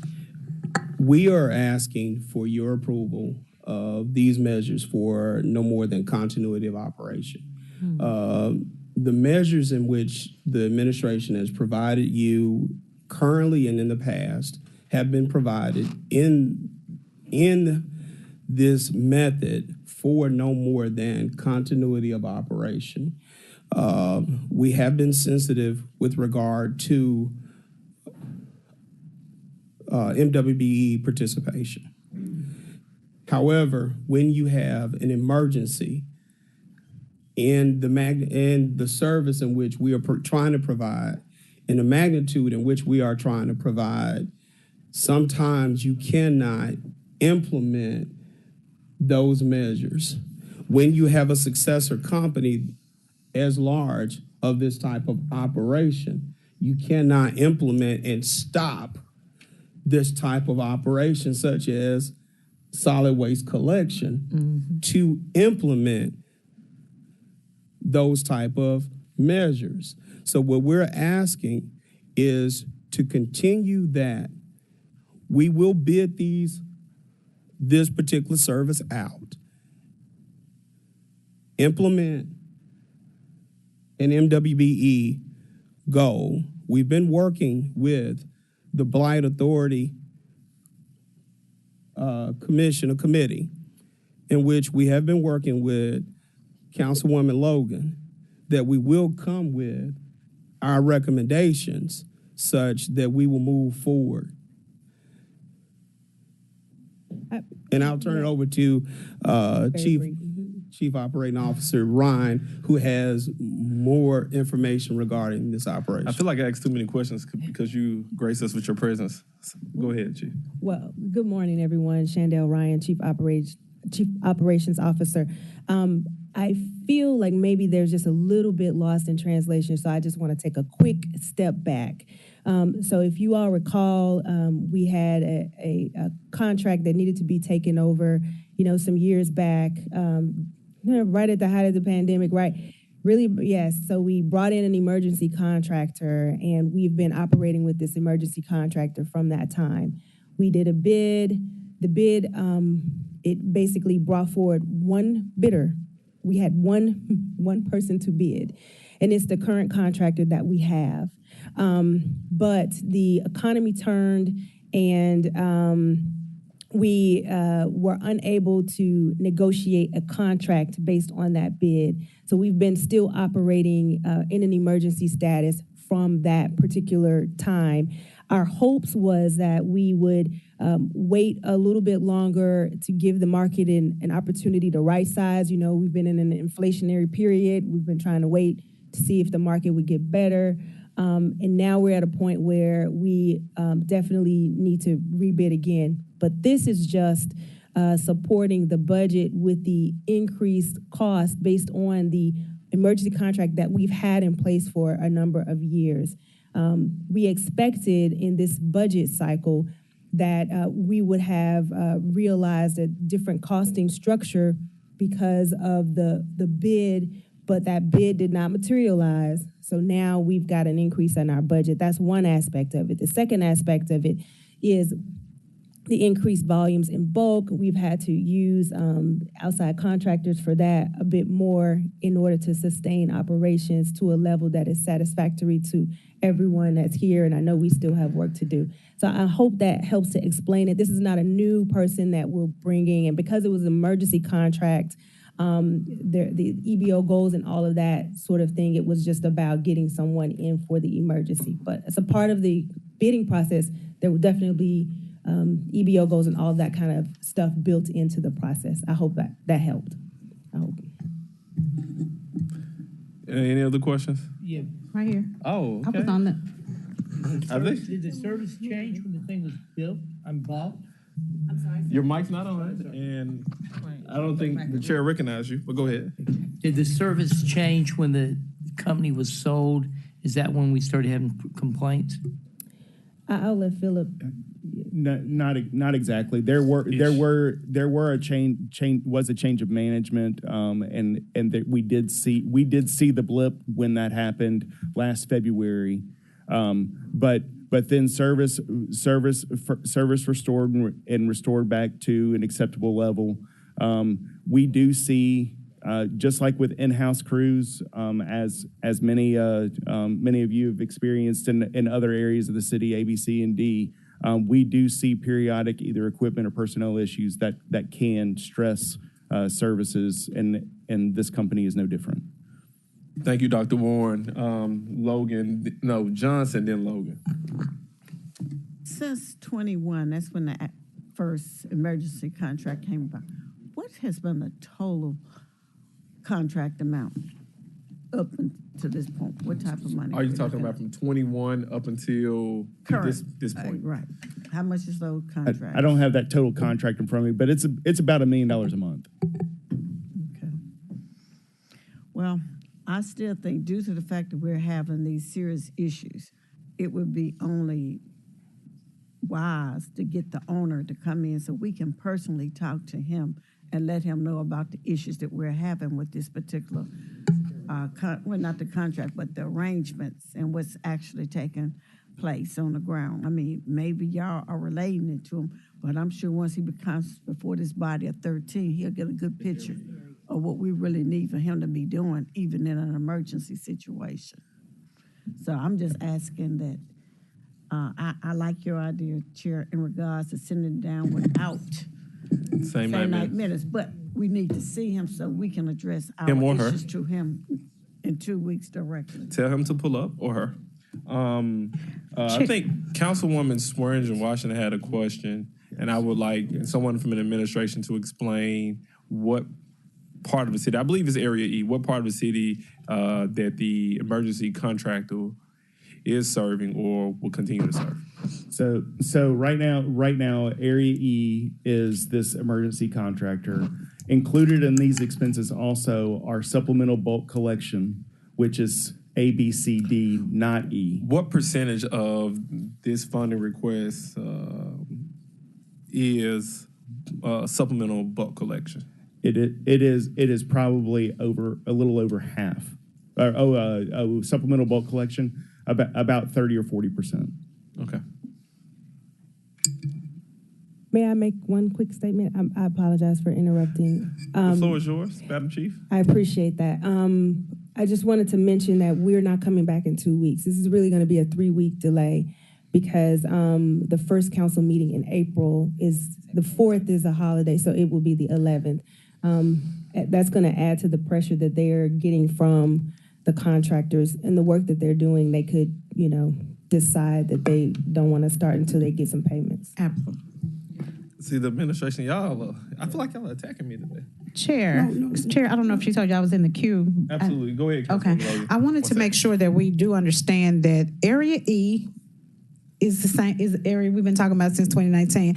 I want to make certain that those customers are served while we work through whatever issue we have. They need to have their trash picked up and their bulk waste.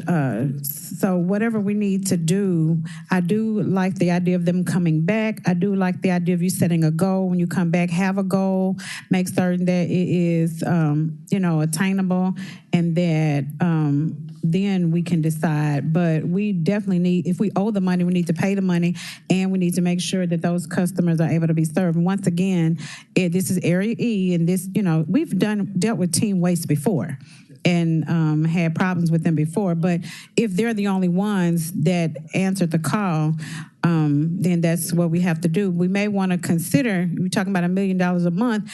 I know we, put out there, we talked about how much does it cost to bring it in-house. Well, with these costs escalating, we definitely are going to have to consider that again, and that's something we're going to talk about in the public's, in the Blight Authority meeting. But we, at $1 million a month, we definitely need to revisit bringing it in-house, just restructuring the whole thing as those, those prices escalate. So I do like Chairman Jones, Chairman Smiley's idea. Thank y'all for that. Councilwoman Easter Thomas. I'm just messing with you. Councilman Jones. Thank you. So I'm looking at the numbers here. So the 7.5, we're asking to reallocate 7.5, but then of that 7.5, $7 million of it is going to the contractor. We're asking to reallocate $7.5 million from personnel, largely to M&S, to pay outstanding invoices and bills. Okay. To the tune of $7 million.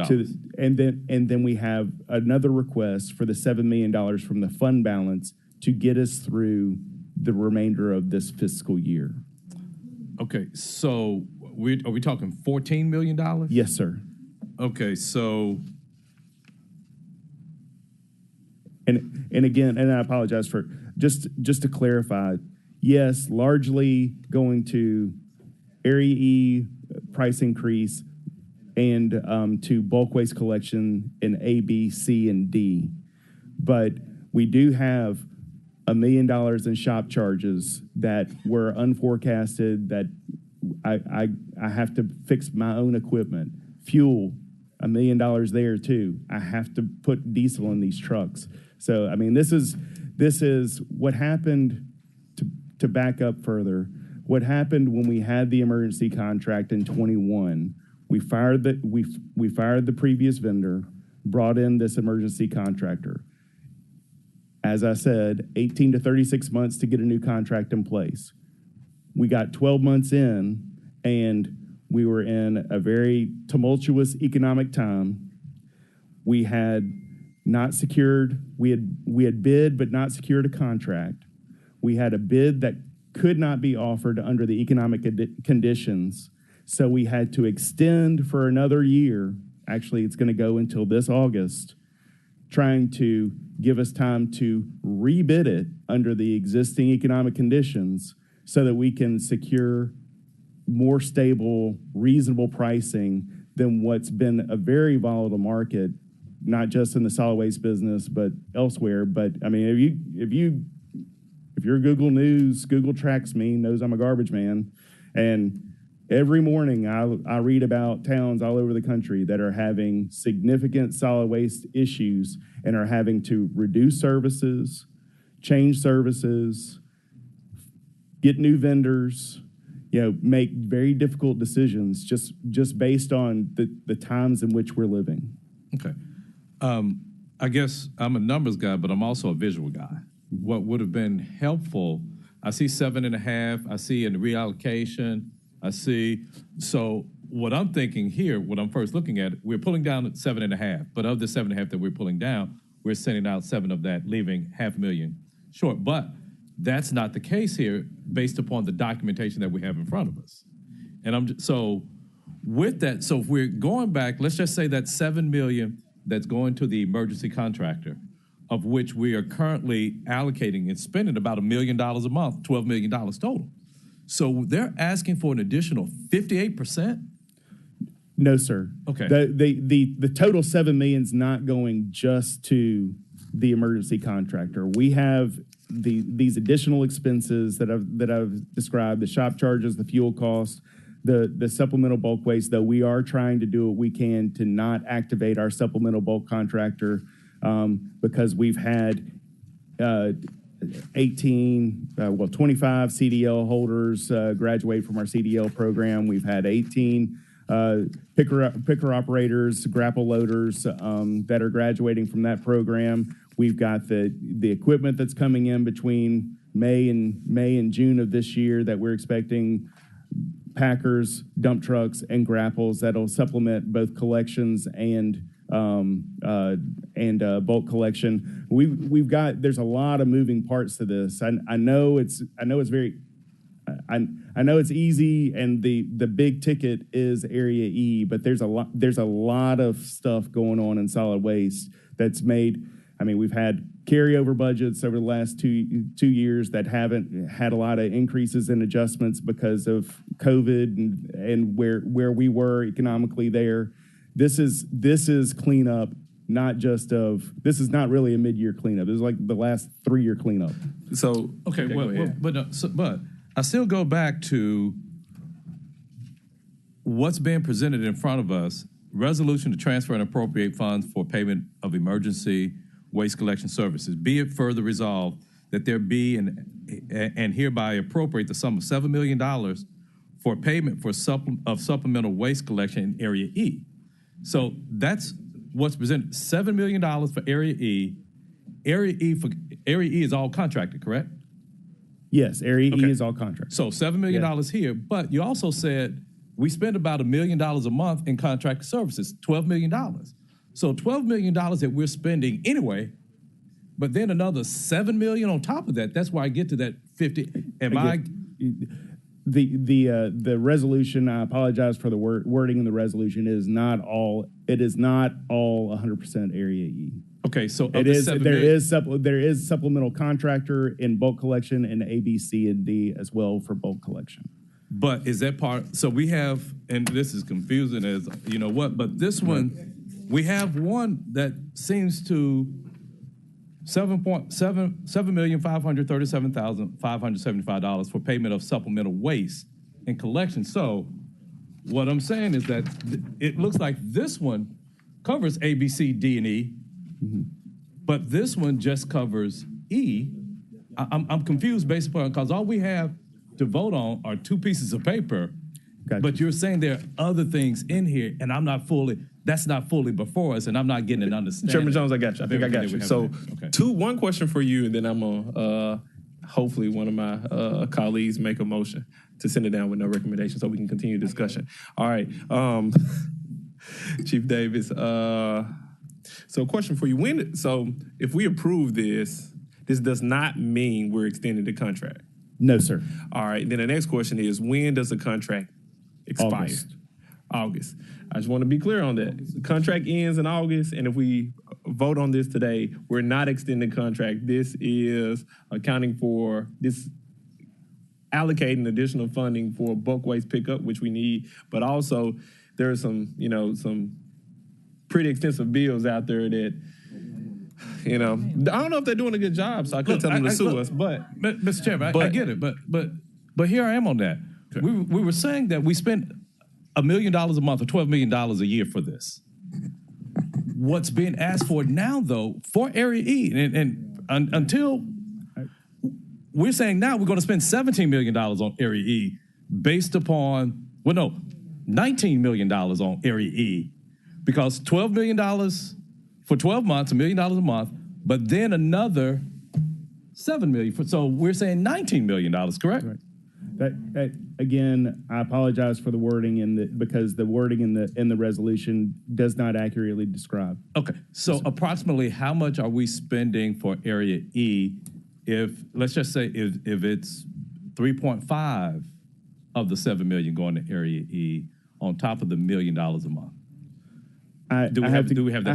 I have to go back and look and see what I'm short for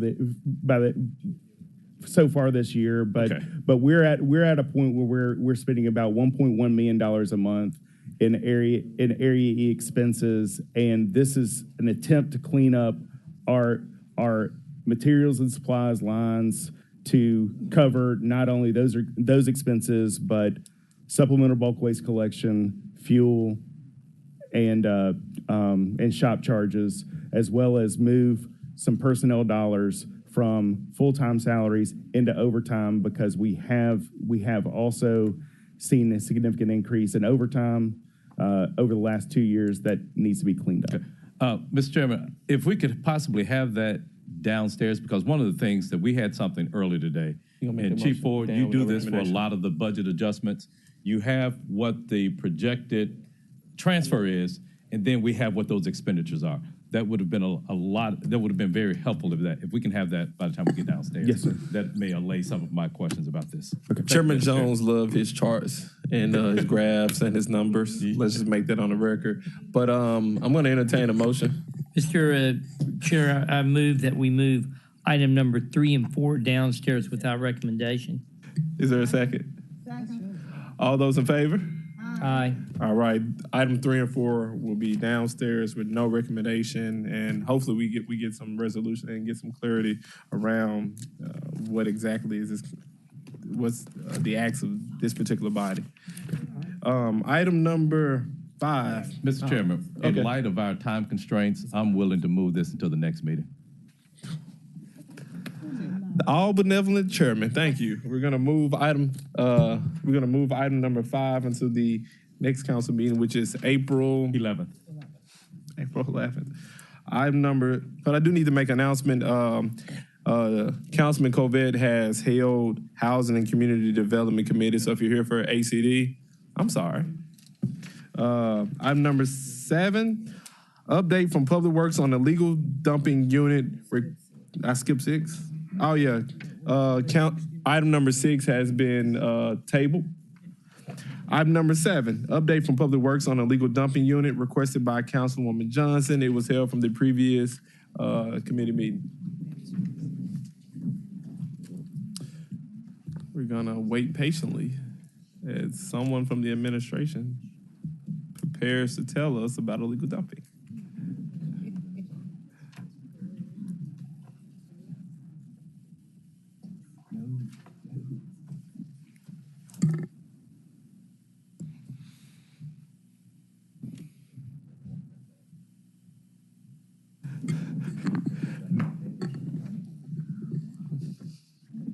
Chairman. Go ahead, Councilwoman Johnson. Thank you so much. This item has been brought to my attention by several individuals from the community in regards that when we did our budget last year, we were told that we were going to have a 17-member staff pickup for illegal dumping. So we want to know, where is it? We've been told before that they were waiting, I guess, a year and a half to buy the equipment. Time has passed. So let us know where we are on that particular project, and I guess what happened to the funding. Thank you. What she said. Yes, sir. So good, Robert Connect, Public Works Director.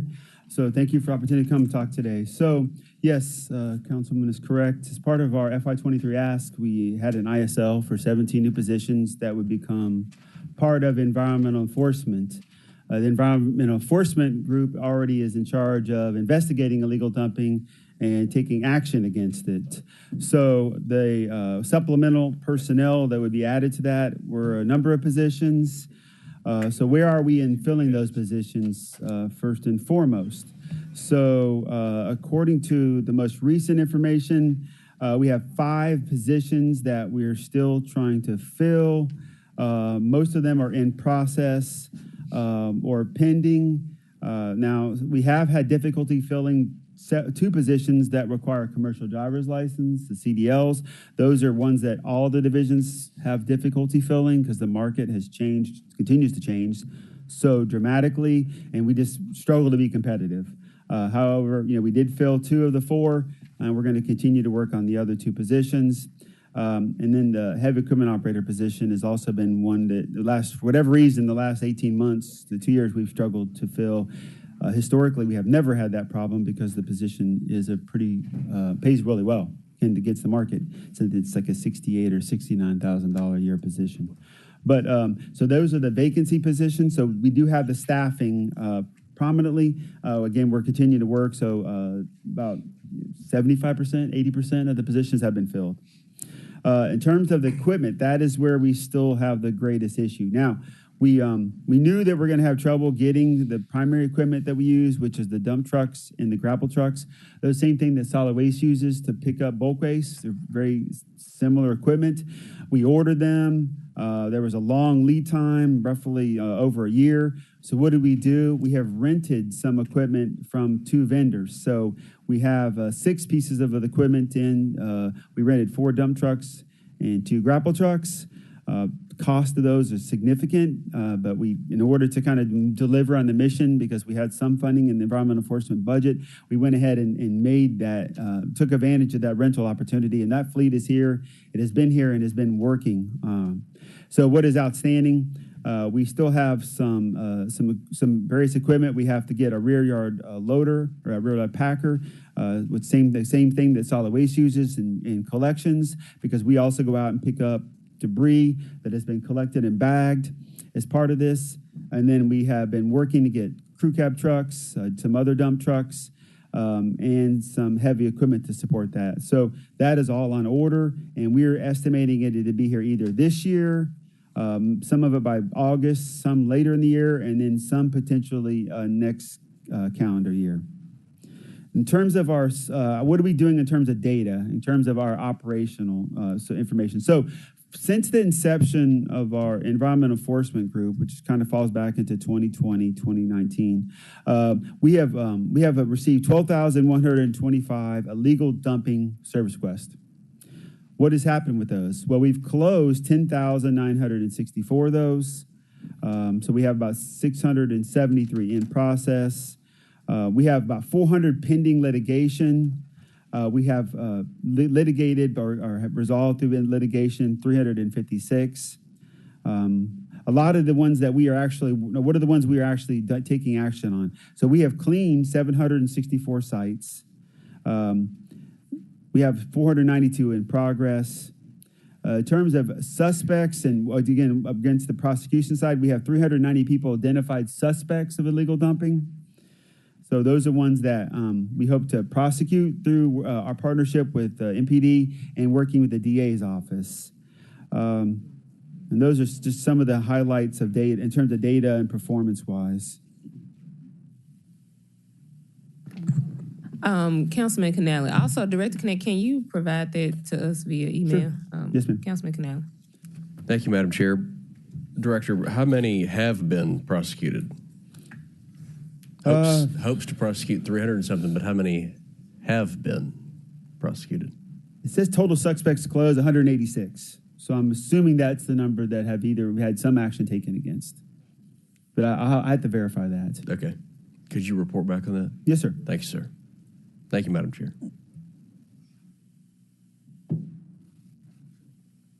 My question is in regards to the hopeful, the 365,000. Can you give us a list of those particular locations where the site was identified? So people know that they're being addressed. So what locations did we actually? Yeah, you have 365 suspects, you said.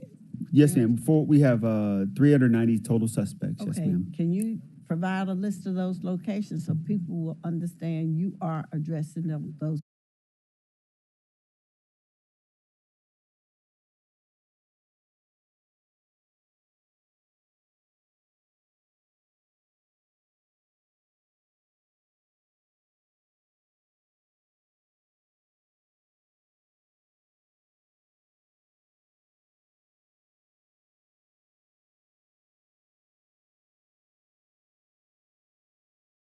Kind of where we have been capturing individuals who are dumping. Like an example, but remember we had the big problem in Washington Bottoms before we blocked it off.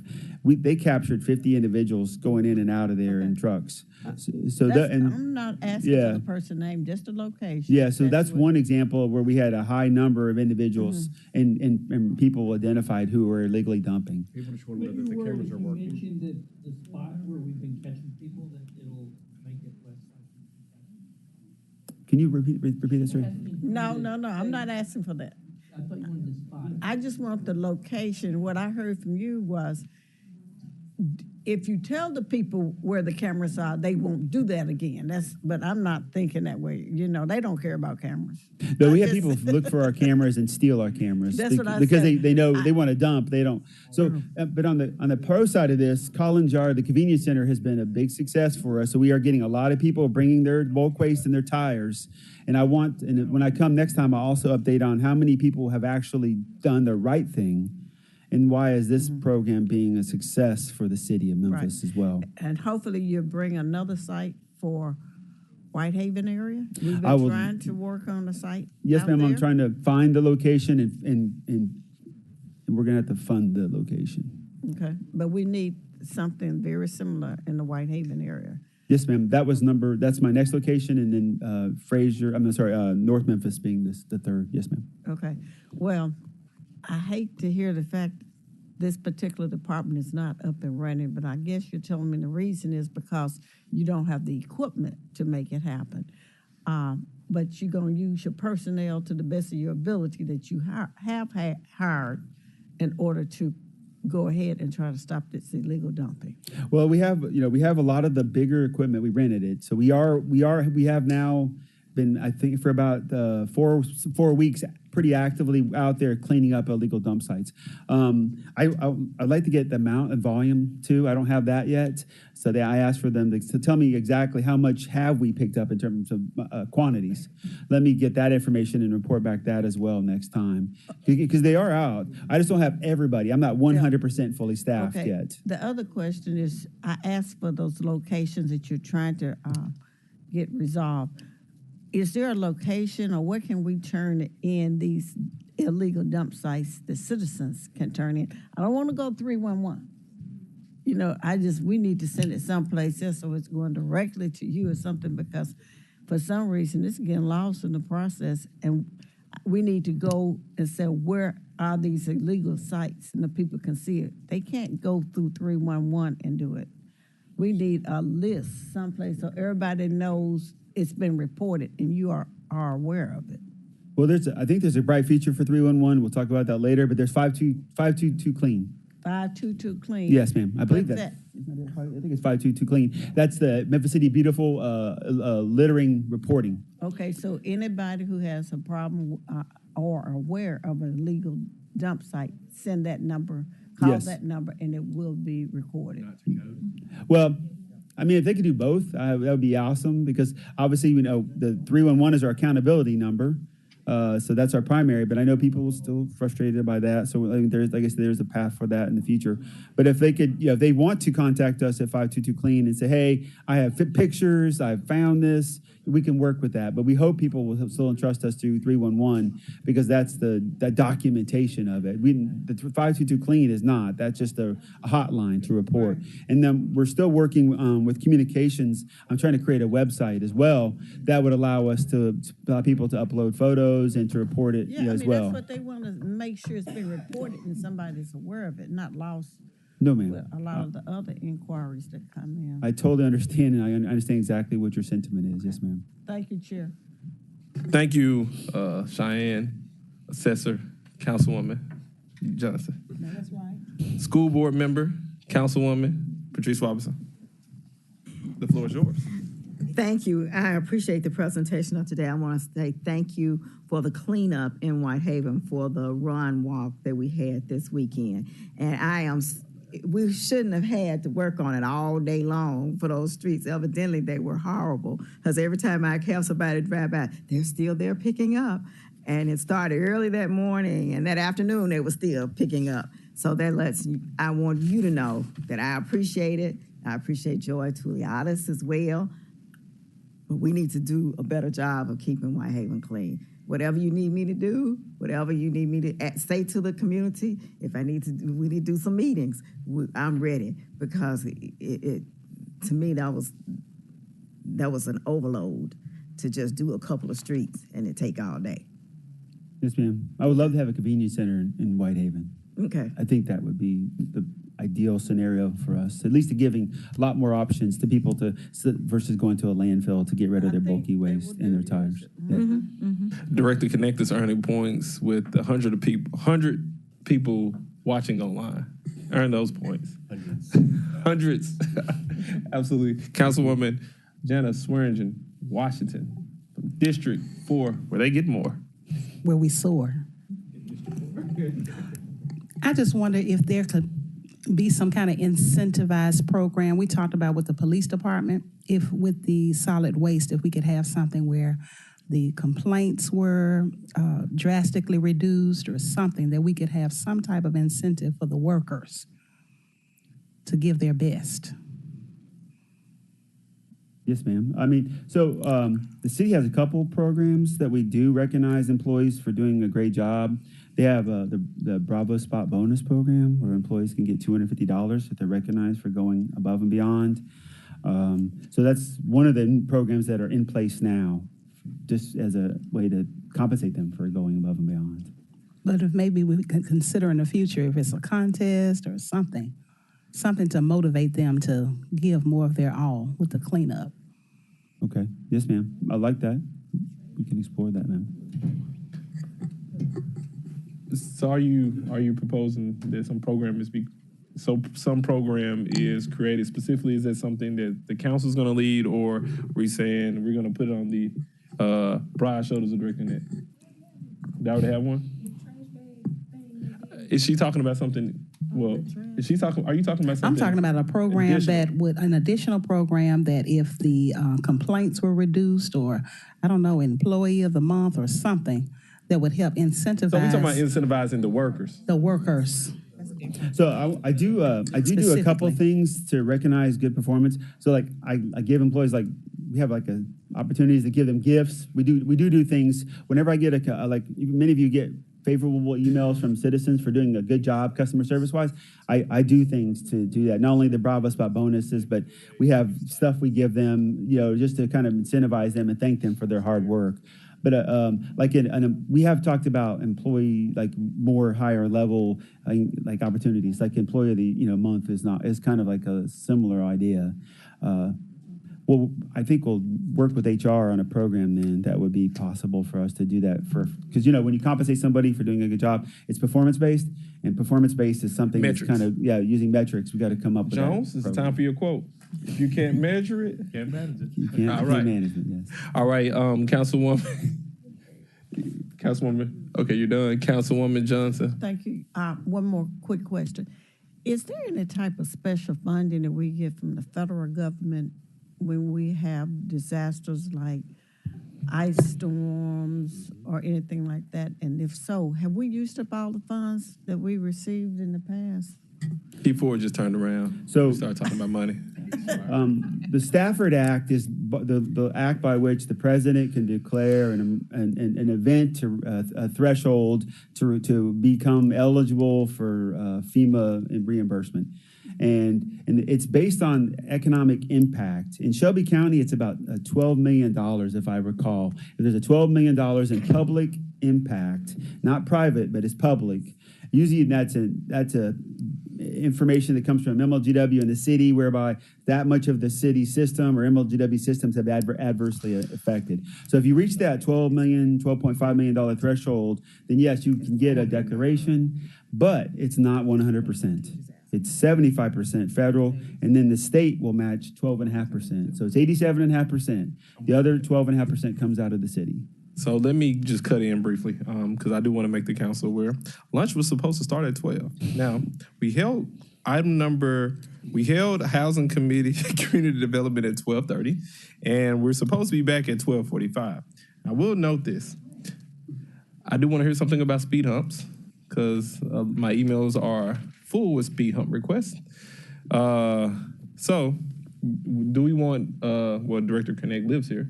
Do we want to bring more information about this at the next council meeting? Yeah. We're going to see you again at the next council meeting. Provide more information specifically on this topic, and we're going to move on.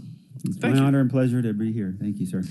He's pointing out all the points with the millions and millions of people listening online. All right, we're going to go to item number 9, update on speed hump requests. And this is for everyone that sends us email, or when I was stopped yesterday at the county commission meeting, they said, we need speed humps. Everybody wants speed humps. And Councilwoman Easter Thomas is in the queue even before y'all sit down. Oh, Robinson. You in the queue. You're in the queue. Everyone is in the queue.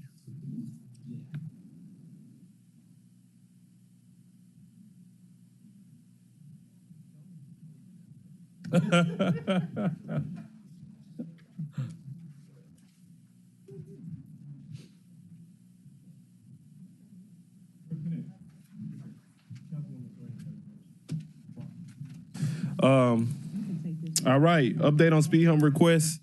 Director? Hey, Randall Tatum, City Traffic Engineer. We were asked to come before you this morning to provide a brief update on speed humps. Here we go. So we first wanted to provide an update on the temporary speed bump initiative. So this is a special program that was started in the spring of 2021 to immediately address reckless driving in the downtown area. The program was later expanded to all areas of the city in the summer of 2021. The city was able to purchase approximately 1,000 6-foot sections of these low-cost rubber speed bumps that can be quickly installed. So these temporary speed bumps are only installed at locations that require emergency intervention. And for this reason, requests are only accepted from City Council, the City Administration, and MPD. Quick question. Sorry, I'm trying to streamline it. Emergency intervention. Councilman Carlisle would say define that, so define it. Like, what is emergency intervention? Yeah, a reckless driving or speeding or stunt driving situation that's causing an extreme safety issue at the present time. Go ahead. Okay. So there is an evaluation process for the installation of temporary speed bumps that includes a traffic analysis, a review of accident records, and a review of citations issued by MPD for drag racing or stunt driving. The cost of these temporary speed bumps is approximately $200 per 6-foot section installed. This equates to approximately $1,000 per speed bump installed across the entire width of the roadway. And we typically install somewhere between 3 and 5 speed bumps per request, depending on the length of the roadway that's being requested.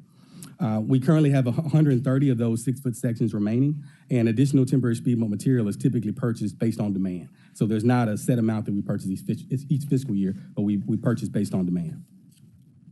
Question, so I think we specifically spoke to who could request the emergency speed humps. Where do we send their particular inquiry?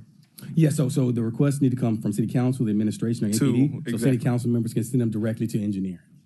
Oh, I like that. It's right here. It's in the presentation. All right, Councilman Ford. Mike. Microphone, please. There's a form you had to fill out. No, that's for the permanent speed humps, not these. But these others, okay. Yes, sir. You just email I us need those directly. forms, please, because I have a neighborhood that's been asking, and I've sent the names, but y'all said it had to be on something special. So make sure when we can send an email to all the council members. When we send that email, can we make sure we delineate between the permanent speed humps and what form we use for the permanent speed humps, and then I think we can state specifically, here's the email to use for the temporary speed hump request, so that it's a very clear process on what we're supposed to do. And Councilwoman Robinson, I'm sorry, I think we're going to cut this presentation. I think council members already have specific questions they want to ask. See, I thought you were the first person to queue, Councilwoman. Issa Thomas, go ahead. We're going to go to questions. It looks like y'all are very eager. I read the presentation. But the presentation may have It's brief. I can get through pretty quickly. Okay, go ahead, Mr. Taylor. Obliged. Okay, thank you. So the next slide, I don't think I see it on the overhead, but the next slide is basically a comparison between the approval criteria for the temporary speed bumps and the permanent speed humps. Answer the questions. As we mentioned before, the temporary speed bumps request can only come from City Council, the administration, and MPD. Permanent speed humps, of course, can be requested by any resident. The speed requirements for the temporary speed bumps are much more stringent, since these are devices that are only installed at locations where we require emergency intervention. And for this reason, 15% of drivers must be traveling at least 10 miles per hour above the posted speed limit to qualify for temporary speed bumps. With the permanent speed humps, 15% of drivers only have to exceed the posted speed limit by 1 mile per hour if the speed limit is 30 miles per hour or above. So in addition to the speed criteria, a roadway can qualify for temporary speed bumps if there have been 3 or more speed-related accidents within a 12-month period. Temporary speed bumps can also be approved if there have been 2 or more citations issued by MPD for drag racing or stunt driving on a roadway. So since the temporary speed bumps are installed to address emergency safety concerns, there's no requirement for a petition or public input process. In these situations, safety takes priority over the results of a petition. And a petition is also deemed not necessary, since the temporary speed bumps are temporary installations that can be removed at any time.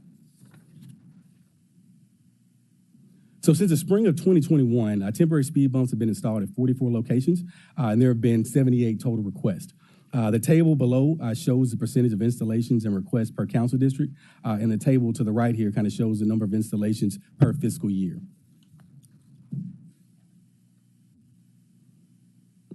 And so we now wanted to just have a brief discussion about equity within the speed hump program. So historically, the speed hump program, this is a permanent speed hump program, has been a first come, first served request-based program. With this type of program, there's no way to control the number of requests that come from the various council districts, and this has resulted in the percentage of installed speed humps being different between council districts. So with the request-based program, equitable distribution is most accurately reflected by the percentage of requests per district, roughly equaling the percentage of installations per district. And historically, this model has mostly held to form in all but 2 council districts, with District 3 being underrepresented and District 5 being overrepresented. So these slides show the percentage of requested installations per council districts from the beginning of the speed hump program in 1997 through FY20. So as you can see, the percentage of requests per district is nearly equal to the percentage of installations per district in all districts except District 3 and District 5. Historically, District 5 has accounted for 24% of requests, but 31% of installations. And conversely, District 3 has accounted for 9% of requests, but only 4% of installations. We're going to get into that. Yes, ma'am. So when we came to the City Council back in 2020 to address equity concerns, we committed to taking the following action to address the disparity in equity. We committed to reevaluating all rejected requests in District 3 in an effort to increase the number of approved requests. We also committed to allocating up to 50% of approved construction funding in District 3 between FY22 and FY24 to bring the percentage of installations more in line with other districts. And then we ultimately made the commitment to move to a equal distribution model in FY25. So these stats here, kind of the follow-up stats, they represent the statistics going through FY23. After 2 fiscal years of following the recommended plan, we've been able to increase the percentage of installations in District 3 from 4% to 9%. So District 3 now accounts for 10% of requests and 9% of installations, bringing District 3 more in line with that equity model where requests equal installations. So this slide here just shows the historic funding levels for speed humps. We've increased funding substantially in the last 3 fiscal years, which has greatly helped to keep up with the citizen demand for speed humps. So the increase in speed hump funding over the recent fiscal years has resulted in a higher number of speed humps being installed. Over the last 3 fiscal years, we've been able to install speed humps at an average of 51 locations per year. The table to the right shows the number of installations over the last 5 fiscal years.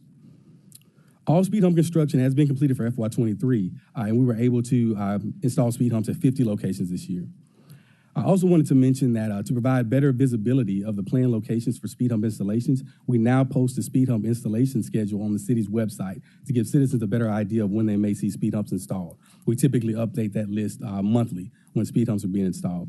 And we've also created a system that allows applicants to check the status of their speed hump request online. There's a link to that on the city website as well.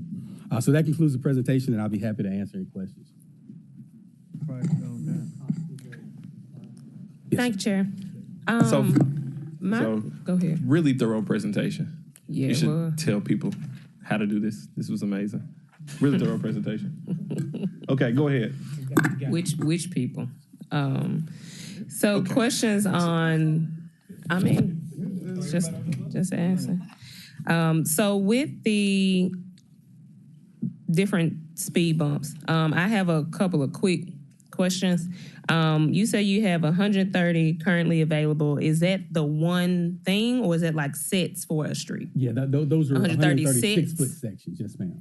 Sections, or enough to do a street? So the 6-foot sections, it takes about 5 to install a speed hump across the entire width of the roadway. Okay, so divide 130 by 5, and that's how much you have left.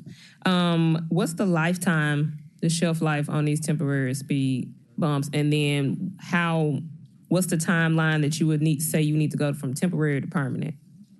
Yes, ma'am. So the temporary speed bumps are not designed to withstand the load that the permanent speed humps do. That's why they're deemed temporary. I think they're only certified to be out in the field for maybe between 2 and 5 years. 2 to 5 permanent years. speed humps are certified to be out the roadway for 15 to 20 years. So what's the plan for these places? You don't have to answer that now, but what's the plan long-term for some of them may not be, 2-3 years out? Will they be removed? Will they be changed to permanent? I'm sure they have to go through another traffic study and see do they still need them. But just so they just won't be rotting in the street. I think next time whenever we talk about it in the future, we need to see a plan for if they only have a shelf life 2 to 5 years, what happens after. Well, yes, I can speak to that right now. So the plan initially was for those to be removed at some point in the future. The hope was that the citizens that received the temporary speed bumps would submit an application for permanent speed humps so they can be switched to permanent when we're ready to remove the temporary installation. But if these are submitted by us, then we would also have to submit the application for the permanent? No, it would be the citizens on the roadway. If there's somebody that you guys were coordinating with or you got a request from a citizen, then they So we need to make sure that's done at the same time. Yes, ma'am. Okay. Also, are we buying any more? Yes, ma'am. Like I said, we will purchase based on demand. We're down to 130 now. So we haven't been getting like a super ton of requests. But as those requests go up, we will make an additional purchase. So what's... Okay. Last thing, I'm going to go... Well, I want to make this... I guess on here. I'm going to make a request for McLean from Jackson to Chelsea. They have them on McLean by the zoo, but it stops at North Parkway. The school zone at Snowden is fine as you get down to Jackson, but then from Jackson to Chelsea, also known as Judge Teresa Jones Boulevard, it gets real rowdy. So I guess that's my request right now. But then also, you all sent us a separate presentation on the school safety zones. I just want to note that Springdale Elementary, the site of Memphis 8, has no school safety, nothing, no signs, no nothing. And that's on Hollywood, from Jackson to Valentine. And so I know they ain't got to do with temporary speed humps, but I just wanted to make sure that y'all got that because we need to add that on the list and if it needs to be additional allocation. But Hollywood is... Y'all know how Hollywood is, and it's nothing over there. No flashing lights, no sign, no anything. Yes, ma'am. We have that on the list for FY24, and we'll definitely include that. Okay, thank you. Thank you, Councilwoman Issa Thomas. For those listening and are interested, Public Service, Art, Youth Initiatives, and Library and Neighborhood Committee is going to start at 1:15.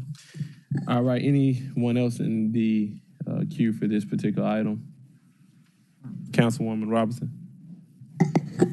Thank you. Is it possible that we make it easily accessible for our constituents to fill out the forms? I think the problem is that they don't want to fill out those applications. Can we figure out how we can make that a little more concise and not lengthen that process? But when they check on it, they don't have to call our staff, they don't have to call me. They should be able to go to a web page and you have assigned them a number and they can type their number in and you can tell them where they are in the process. So my question is, that was just a recommendation, was that I'm looking at the chart, District 5 seems to get more requests and they get more installations. So why are they getting more installations when the other districts need more installations? Help me understand that. Just because they requested more doesn't mean that they get more installed. So why are we doing it?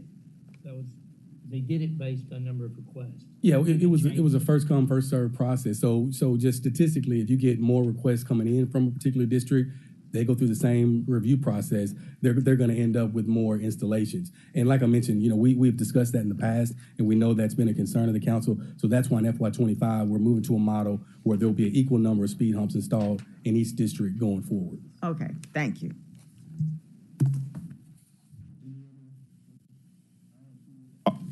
Any other questions? It appears all hearts and minds are clear. Thank you so much. There's another item. However, it is 12:43. With the blessing of the Queen of North Memphis, we're going to hold this item.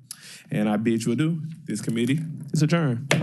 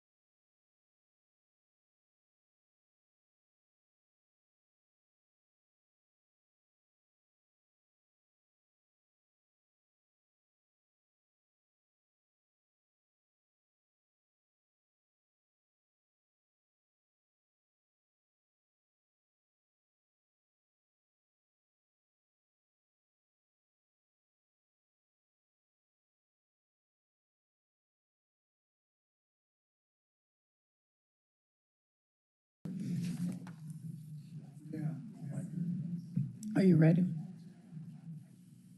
I think Andy said he was ready. Andy, we good to go? Oh, thanks. Good afternoon. I call to order the Planning and Zoning Committee. May I have a roll call, please? Councilwoman Easter Thomas? Present. Chairwoman Johnson? Present. Due to the time frame that we're on right now, we will hear presentations and entertain discussions on items 1 through 4 downstairs during the 3:30 p.m. regular meetings, unless I have an objection. Any objection?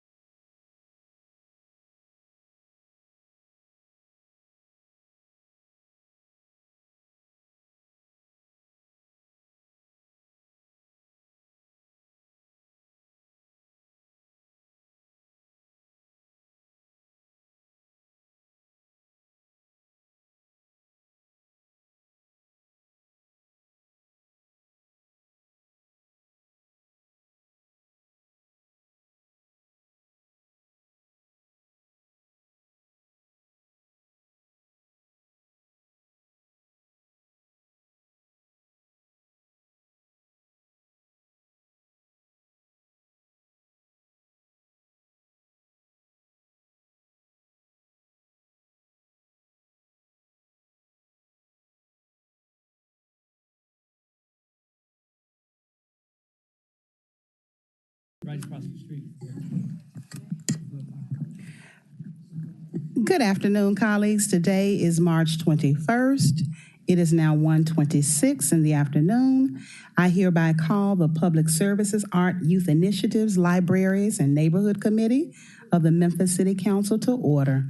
Ms. Brown, can you please call the roll? Councilwoman Johnson. Present. Councilman Warren. Present. Chairwoman Swearingen Washington. Present. Thank you. The first item we have before this committee today is a resolution approving a lease agreement for 2 3-year periods and automatic 3-year renewal periods for use of the rooftop at the Cornelia Crenshaw Branch Library.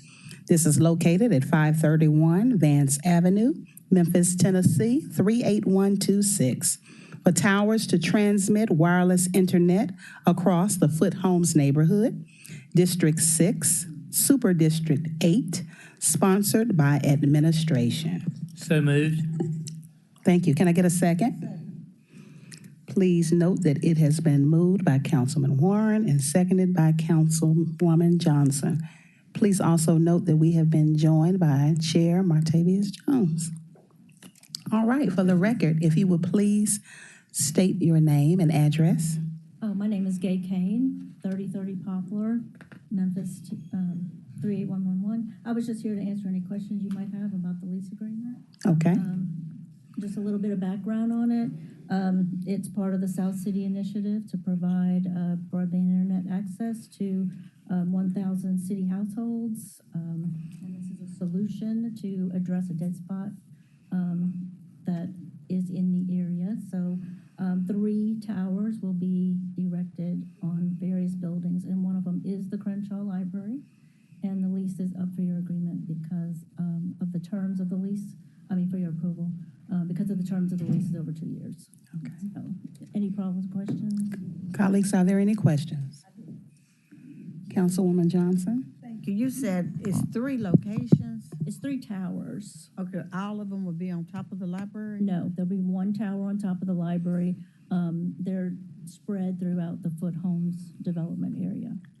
You don't know where the other ones are going? They're probably in the report, but to tell you the truth, I did not really pay a lot of attention to the leases that I didn't have to worry about. So you only here for the library? The libraries. So the others would come in individually as well? Yes, and they may not be city properties. I'm not sure if they're even city properties. This is because the library is a city property. Mm-hmm. That's why we're here. How large is this tower? That is a good question. Let's see if it states in the agreement.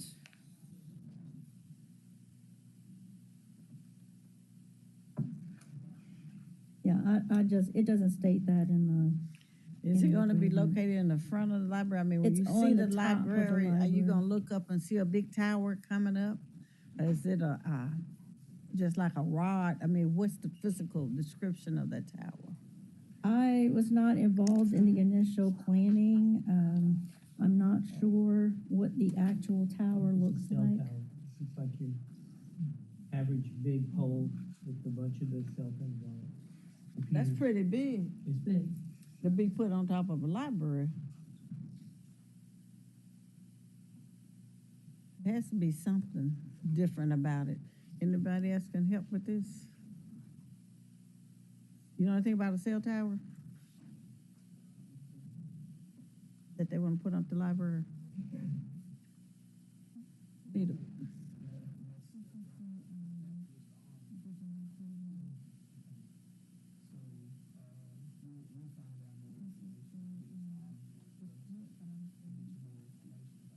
They said they're going to set it on, set it on top of the library. Right. Now, if you think of some typical cell tower, that's humongous to be sitting on top of a library.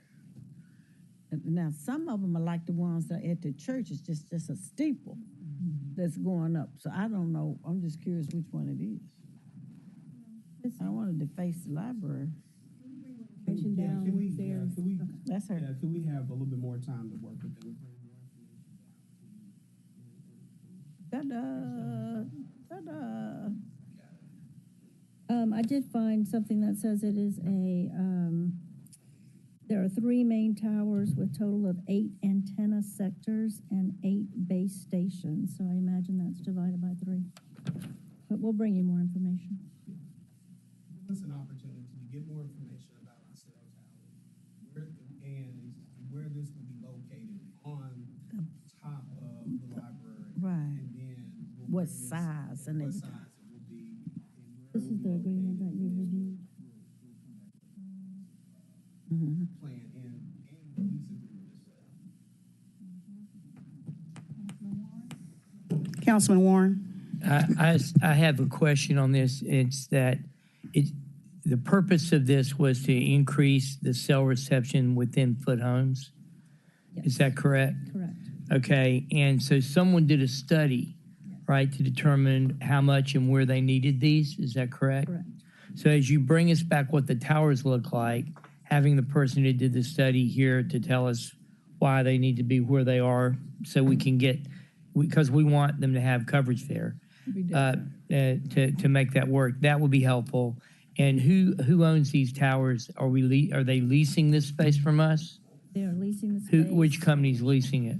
The towers are being erected by PCs for People, which is a organization that specifically designs infrastructures for underserved populations to have. Okay, broadband access. so they're not really a for-profit organization. This is an NGO that came in and designed this for us to make that happen. Is that And correct? They're working with StartCo, ProTech, some local. Okay, so we got local people that are doing it, but it's an NGO that brought it in. Okay, thank you. That's information that's important. Thank you. Chair, with permission, I'm sure this is definitely a worthwhile project, and I'm sure it's benign. If you just give us an opportunity to kind of tie up the loose ends, we'll bring this back, a comprehensive package, and we'll work with the libraries to make sure that we tie up the loose ends. Okay. Okay. Yes, sir. Okay. All right. Thank you. Any more questions? All right. So seeing there are no more questions, we'll move it downstairs with a favorable recommendation. Without any recommendation. Okay. Can I get a motion for that? Motion to move downstairs without recommendation. Second. It's been moved by Councilman Warren, seconded by Councilwoman Johnson. All right. All those in favor? Aye. Any opposed? This item passes. Seeing no more questions, we will move to the next item. Now we will have updates from Manhood University.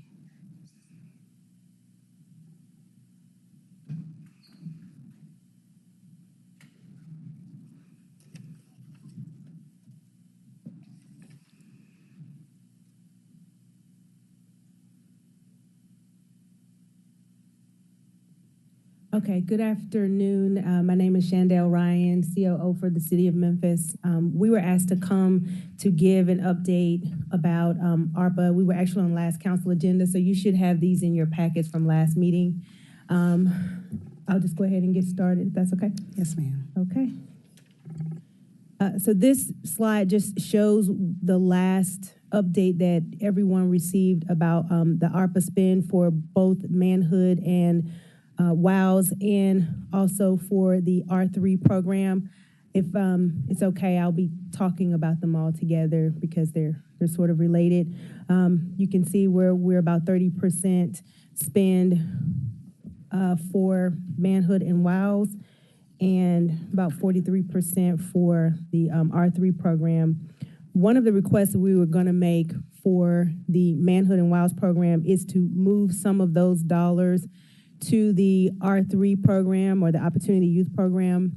And the reason for that is because the whole purpose that the Manhood and WOWs program was developed was to help support businesses, to give salaries for businesses to hire certain individuals with, challenged backgrounds for 90 days, and to support them with ARPA dollars in doing so. What we found is that because we've experienced a great resignation, that everyone needs workers now. So they have relaxed a lot of the credentials and the backgrounds that used to be problematic. So we're not seeing as much spend in that category, and that's why. So we're wanting to pivot and use more dollars for the R3 program. And I'll just go through a little bit about each program. I will be very brief. I know we're on a time crunch and you guys are very familiar with these programs. So the Manhood University program is basically a program to help to develop individuals who have experienced things in their background to get them to a place where they can seek job opportunities, either with the city of Memphis or through other organizations. And I've just included a couple of quotes on the right side of the screen. One gentleman says, "I was just promoted last week to supervisor of demand planning. Without manhood, without you, I don't think I could have gotten out of my way to reinvent myself. You changed my mindset and enabled me to change my life. My success is your success, and I just wanted to share that with you. I can't thank you enough." So I will echo that. Thank you all for supporting this program. That's just an example of what the work that's being done in that program. Same thing for women, offering women support. It's the same type of program. And just to quote one individual, "You just don't know what this means to me," when she graduated from the program. So the R3 program is basically designed for individuals 16 to 24 years of age. It removes barriers and connects the gap between preparation and opportunity for young people to realize their full potential. That's basically the purpose for the program. To the left quadrant of the slide there, you will see the sessions that we have scheduled for this year. We have 4 sessions for 19 to 24-year-olds and 4 sessions for the 16 to 18-year-olds. And what moving the funds will do is allow us to have more sessions and more individuals in those sessions so we can help more of this opportunity youth category. Just to show you some of the metrics of the success. So Manhood and WOWS was started back in 2019. Well, these metrics go back to 2019, I should say. And you see we've had about 4,000 charges expunged. We've had 195 clean slaters. That means that they no longer have anything in their background. 203 licenses reinstated and 312 employed by the end. And on the bottom of this chart, you'll see where we talk about the R3 program a little bit in more detail. We've had 108 enrolled and graduated, 17 employed by the end, 8 placed in city jobs, 15 in some sort of other programming, and 6 state licensures.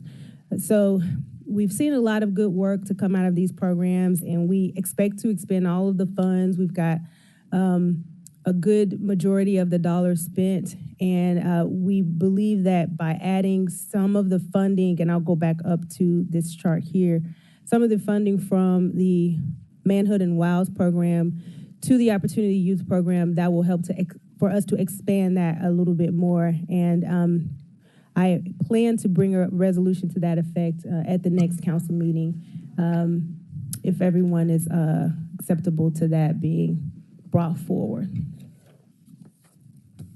Any questions? Just a couple of, on the next to last slide, it looked like at the very bottom, we've got a little bit less than half of people who are either employed or going to college. Do we have any follow-up program for the people who've graduated 6 months or a year later to see if they need additional help? I can check on that type of information. What I'm told is sometimes people are looking to go through the program to get the certificate so they can make themselves more marketable. They may already be in school, and they're just looking for some additional support to be mentored through this program. So it's not always the end result that they're looking for that kind of opportunity. Because I think 50% is still good, because 50% compared to 0 is great. Yes, sir. But I mean, you know, if there's something that you can do with the program to follow up on the ones that have gone through and see if there's an additional way we can touch them and help them. Thank you. Thank you. Yes, sir. Thank you. Any additional questions? Okay. This concludes our presentation. Thank you. All right. Now, Opportunity R3. Yes, ma'am. I did both of them in one presentation. Okay, that's right. Yes, Okay. ma'am. Colleagues, any questions from either one of those programs? Okay, seeing no more questions, we will conclude this presentation. Public Service Corp, we're going to hold that. That won't be coming at this time. Also, the Community Micro Grocery Initiative, that's also on hold. If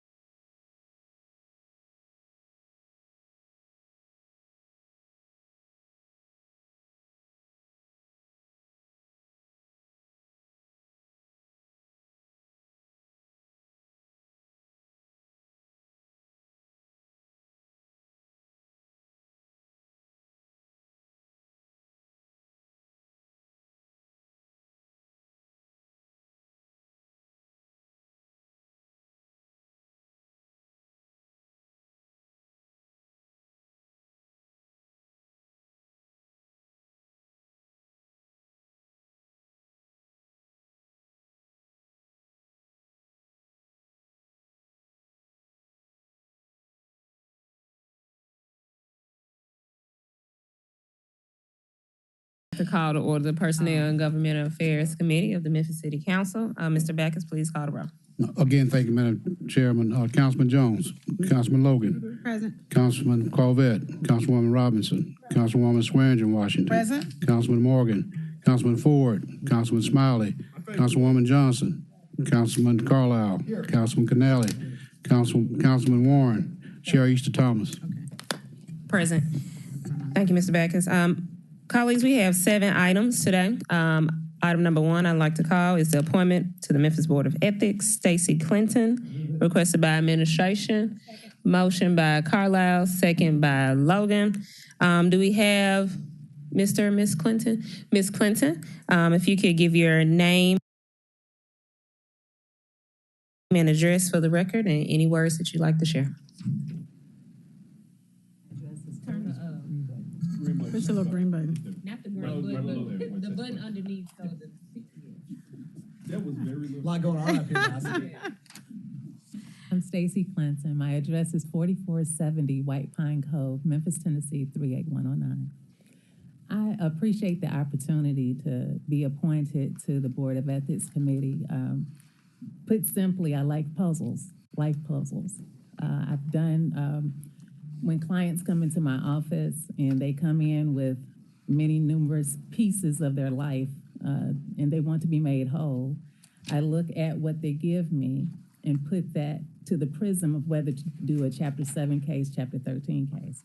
I know it sounds unrelated, but just a moment.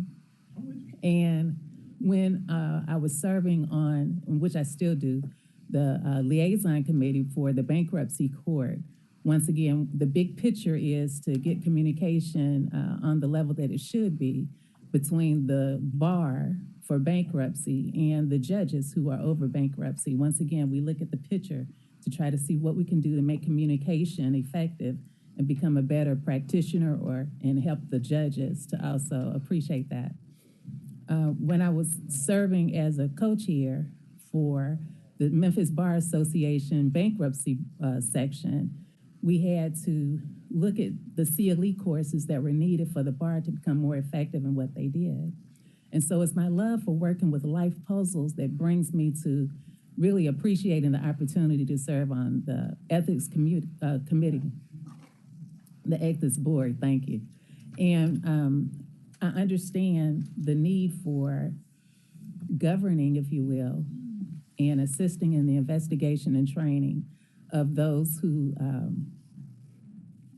are serving as elected officials or appointed, whether compensated or not. And I would love the opportunity to serve in that capacity to help the Board of Ethics to do what they're supposed to do and to make this city great. thank you for that. Thank you. Colleagues, any comments or questions? Councilwoman Logan. I'd just like to say I do know Ms. Clinton and feel she will do an exceptional job. She's always been a person of utmost integrity and very capable, and I think will be a refreshing addition to the board. Thank you, Councilwoman Logan. All right, with no other comments or questions, I'd like to call for a vote. All those in favor, say aye. Aye. Any opposed? All right, Ms. Clinton, thank you. Thank you. Item number 2 is reappointments to the Memphis Convention Center Commission. Please let me know if all of these individuals are not here. Calvin Anderson, Isabel Gonzalez Whitaker, Natasha Langston, John McKissick, and Thomas Midgley. Okay, good. Requested by administration. Just want to make sure we had y'all here. Can I get a motion in a second? Motion by Smiley, second by Robinson. Do you all have one person, any one delegated person that wants to say a word? All right. Name and address for the record. Speak for the team, We sir. don't know you, so. Good afternoon. One moment. Mr. Lee Jackson. Okay, we wanted to add that in that Mr. Lee Jackson will also be considered for reappointment for the Memphis Convention Center Commission. Okay, Mr. Anderson, thank you. Thank you, Madam Chair. I'm Calvin Anderson, 4639 Perkins Manor Cove, Memphis, Tennessee. I have the distinct privilege of serving on the Convention Center Commission, and with the support of my colleagues, I serve as chair. As you know, we completed the $200 million renovation of the center in 2001 and opened it up to great fanfare, and thank all of you on the council for being supportive of the center and its goals. As you know, we have 300,000 square feet of meeting space, 118,000 column-free exhibition space, and a 2,100-seat performing arts center at the Cannon. So I'm pleased to serve and continue to serve on the commission, as I think all of the other members are, and I think they would be available to present themselves if needed. Thank you, Mr. Anderson. And just thank you all for the work that you've been doing and being willing to serve on this next round of appointments. Councilman Warren? I just wondered, do you think you have enough high-end hotel room in this town to support your center yet? Or should the council be doing something to try to help with that? I can give you a long diplomatic answer, but the short answer is no, That's what I we thought. don't. And certainly from any source, I think we're looking to have a set of hotel rooms that would match up to the investment that we've made in the center. So with your projections, how much do you on the committee think, how many more hotel rooms do you think would be adequate to be able to actually maximize our use of that convention center? From where we are right now? Councilman, I'm not sure, but I think at a minimum, we could use a 500-plus room out of one facility, and at a minimum, we could use sort of Class A type rooms that we have as a Class A. Minimum 500, maximum?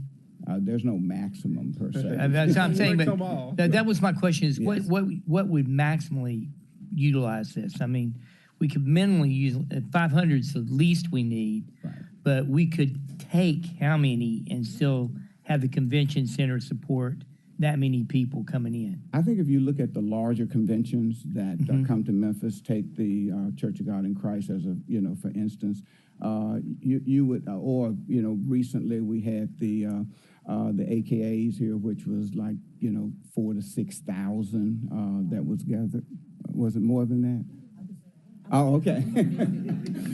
And so I think you would find that they would like to be in rooms that's contiguous to the center as opposed to being in rooms that spread out, across the entirety of the city. So I guess what I'm looking for is, do we need one 500-bed hotel, 2, 3, 4? Yeah. Is 5 too many? No, I would think, and again, there's a little bit more than just the convention traffic that you would take into account, but I would think that there's additional hotel capacity that could be filled if they were there, but at a minimum, 500 plus would be the deal. All right, thank you very much. Appreciate that information. And thank you for serving very much. Thank you, Councilman. Anyone else? All right. Please let the record reflect when we are voting that Mr. Lee Jackson is added to this reappointment item. All those in favor? Councilman Jones, did you? You sure? Okay. Any opposed? All right. All right, you all. Memphis Convention Center Commission, a lot of you all. Thank you. And it'll go down in 2 weeks for our approved minutes. Item number 3, reappointment to Memphis Area Transit Authority. Martin Lipinski, requested by administration. Can I get a motion in a second? Second. Motion by Canale, second by Warren. Mr. Lipinski, if you can give your name and address for the records and any words you'd like to share.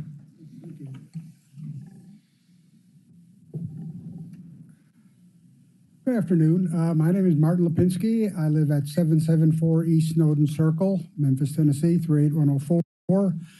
This is a reappointment. I am currently serving as the chairman of the Matter Board of Commissioners, and I'm really thankful that I get to serve with such an outstanding and innovative leadership team. Gary Rosenfeld is doing a great job.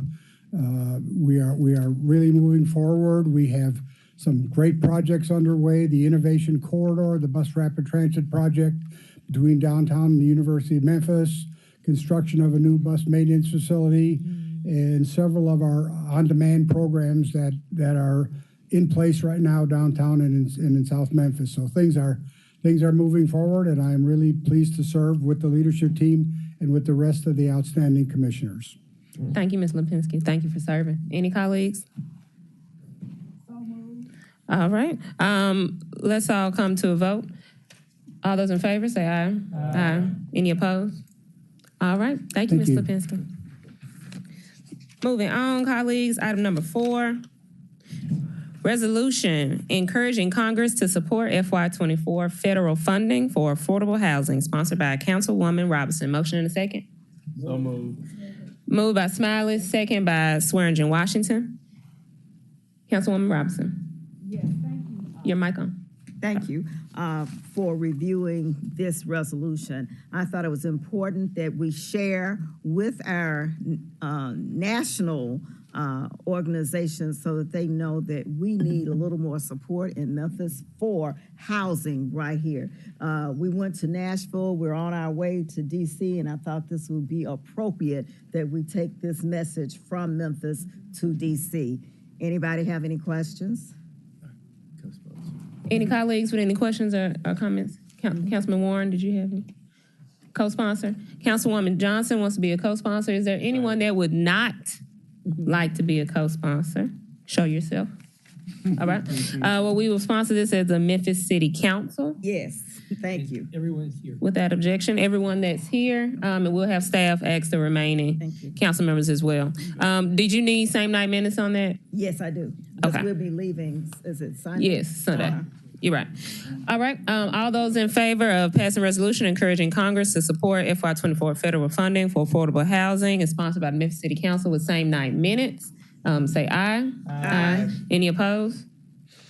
All right. Thank you, Councilwoman Roberts, for bringing that. Item number 5. Okay, that's update. Referendum ordinance amending the charter of the City of Memphis relative to qualifications for mayor of the City of Memphis. All council districts sponsored by Councilmembers Smiley, Carlisle, Warren, Jones, and Logan. Can I get a motion in a second? Move it. Second. Motion by Canales, seconded by Warren.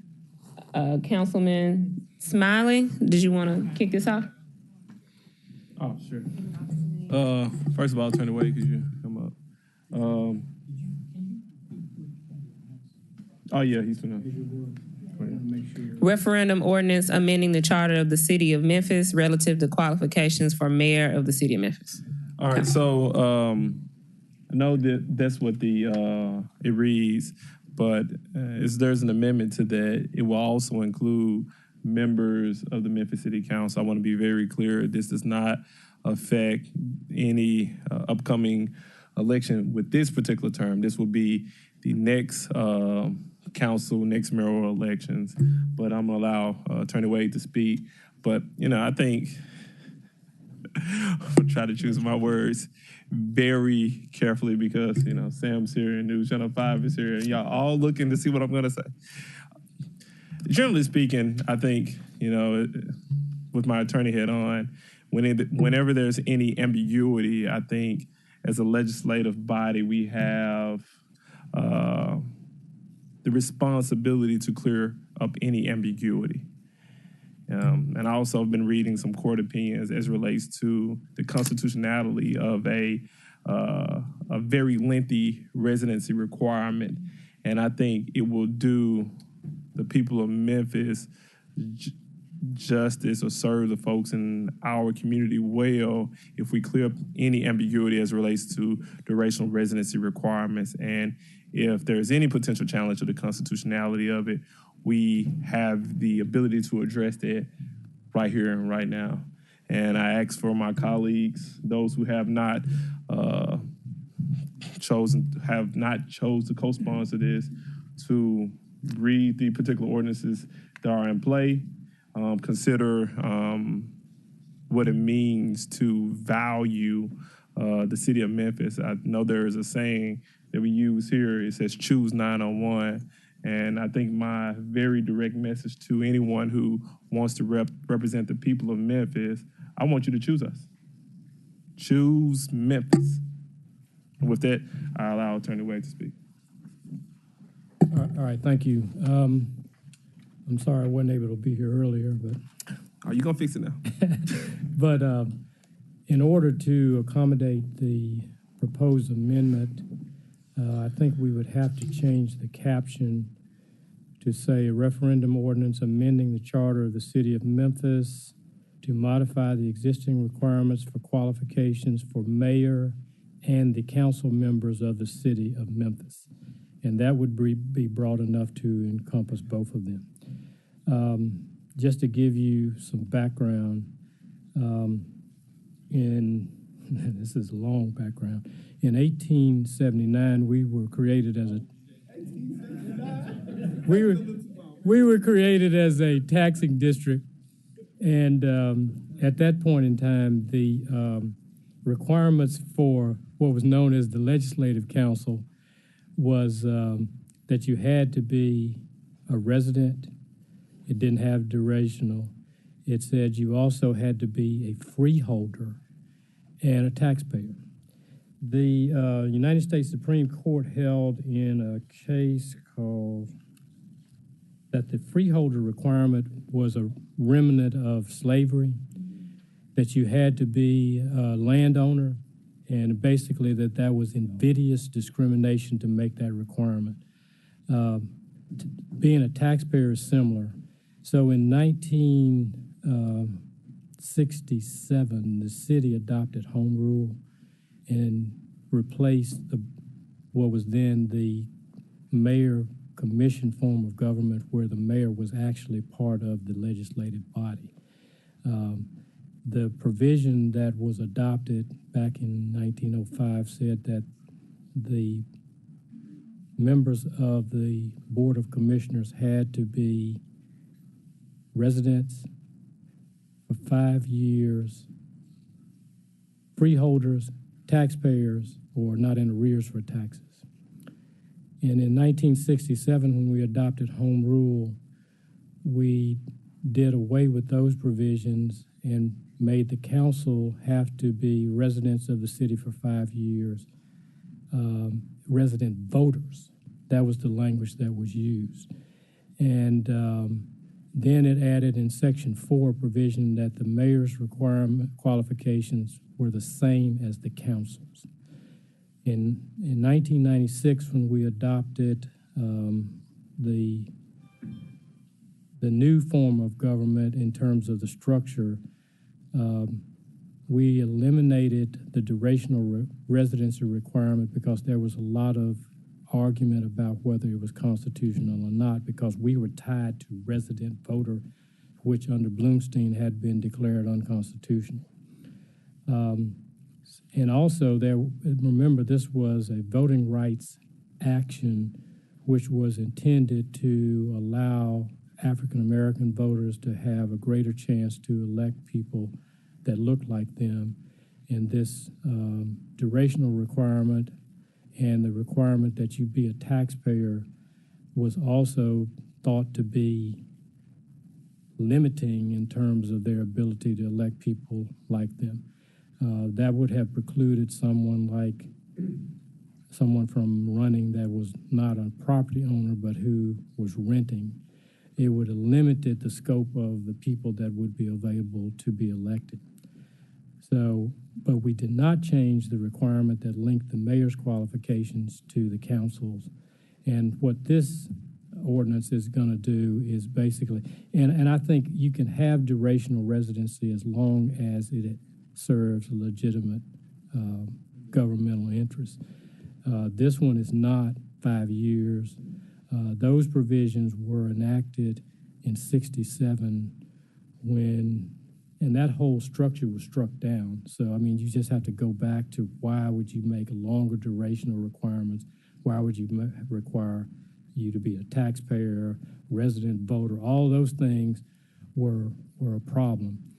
So this ordinance will make, it will pretty much keep the requirements the same, but it will make you have an independent provision for the mayor and an independent provision for the council. They won't be linked, hand in hand like they are now, which is a different paradigm, and it probably needs to be that way. And I think, we'll have time to talk about the language, but I don't know that you want to be eligible to run for the city council. You want someone to be at least 30 years of age. Maybe you do, maybe you don't. so I think no. So I think I think the caption would change. The question would stay the same for the mayor. You would add a provision that says no person shall be eligible for any office of the city council who has not been a bona fide resident of the city for at least 1 year preceding the date of the municipal election, and leave out this whole thing about 30 years of age. And so I think you just have to have separate questions for that, and then you repeal everything else that's inconsistent. Good and old now. All right. Any colleagues? Any questions? Councilman Johnson. Councilman Smiley, then Councilman Johnson. So, So we can go ahead and, since this is my thing, let's go ahead and strike out the 30 years of age. No, I'll have her redrafted and give you all of it. I'm not necessarily I want to send Michael home right now, but sometimes she bothers me, so I'm gonna go ahead. Chairman Jones. Thank you, Madam Chair. Do we want to have some type of minimum age, though? So is it automatic by default that if, let's just say somebody who is 17, if we don't have some, or even 18, once they're eligible to vote, are they, now the number that I had in mind would be 21, but at 21, I still would leave it up to the voters. Do we want a 25? But I just want to make sure that we button that up. You said a high school, what was that? Well, I'll second 21. So mine would be 21. My recommendation would be at least 21. I'm in the queue. So what's the age of the mayor of Earl, Arkansas? 19, Like high school right. graduate. Because if the people Okay, let me suggest this. I think what we need to do is take note of and let people give their suggestions. But I think to get this rolling, we have a caption and it's broad enough because the text is going to have to be redrafted anyway. Gotcha.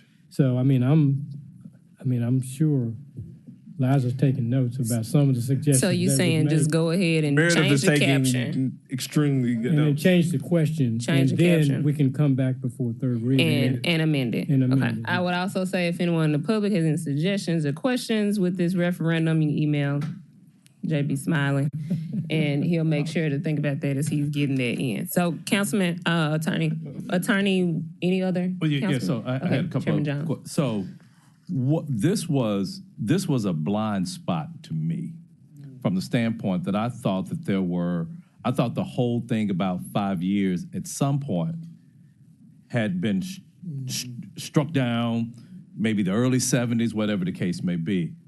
And you made the statement the whole structure was struck down.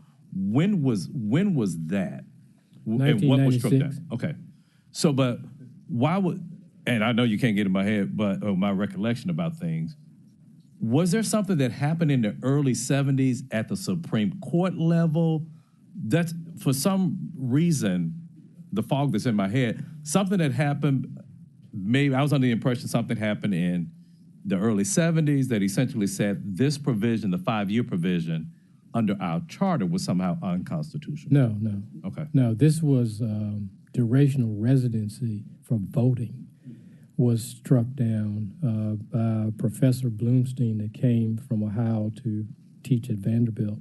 He wanted to vote in a municipal election and was denied, or state election. I think he wanted to vote for governor and was denied because of durational residency, and the Supreme Court struck it down. The issue, the ambiguity that existed here was that we tied our durational residency to being a resident voter. It wasn't just being a candidate. You had to be a resident voter as well, which made some ambiguity into whether that was constitutional or not. And I will tell you, this issue it predated the 96 Charter Amendment, because I believe there was some talk about Brent Taylor not living in the city long enough.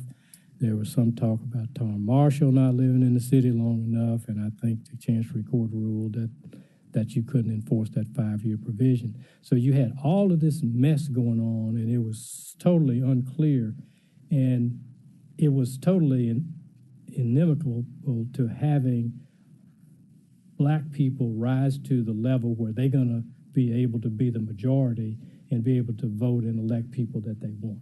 So the whole thing, was a mess, so to speak. And so we just tried to clarify it and made it simple. And that's what took place in 96. That's correct. Okay. So I think what we also have here, and clear this up for me. So, and I always struggle with this. If somebody is not you said a resident voter. If somebody is not a resident voter, why would their qualifications be different as an office holder. So my question is, why would the bar be lower for somebody who's seeking public office than it is for somebody who is a registered voter? It's, in essence, we're saying you don't have to be somebody who's registered to vote, but you can be a candidate. I think that there should be some type of even bar. Yeah, I don't know. I mean, I think it goes to the question of why would you treat a resident different than a resident voter for the purposes of voting?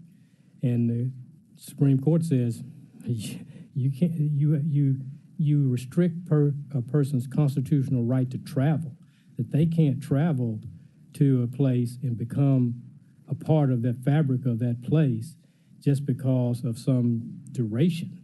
And so that's why that was done. So, I mean, you're asking, legislative questions that we can talk about, but that was the thinking that you were trying to change the paradigm here, and that these restrictions were ambiguous and created some problems. So that's why it was simplified. Okay. Well, Mrs. Smiley and the other co-sponsors of this, I'm just glad that we are trying to correct this blind spot that exists right now, and hopefully, just this whole idea of what existed without this, and what exists without this is that you can have somebody from Timbuktu to come in. They got enough money. They flood the airways, convince everybody to vote for them, and I don't think that we would want to even present that opportunity to our voters. Yeah, and I would tell you the thinking and discussions back in '96 was that the council members trusted the voters, that somebody from Timbuktu can't just walk in here and get elected either, So, you got to trust them. These people ain't dumb. They know what they voting on. Okay? Indeed.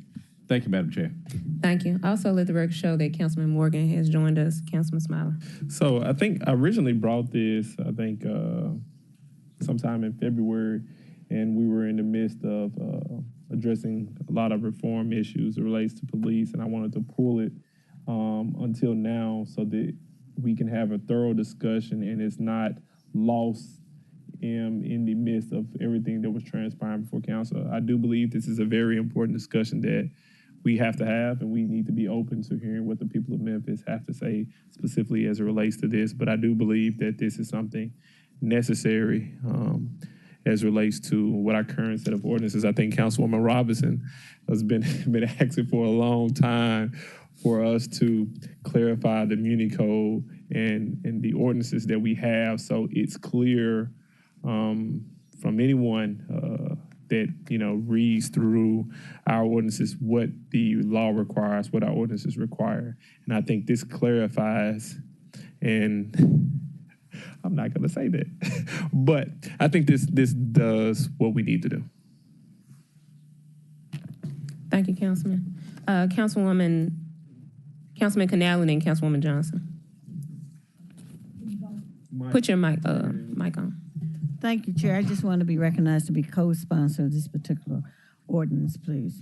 Please recognize Councilwoman Johnson as a co-sponsor. Councilman Canale, co-sponsor. Councilman Jones is a co-sponsor. Well, I'm already on here, but one quick statement. Just to be clear, this does not go into effect until 2027, okay? If we approve this, and if it's on it cannot make the ballot until next year, 2024. So anytime we're talking about a referendum, it has to be in an even year right now. So although we will approve this, it will not be on the ballot until 2024, and it will not take effect until 2027. Thank you for clarifying. Well, that's technically correct. Attorney Wade. It could be on the From next time ballot. to time, we do have special elections. Yeah, we do have people resign, and which means that you would be able to have an election in an August or November year like we did for Councilwoman Swearingen. Okay, so it we're would not right. be in effect. Okay. But only. So we'll clear that up for me. But let's say that, let's say a new council member, somebody who's elected in January, okay? That 6 months down the road, They resign. This has not been put before the people yet. That is correct. Okay, so what's So it's the election next following passage by the people. And Gotcha, that's okay. one question we haven't addressed yet. Okay. Which is whether you would want it to be in an August general or a November general. If you have it in an August general and somebody resigns after that, then you can have a special election in November, and this would apply to. As soon as possible. Okay, well, just one thing. So that's some other issue that Okay. we have to talk about. Okay. Thank you, Councilman Jones. That's a good point of clarity. Any other council members? All right, Attorney Wade, one more time, can you give us the correct caption that we're reading into Yes, to I'll vote read on? that in the record again. A referendum ordinance amending the charter of the city of Memphis to modify the existing requirements for qualifications for mayor and the city council members of the city of Memphis, period. Thank you. So, all those in favor? Aye. Any opposed? Downstairs tonight, the first reading. Absolutely. So, hold on, we didn't do same night minutes. Same You night all minutes. want same night? Same night minutes. I move that we move it downstairs for first reading. Okay. Any objection? All right, we'll go downstairs with first reading tonight. Will we have any other updates by Yeah, this afternoon? She's gonna fix. I've modified it. Okay. Meredith will fix it. Meredith said she ready. As amended. All right. Thank you. Thank you. Item number 6 is being held. Item number 7. All right. Item number 7, update from City of Memphis Human Resources Division on updated policies and year-end report requested by Division of Human Resources. Chief Smith, if you can give your name and address for the record and continue with your presentation. I think we all have it. We already have this. Yeah, we got these. We don't have the book.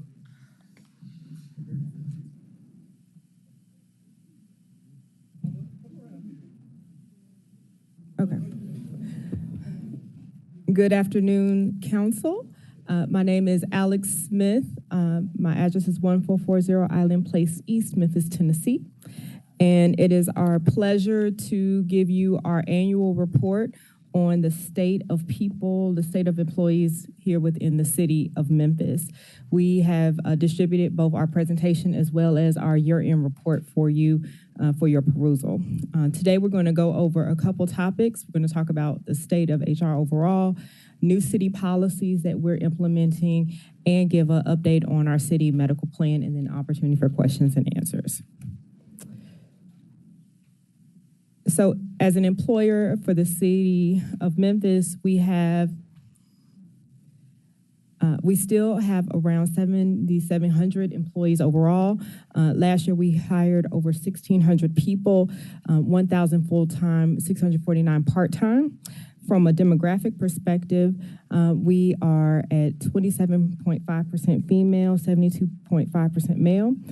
One interesting thing is from 2018, we have actually increased the percentage of female as a part of the city of Memphis by 3.5%. In 2018, we were at 24.9%. In terms of age, we are still we're at an average age of 44 for the city of Memphis. This is actually 1 year down from 2018. We were at 45, and last year we were at 45 as well. In terms of ethnicity, we are at 63.1% African American, 32.1% white, 1.3% Hispanic, 1.1% Asian, 1% 2 or more. And I would say compared to 2018, we've seen an increase in the number of Hispanic, Asian, and 2 or more categories across the city of Memphis. And from a salary perspective, we are at the highest percentage at 36.9%, makes between $60,000 and $70,000 a year. Our average salary is at $59,000 across the city of Memphis. This is actually up $6,000 or 11% from 2018, where we were at $53,000. Our attrition rate, we continue to hold steady going into this year. We're at 10.9%. Our retirement rate is at 3.1%. Our resignation rate is 6.7%. We experienced the great resignation as other employers. What we saw from 2020 to 2021, our resignation rate went from 3% up to 6%. So 42% increase. And so we've been able to remain steady at 6.7%, just 1.1% from last year. In terms of pay increases, we have overall since this administration in 2016 had a number of pay increases for our city employees. Just for our non-represented employees as a whole, with your support, we've increased salaries by 8.5% since 2016. And of course, we've had a variety of different increases based on job category and representation. As you know, 75% of our employees are represented by an employee association and had various different negotiated deals related to that, with, of course, police being the highest at 23.75%. In addition, we added in other perks and incentives that weren't in place before in 2016. So since 2016, once again, with your support, we've introduced spot bonuses with our Bravo Memphis program, more training available to city employees. We're the first municipality to offer a student loan contribution program, helping employees with their student loan debt, increased tuition reimbursement, flexible work arrangements, employee resource groups, which Brooke will talk a little bit more, and then paid volunteer time as well as discounts. And then from a healthcare standpoint, we offer $95 premiums for employee only, $300 wellness incentives, $750 HRA, and we still have our 2 wellness clinics and a private exchange for retirees, enhanced on-site gym and cafe downstairs. These are all new things that we started since 2016. And because we love data, when we started, if you went on Glassdoor in 2015, our City of Memphis employer Glassdoor review rating was 2.5 out of 5. The CEO approval rating was 32%, and the likelihood to recommend was 40%. In 2019, we saw an increase. Our overall Glassdoor rating went to 3.5. The CEO approval rating was 91%, and the likelihood to recommend was 68%. And today, we are still at 3.5 overall rating, 70% CEO rating, and 67% likelihood to recommend. And so we've seen tremendous progress once again over the last 7 years, and we are very, very proud of this. And the men and women of the HR division, who are 100 strong, have worked extremely hard, in addition with our city directors, and we're super proud of this work and want you to know. Thank you. I'm now going to pass it to Brooke Hyman, who's going to tell you more about what we're doing with our new city policies and our Office of Equity, Diversity, and Inclusion. Good afternoon, council members. My name is Brooke Hyman. My address is 1928 Jefferson, Memphis, Tennessee. So I wanted to give us a quick overview. This is a graphic that will be displayed on our new employee handbook. We have worked to revamp every single policy for the city of Memphis, and we've included in a handbook. As well, we will be launching an online site for all employees and directors to access these policies in a much easier, searchable format than what we have now. In December, we met with the division directors, including the deputy and chief of staff here, and they were able to kind of play around with it. It is amazing. You can type in a word like leave, and it will show you every policy that's related to our leave. You can type in anything, any keyword that you can think of, and it's searchable. It will pull up all those things for you. In addition to that, we've made a real effort to have this be very policy driven. So what you see will be exactly how the policy, and where there are questions, we direct you to the right agency or department for further information. So with the administration, we wanted to transform this and improve the quality of Memphians daily. But also doing that, we want to be brilliant at the basics. So at the core of us, our employees deserve to have an easily accessible space to see all the policies that they are responsible for, as well as our managers and the public. As a municipality, we are required to show that publicly. So we will have this available on the internet and our city internal intranet. So how we're going to roll this out. All of our new policies will go into effect on July 1st. Similar to the NAVEX, we're going to have a phased approach.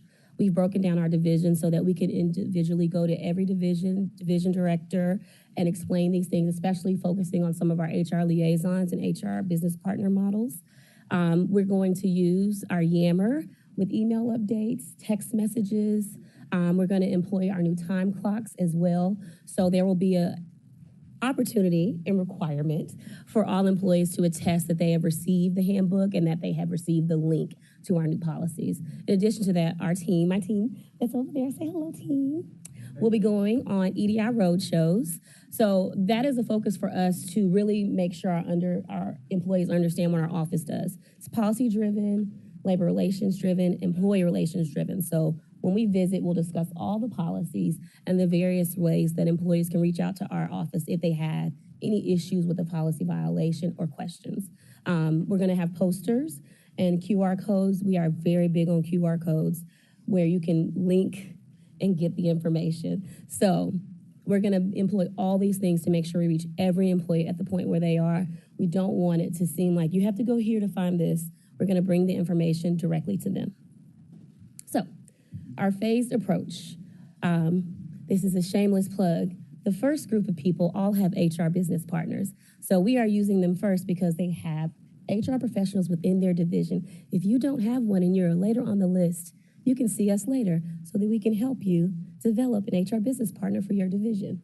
But we're going to start with those divisions with HRBPs. We're going to roll this out starting March 28th with them, and we'll have a schedule of meetings with each division. Our second group will be some of our more administrative functions, so including our city attorney, the engineer, executive, finance, administrations, your division, legislative council, OPD, information technology, and judicial. So we'll also have a meeting to kick off these policies with them, and you'll have that period between April 24th and May 19th for our EDI road shows and any questions. And finally, we'll be rolling it out to our police and fire units May 30th through June 30th, with all policies becoming effective on July 1st of the new fiscal year. Secondly, I want to give a shout out to the council. We have been on a, if any director is in here, a vigilant campaign to get funding for our ERGs because they are a volunteer program funded by our internal organization for employees to meet and engage and really to, I think this is a reason that our Glassdoor ratings have improved amongst a lot of things, is that we're promoting employee engagement and community engagement with people. So these programs, we have 9, and each month we have different activities. We have a newsletter. So shout out to council for helping us sponsor our newest ERG, the Black Professional Network. So we really appreciate that as well. So just to highlight, at the end of the month, it's Women's History Month. We'll be having a Phenomenal Woman program, and it will highlight phenomenal women that have been voted on and selected by employee personnel, as well as our all-female senior leadership team. So we're really excited about that. It's going to be March 31st. You are all welcome to attend. We will make sure it gets on your calendars. And if you have any questions about any of our events, these are some of the slides from things that we have done recently. Please email diversityinclusion@memphistn.gov. Thank you, Brooke. And now we'll give a quick update on the medical plan. I first want to comment that none of this is done in isolation. We are a team, and so I want to give a huge shout out to my colleagues on our senior leadership team, and particularly Allison Fouché, our marketing communications, and Shirley Ford, with our chief financial officer. They all support us and help make sure that this work happens and helps us get the word out. On the medical plan, I know there were some questions, so we just want to give a quick update related to that. So due to the failed negotiations between Blue Cross Blue Shield and Methodist, we are moving to Methodist facilities being out of network effective April 1st, except for Le Bonheur. We will be covering the extra expense. We anticipate it'll be about $400,000 more to our healthcare plan budget to do this, to support this. We are conducting right now a special open enrollment period for city employees, where if they do not want to go to the new modified select plan that we have available, they are able to drop coverage if they would like to, or change tiers if they would like to. But they also could choose to do nothing, and we're going to automatically move people who are in the choice plan to the select plan, and they don't have to take any action, no action required. So the special open enrollment period is from March 6th into March 24th, and employees can drop coverage in any particular way or change tiers in any particular way they would like. They can call us, they can email us, they can go to our website, and we will accommodate them to the best of our ability. So far, it's run pretty smoothly, and we've been able to go forward with our passive enrollment period. And just high level, the main difference is that we now, in this one singular plan, we are making some accommodations. So one is that we will continue to have our deductible of $750 and $1,500, but we will have an HRA that helps support that. And so that will help defray costs for people. And then we also have some changes we've made with urgent care and specialist office visit to be able to better defray expenses for employees as well. And then the overall cost, once again, employees will be able to save money. They'll be moving to this new Modified Select plan, which is a lower premium on a per paycheck basis. So now we'll open up for questions. Thank you for the update. Councilman Warren, Councilwoman Swearinger Washington, and then Councilman Carlisle. Thank you, Madam Chair, colleagues, and thank you, Chief Smith. Essentially, what occurred was in the middle of a contract, two large players decided they couldn't come to an agreement. And we ended up, as employees of the city, being stuck with Regional 1 and Baptist as our only options. And I think the city is proceeding now with an RFP. And it's going to be my recommendation that as we look at that, we add an extra 5% to both Blue Cross and to Cigna for not being able to negotiate this, and see what, just see how everything else comes out. Because you shouldn't be able to have a contract and in the middle of the contract decide you don't like it and then take it out on our employees. So I mean, I just thought, bad news for both groups in my mind. They should have been able to work it out. So that's just my thought process, and I'm going to recommend it as it comes forward. Thank you. Thank you, Councilman. Councilman Carlisle, and then COVID, because Swearinger Washington was no medical. Can you give me a more specified, I love you, Jeff, to death, but can you give me a more specified, tell me what happened here in the breakdown? So it's essentially, and this was in the news, Blue Cross had an overall Tennessee state strategy of renegotiating different contracts they had with different hospital networks in order to bend the cost curve. Sure. And in their discussions with Methodist, they had trouble seeing eye to eye related to their commercial book of business. And so that's where we fall, as well as other employers within the city of Memphis. So are they in default of their agreement with us? I would not say default, but I would say that there were certain, being a member of Blue Cross Blue Shield, there were certain networks that we expected to be a part of that, and but it was not codified in the contract in that way. Does the city have any intent to pursue for bad faith? At this point, we're looking at an RFP process in order to be able to move forward. Does the city have any intent to pursue for bad faith? At this moment, and I don't know if our city attorney is in the room, but at this moment, not that I'm aware of. How much did we eat during the Blue Cross Blue Shield negotiations as far as ratepayers? And we can pull the latest numbers, but I believe we were anticipating about $1 million. Right. So, and again, this is going to get real technical because I haven't read our agreement, so it's hard to talk about it. But at a high level, we either as a part of a group plan, right? And so they have the ability to do that, and they acted in bad faith, or they're in default of that agreement, and there's rights and remedies if they're in default. Either way, their actions cost the taxpayers of the city of Memphis $1 million. Blue Cross Blue Shield's actions is how I read it. You don't have to, I won't put you on the spot, but that's how I see it. And I'd be able to back that up. We've got to move on, but I'd like to have. I mean, I'll probably come by and see you because I'd like to understand it at a more technical contractual level. But I was frustrated then, and I'm even more pissed now. Well,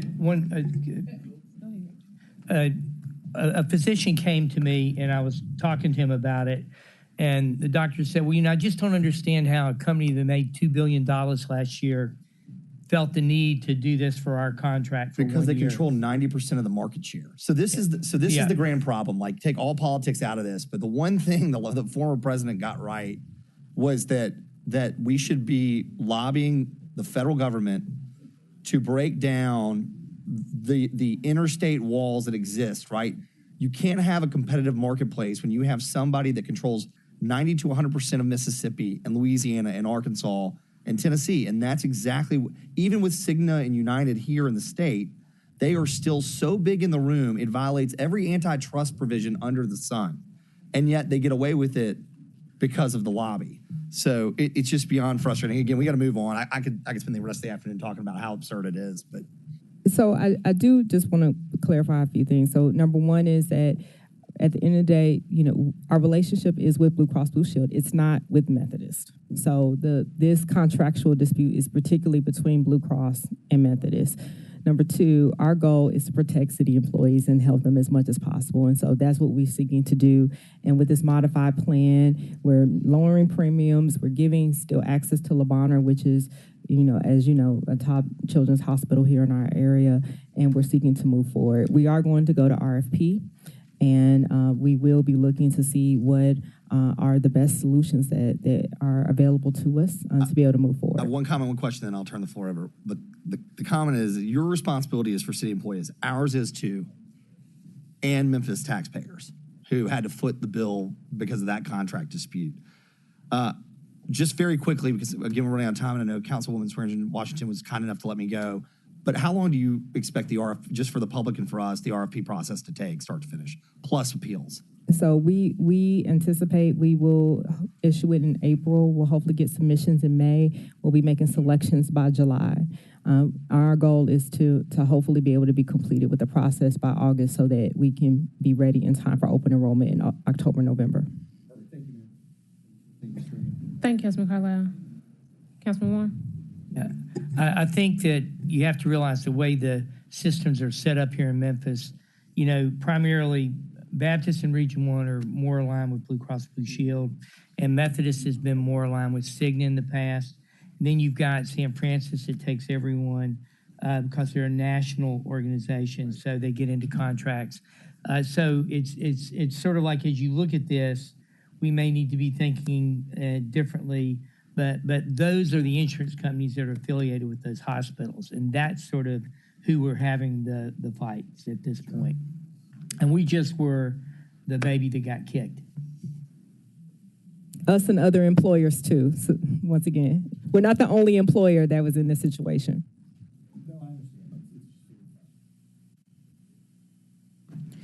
Thank you, Chief Smith, for the update. And please, any other urgent updates on this and how it's developing and anything you all are putting out to City of Memphis employees, please just send it to our email so we can stay abreast of it. Anything else, colleagues? All right, think we're ready for the next committee. Seeing no other business, this meeting is adjourned.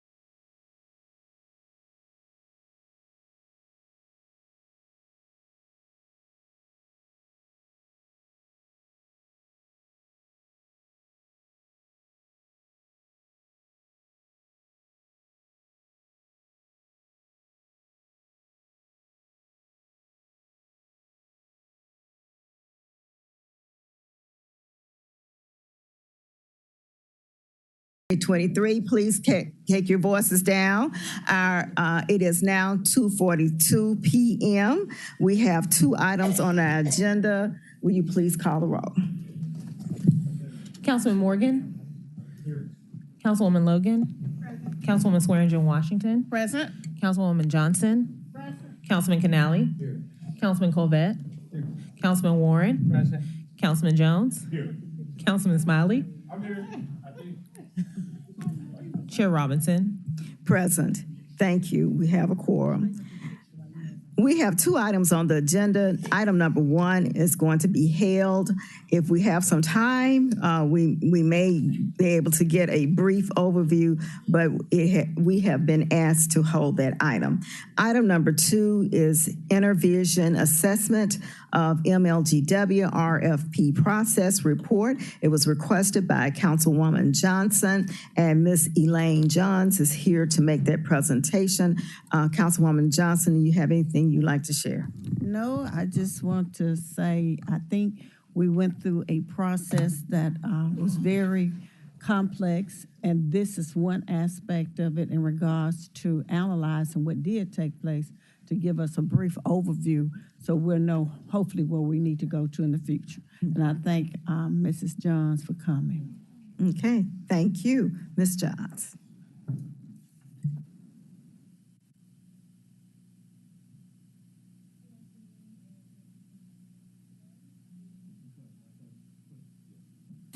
Sorry. Good afternoon, and thank you for having us today. My name is Elaine Johns, and I'm the President CEO of Intervision. I am here with my partner, Mary Ellen Cole, and we are here to make the report today.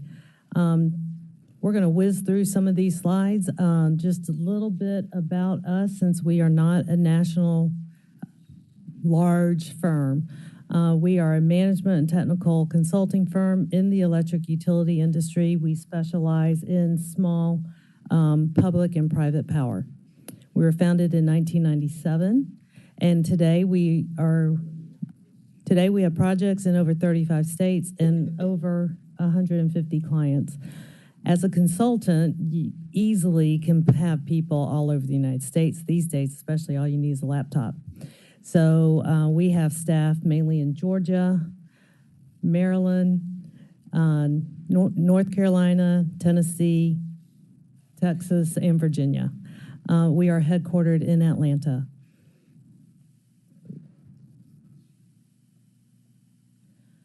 You all have slides in front of you. This is a little bit of a bio for both of us. I'm not going to go through it. Y'all can go through it at your leisure. One of the things I wanted to point out, we are Rambling Rex from Georgia Tech.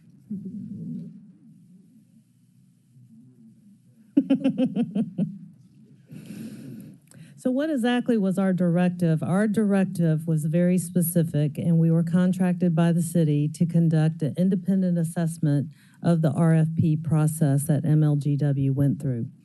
Our goals were to validate or rebut the executed process, and we were to assess the recommendations and the results resulting from the process. We also were asked to identify any kind of relevant considerations for the city to consider moving forward.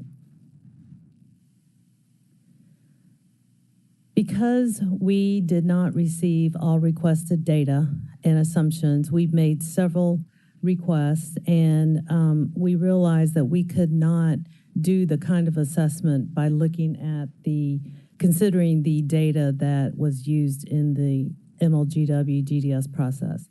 So we decided to take a 2-part approach.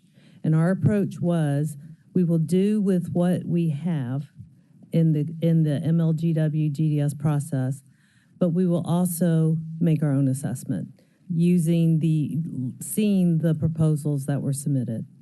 And so we felt the combination of these 2 paths would really check the soundness of the process. I think you are aware of this slide right here. We kind of summarized, this was the chronology of events. So the Siemens IRP was published in July of 2020. The thermal generation RFP for MLGW went out and then was due. All bids were due December 2021. The renewables and other RFP, other meaning any other kind of bid that anyone wanted to submit, that was due December 21st, 2021, and it was adjusted from an August date. And then the transmission RFP was due in 2022 in February. So the first round of GDS's results were delivered on June 9th of 2022. The second round was September 1st. And on December 9th, the MLGW board voted to reject all the proposals and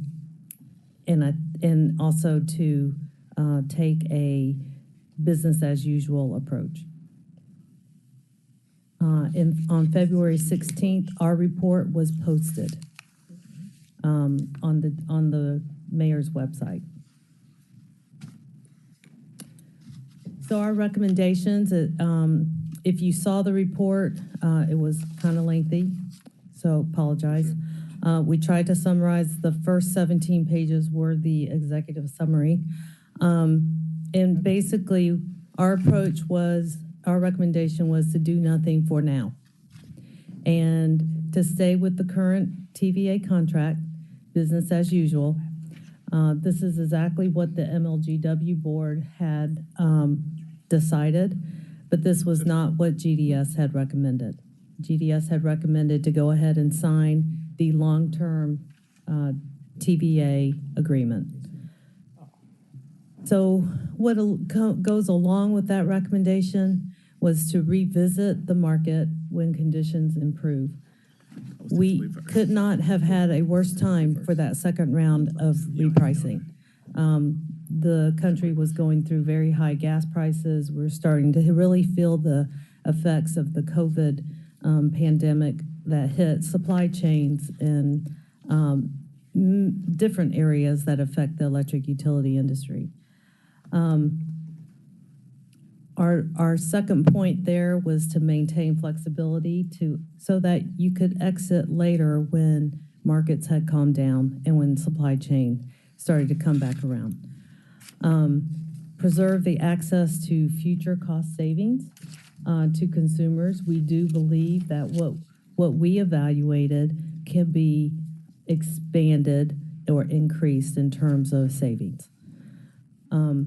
To stay with the current TVA contract comes with an additional cost, and that is a 4.8 premium.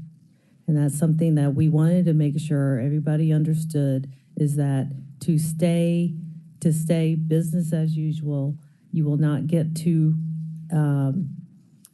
realize the credits that TVA has in the long-term agreement. However, if you are looking at trying to save a lot of money, then it'd be worth it to keep your options open for a little bit. Our recommendations trigger a new RFP, and for you guys to watch the markets, okay? Right now, we are looking at natural gas prices at lows that we hadn't seen in years. And so is it a stabilized market? I'm not sure if you would say that, but right now it's a pretty attractive market. Natural gas market is a core of how the market prices to you, okay, if you were going to shop the market. When the supply chain crisis stabilizes, that's another thing to think about. And everybody has heard supply chain. As an industrial engineer, I've heard of supply chain all my life, practically. But supply chain really makes a big deal. The solar industry has been hit with the panels as well as inverters, the parts of solar facilities. And then on the wire side of the electric utility industry, you have transformers. Transformers that used to you can order and fill up your yards with, and now you have to wait 18 to 24 months once you place an order. So those kinds of things, we don't know if that's the new normal. We hope not. But we need to make sure that that supply chain fits into the schedule that you have. And then the last thing is stabilization of the power markets from big events. So during the time that the RFP was going on, the whole United States experienced Winter Storm Uri, and that was the one that pretty much shut down Texas. Okay, it hit us too in the Southeast, all of us that were east of Texas. And I put in parentheses here because this just happened this past Christmas. We had Storm Elliott. And with Storm Elliott coming through, we didn't like those results at all. At the same time, we have the Russian-Ukraine conflict that's going on. It has affected everything from groceries and you know, all of our ores and minerals. And can we say that COVID is still around? Yeah, you can say COVID's still around. Are the impacts still around? Yes, they are. Yes, they are. All of this combined. So those are the kinds of triggers that we wanted to put in front for you to think about when you put out another RFP. Our other lessons learned as we look back, is we had the benefit of being able to Monday morning quarterback this process, okay? And so what we saw was a very complicated process. And it was even complicated for the bidders. So if we can make a more straightforward process, it would be good. Concentrating on portfolio 6 and not starting over. Starting over would really, really be,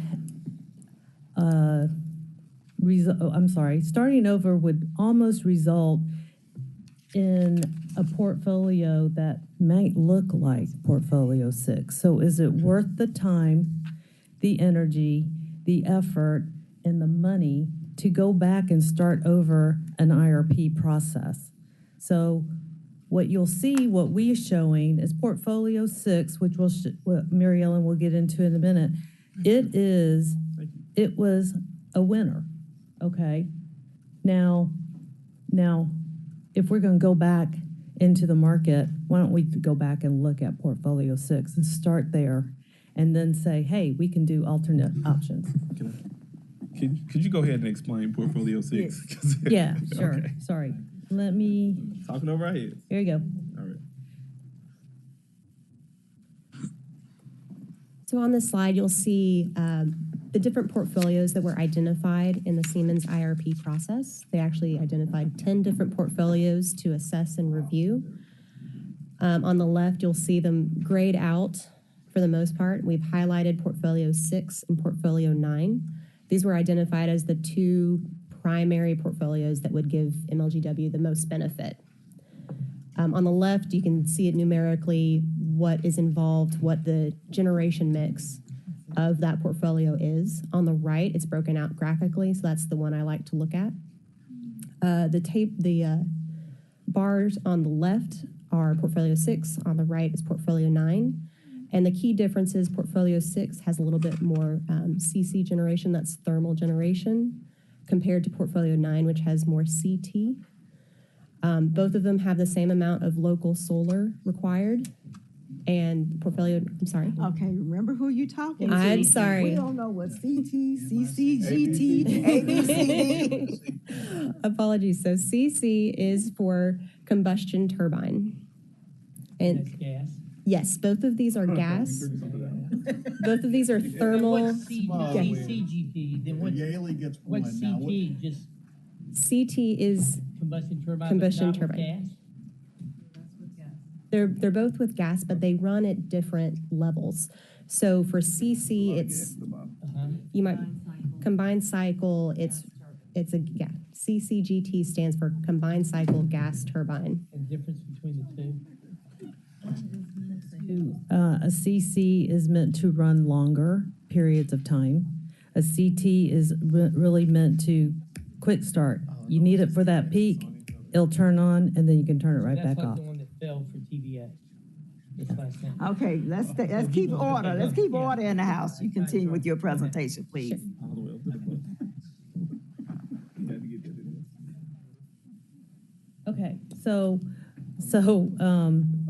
The other part that we are recommending is keep your options open. Sometimes the market will come up with different solutions and you hadn't even thought about it. So that's what the third bullet is advising. And then the fourth bullet is on your transmission RFP. Power supply, once you decide on the power supply, then maybe look at a transmission RFP. To put it all together made it very, very confusing. It made it very, very complex. So to try and make it apart, take the part that is the most expensive, which is power supply, or it could be transmission, but figure out what the power supply should look like, and then ask what the transmission should look like to accommodate that. So just trying to make the process a little bit simpler.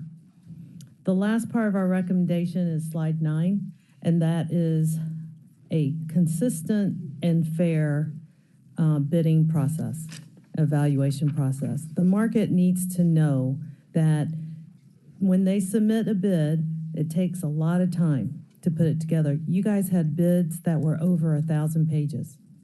So that's a lot of work. And for the market to put that kind of effort into it, they need to be convinced and have confidence that this is a legitimate process. It is not just an exercise. And also, the more restrictive you are, the more likely you're going to get expensive bids. If you say, hey, I want a 400 megawatt CT, I want a 400 megawatt CT. If somebody submits a 350, does that qualify or not? And should it? So the more restrictive you are, and if you're going to throw something out just because it may not be 400 megawatts, it could be 350, but it's cheaper, you're kind of passing on some economics. The last one is probably our biggest message back to you, is to ensure that you have a true apples to apples comparison. Apples to apples, meaning your baseline versus all the options. Every assumption is the same or in the same time frame, made in the same time frame. All right, so we're going to skip past the portfolio 6 and 9 since we already spoke to that. The next chart here is a clip that we pulled from our report showing the differences that we concluded compared to the pricing that GDS came up with. On the left is the 20-year cost that GDS reported in their presentations and analysis. I want to draw your attention primarily to the blue bars. The light blue is the TVA business as usual case, BAU. That is the 5-year rolling contract that you are currently operating under. The dark blue is the TVA long-term agreement. This is the 20-year evergreen contract that they proposed as part of this process. On the right, you'll see our analysis. Overall, for the blue comparison, the business as usual case is more expensive than the long-term agreement. That's that 4.8% premium that we're talking about that come from the credits that would come along with the long-term agreement. But you can compare that to the orange bars, which are the bids that you received as part of the RFP process. From our analysis, we adjusted the TVA baseline to make it apples to apples with the other bids that were received. So you can see that the pricing went up for the 2 blue bars from the left side to the right side. And you can see a range of pricing for the portfolios in the orange bars. Ultimately, on the left, GDS, as part of their round 2, showed that there was no savings available from going with one of the combination portfolio 6 or 9. Compared to our analysis, we believe that there is savings available in some of the options provided.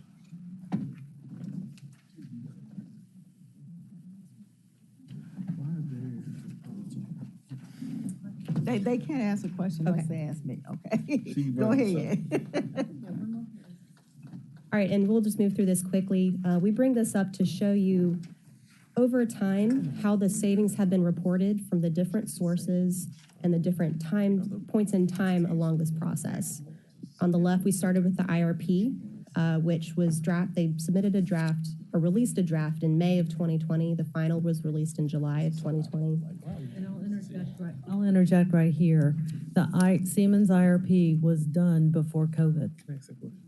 Okay, the assumptions and that's why it's really key to understand the timeframes as you go down the timeline here.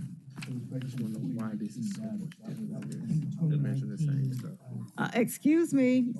Okay, let them finish their presentation. This is our last slide, so we'll get to questions as quickly as we can. Okay. Ultimately, what I wanted to show from this is depending on what point in time we're looking at, what the source of the data was, there's different savings or costs associated with exiting TVA. So it's vital to have an unbiased assessment and made at a beneficial time in the market to realize the most savings possible. And that is the last slide that we wanted to present to you, and we are ready for any questions that you may have. Okay. Council members, I currently have Councilman Smiley, then Warren, Jones. Anyone else? Anybody else have any questions? Okay, Johnson. So, and Covet? Okay, so here, let me do it in this order. Councilman Smiley, Warren, Jones, Johnson, and Covet. Councilman Smiley. All right, so, hey, thank you for the presentation. I think you were talking over my head, at least every other sentence. Apologies. But page 11, the GDS versus EVI 20-year cost. And I guess my first question is, in your opinion, why the drastic difference between, pricing between GDS and what you all have? Is it because, I have a hypothesis, but I want you to see I want to see if I'm right. Sure. So when we approached the analysis, one thing we noted was that the TVA bids were priced around with the round one, which was early 2020. That was not updated with round two. So when the rest of the bidders came back in August of 2022 with repriced bids, their prices generally increased. That's reflective of natural gas prices, supply chain issues, the things that we've addressed there, the volatility, et cetera, increased their bid prices. We think that was an unfair comparison to show TVA from earlier in the year to bids from later in the year. Is that why you said compare apples to apples? Yes. Okay, that's what I thought. Yes, that's the apples to apples component. So to make it apples to apples is the blue charts, blue bars on the right. Okay, gotcha. Okay. See, I understood that. Okay, and then I guess my next question, I want to make sure I have a general understanding what you all are recommending that we do, which is, not gonna say, no to the 20-year contract. Continue doing what we're doing, although it may be slightly more expensive for us to do now. It could potentially be more beneficial, assuming we are shopping in the market, paying attention to the market. Is that correct? All right, and then I guess this is a question for President Chief McGowan. I don't know what your title is at this point. The dictator of MLGW. All right, so President McGowan, I don't know what his title is. I literally do not know his title. President McGowan, I'm sorry. President McGowan, are we open to another RFP process for well, could you come join us? Because I know other council members are going to ask you some questions as well.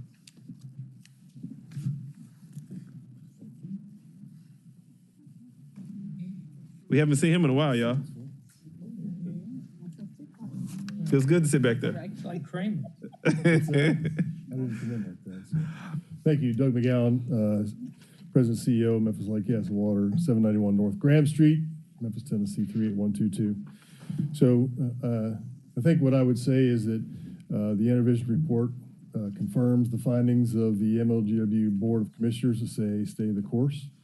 I believe the conditions that she has described accurately convey the circumstances that we face today. I would suggest that there's more uncertainty and more volatility in the world than even when she wrote her report. And so I guess I'll cut to the chase by saying this. It's a longer answer than you wanted, but I'm going to give it to you anyway. I have to my focus right now is to make sure we improve the reliability of what we have. I have $1.2 billion to do that. Ms. Johns and Intervision has suggested that while the market is volatile, gas prices are volatile, there's a war in Ukraine. By the way, one thing that wasn't mentioned, Blue Oval City was announced after all of this. Our community is changing dramatically. Also, Winter Storm Elliott shook the confidence of everybody in the bulk energy system in the southeastern United States. So some of the foundations upon which the IRP was based are not even valid at this point. So what I have done is announced MLGW 2045. And for the next 15 months, 18 months, we are going to focus on the future and decide who do we want to be as an energy provider for our community. More than that, what does our community want from us? So that at the end of that process, I'm not just asking how much money do I need, and at what price, but how am I actually delivering that? And what kinds of new technologies am I supposed to be able to deliver? And what are the different kinds of energy delivery systems that are going to be demanded by my community for resilience play? So that now I am much more well positioned at the conclusion of that to ask a more well-informed question than just how much energy at what price, which I think is an incomplete question. And that's what MLGW 2045 is going to answer for us, given all of the changes in the market. And I'll answer a couple other questions. I can add a few other things about volatility if you like in the future. But hopefully that's a good answer. Again, today we have a 5-year notification of TVA. That's our only requirement. And so we're staying that course for today. Okay, so first of all, that was an excellent mini sermon. We appreciate that. Coming from someone who grew up in Missionary Baptist Church. We have 10 minutes. All right, quick question. Short answers. I'm assuming with MLGW 2045, is that what you call the plan? Yes. I'm assuming that means we have someone watching. You have someone watching the market, assuming there is better. We watch the market every day. For instance, I have a gas buying team that watches the market hour by hour. And then so yes, we watch the market. So we watch the market, and assuming there is better alternatives out there than what we're currently doing, I'm assuming that we will be players. That is true in our utility, in our gas utility today, and certainly that's something that we'll consider for our electric utility. We have some big picture questions to answer with electric because it's not as straightforward as gas, but yes. Okay, that's all for me. Thank you. Okay. Thank you, Chief. Well, President. Yeah. Thank you, Councilman Warren. The vast majority of my questions were answered by your excellent presentations. My father-in-law was a rambling wreck from Georgia Tech, and he drank his whiskey clear. I do have a couple questions in that it seems to me like what you guys are saying, what I'm hearing for President McGowan, is that our pushback on going against the recommendations of the MLGW administration in agreement with their board about a 20-year contract seems to make good sense based on that. And the data that we had here was skewed, that was initially presented to the board. So I guess the question is, as a council who has to approve whatever recommendations we get coming from MLGW, what recommendations do you have that we can use in the future when we have further recommendations coming from them? How can we tell that it's not skewed? Do we have to always get our own advisor? Like this time, the mayor hired you guys, right? So, or do we rely on the mayor to do that? I think we were wise to just let the mayor do it, not pay for it twice. And that seems like a reasonable thing to me. Would that be your recommendation, that if something comes up and it smells funny, we should get the mayor to get a second opinion? I guess when the mayor, I don't know what instigated the mayor to hire us. Was there doubt from? There was doubt from a lot of people. Okay. So as soon as you can get through that hump of being convinced that you're dealing with good data, but I'm not sure how to tell you how to get through that hump other than hire someone. Yeah, okay. Thank you. And I guess the other questions I had to do with, as we're looking at this, thinking 2045, we know the planet's getting hotter. We know we're having climate change. do we really need to bite the bullet now? And once we have a supply chain and once we can do the more renewable energy type models, should we just go ahead and pay more money and do that long term? So going back to the slide that Mary Ellen was explaining about the different portfolios. Number 9. Right. So when you, or even number 6. I mean, what you are looking at there is you are looking at a large concentration of local solar as well as solar from the market. Okay. And as technology advances, like Doug was saying, you know, you've got batteries out there that could really make solar a little bit more of a solid resource, not just when the sun shines, that gives it a more solid resource. So as battery technology advances, you know, right now I would say battery technology is kind of following what solar did. It was really high at first and then it went down. And so now battery is kind of like in that middle range. It still has some room to go down. And so when you say good in cost, you mean? Yes. Okay. Yes, sorry. Okay. Yes. But that technology and the chance to do new technologies, I mean, new technologies, even to the fact like you as a consumer, that you can have a Wi-Fi programmable thermostat. That means you can control your temperature house anywhere in the United States at your house in Memphis. So those kinds of technologies are out there too, and it's making the consumer able to control their electric usage from anywhere. Okay. Thank you very much. Okay, thank you. We have a meeting at 3:30. It is now 3:13, and we do have an executive session. I have 3 other people, Jones, Johnson, and Covett. Thank you, Madam Chair, and welcome. A couple questions that I have. I'm looking at page 7. So this is the EVI recommendations. Trigger new RFP when natural gas prices stabilize. They never did. You know, if from a spiking standpoint, you know, at one point they were close to $9, stayed at that level, but then they come down to 2, 3, 4, 5. So there's always going to be uncertainty. Now there can be relative stability. So do we know, where is it now? 2 and some change. So we don't know how long it's going to be at 2 and some change. And so, but from going from 2 to 4, that's a 100% increase. Do we do it then? But it could go to 6. Do we do it then? So I just see some uncertainty there. The supply chain will likely stabilize. But the natural gas prices, based upon it being a commodity that it is, that's relative stability. Supply chain is a different issue. What about Winter Storm Louise and Mabel and Stephanie? Well, we hadn't had those yet, but you know, to say that we're going to, when the power market, there's always going to be some type of weather event. We're going to give it some name, but those are just some uncertainties that we're always going to have to deal with. So I still go back to, and I just don't know if we're there yet. I still go back to my first time going to Best Buy and seeing a flat screen television, and it was $9,999. And it might have been, at this point, it might have been just a 32 inch. Well, no, I did. But the point is that this goes back to this talk about technology, looking at battery and storage, where we are right now, or just look at computers. You know, there's something called the Moore principle, where you talk about the speed of microprocessors doubling every so and so years.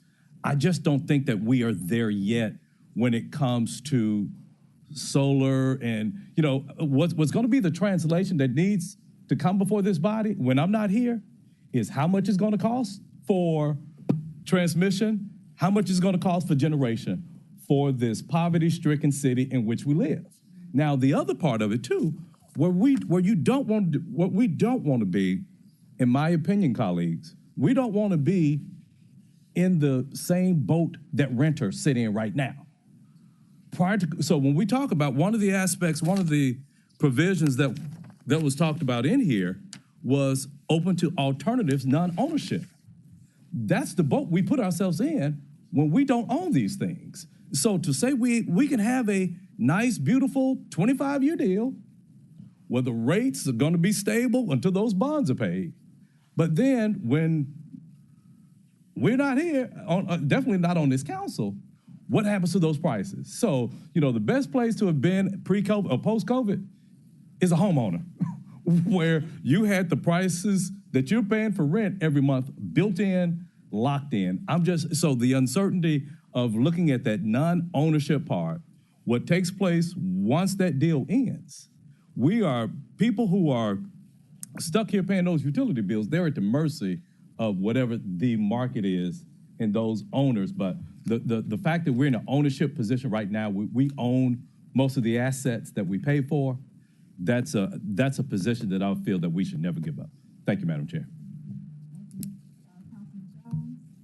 Councilwoman Johnson, and then Covet, and then we'll go directly into our next meeting. Okay, thank you. First of all, thank you so much for your presentation today.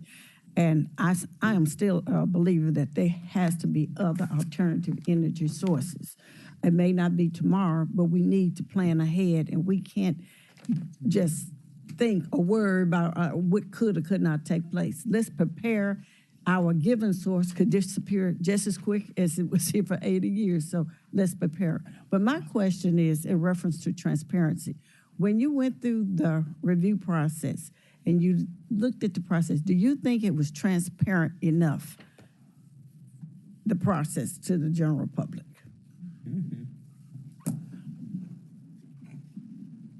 Wrong question. Well, there was part of the fourth point of the mayor's 4 points was to ensure that confidentiality, and the market is very protective of confidentiality when it comes to competitive pricing. So, was it transparent? I guess the question would be, was the process transparent? And that's how I'm going to answer this question. It's not necessarily were they transparent in showing the data, the bids or whatever. The process was transparent to an extent. We had several data requests that we submitted, and we did not receive all of our answers. It wasn't until Doug McGowan took over MLGW that we started receiving the questions. That was in December, and we were already writing our report. So it was late. Okay. So that was it transparent from that perspective? No, it wasn't. From our perspective. I got you. Thank you again. Thank you for the work that you're doing. Thank you. Thank you, Chair. Okay, Councilman Covet. Thank you very much. Madam Chairman, in the interest of time and because I have a bunch of questions, can we have this meeting again? Because I'd like to visit with them again. So can we just delay this for another 2 weeks and hold the meeting again? First of all, we have to ask can Ms. Johns come back in 2 weeks? Somebody lives in Texas. We can. Okay, can we do a Zoom meeting in 2 weeks? It'd be 3 weeks. 3 weeks? I have staff to give you a call. Okay, will that work? Thank you. We appreciate your time and attention to this matter, and we look forward to having another conversation with you in 3 weeks. This meeting is now adjourned. Wait a minute.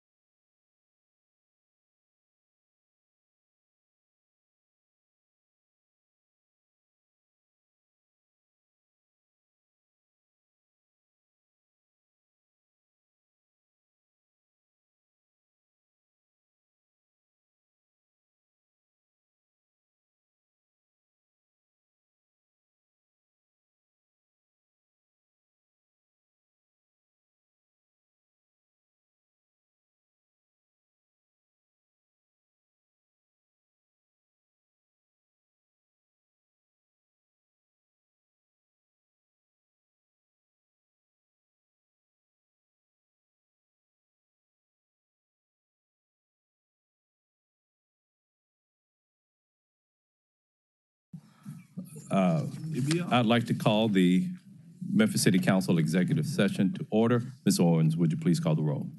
Councilwoman Easter Thomas. Councilman Ford. Councilwoman Swearingen Washington. Present. Councilman Warren. Present. Councilman Smiley. Councilwoman Robinson. Councilman Canale. Councilwoman Johnson. Chair Jones. Present.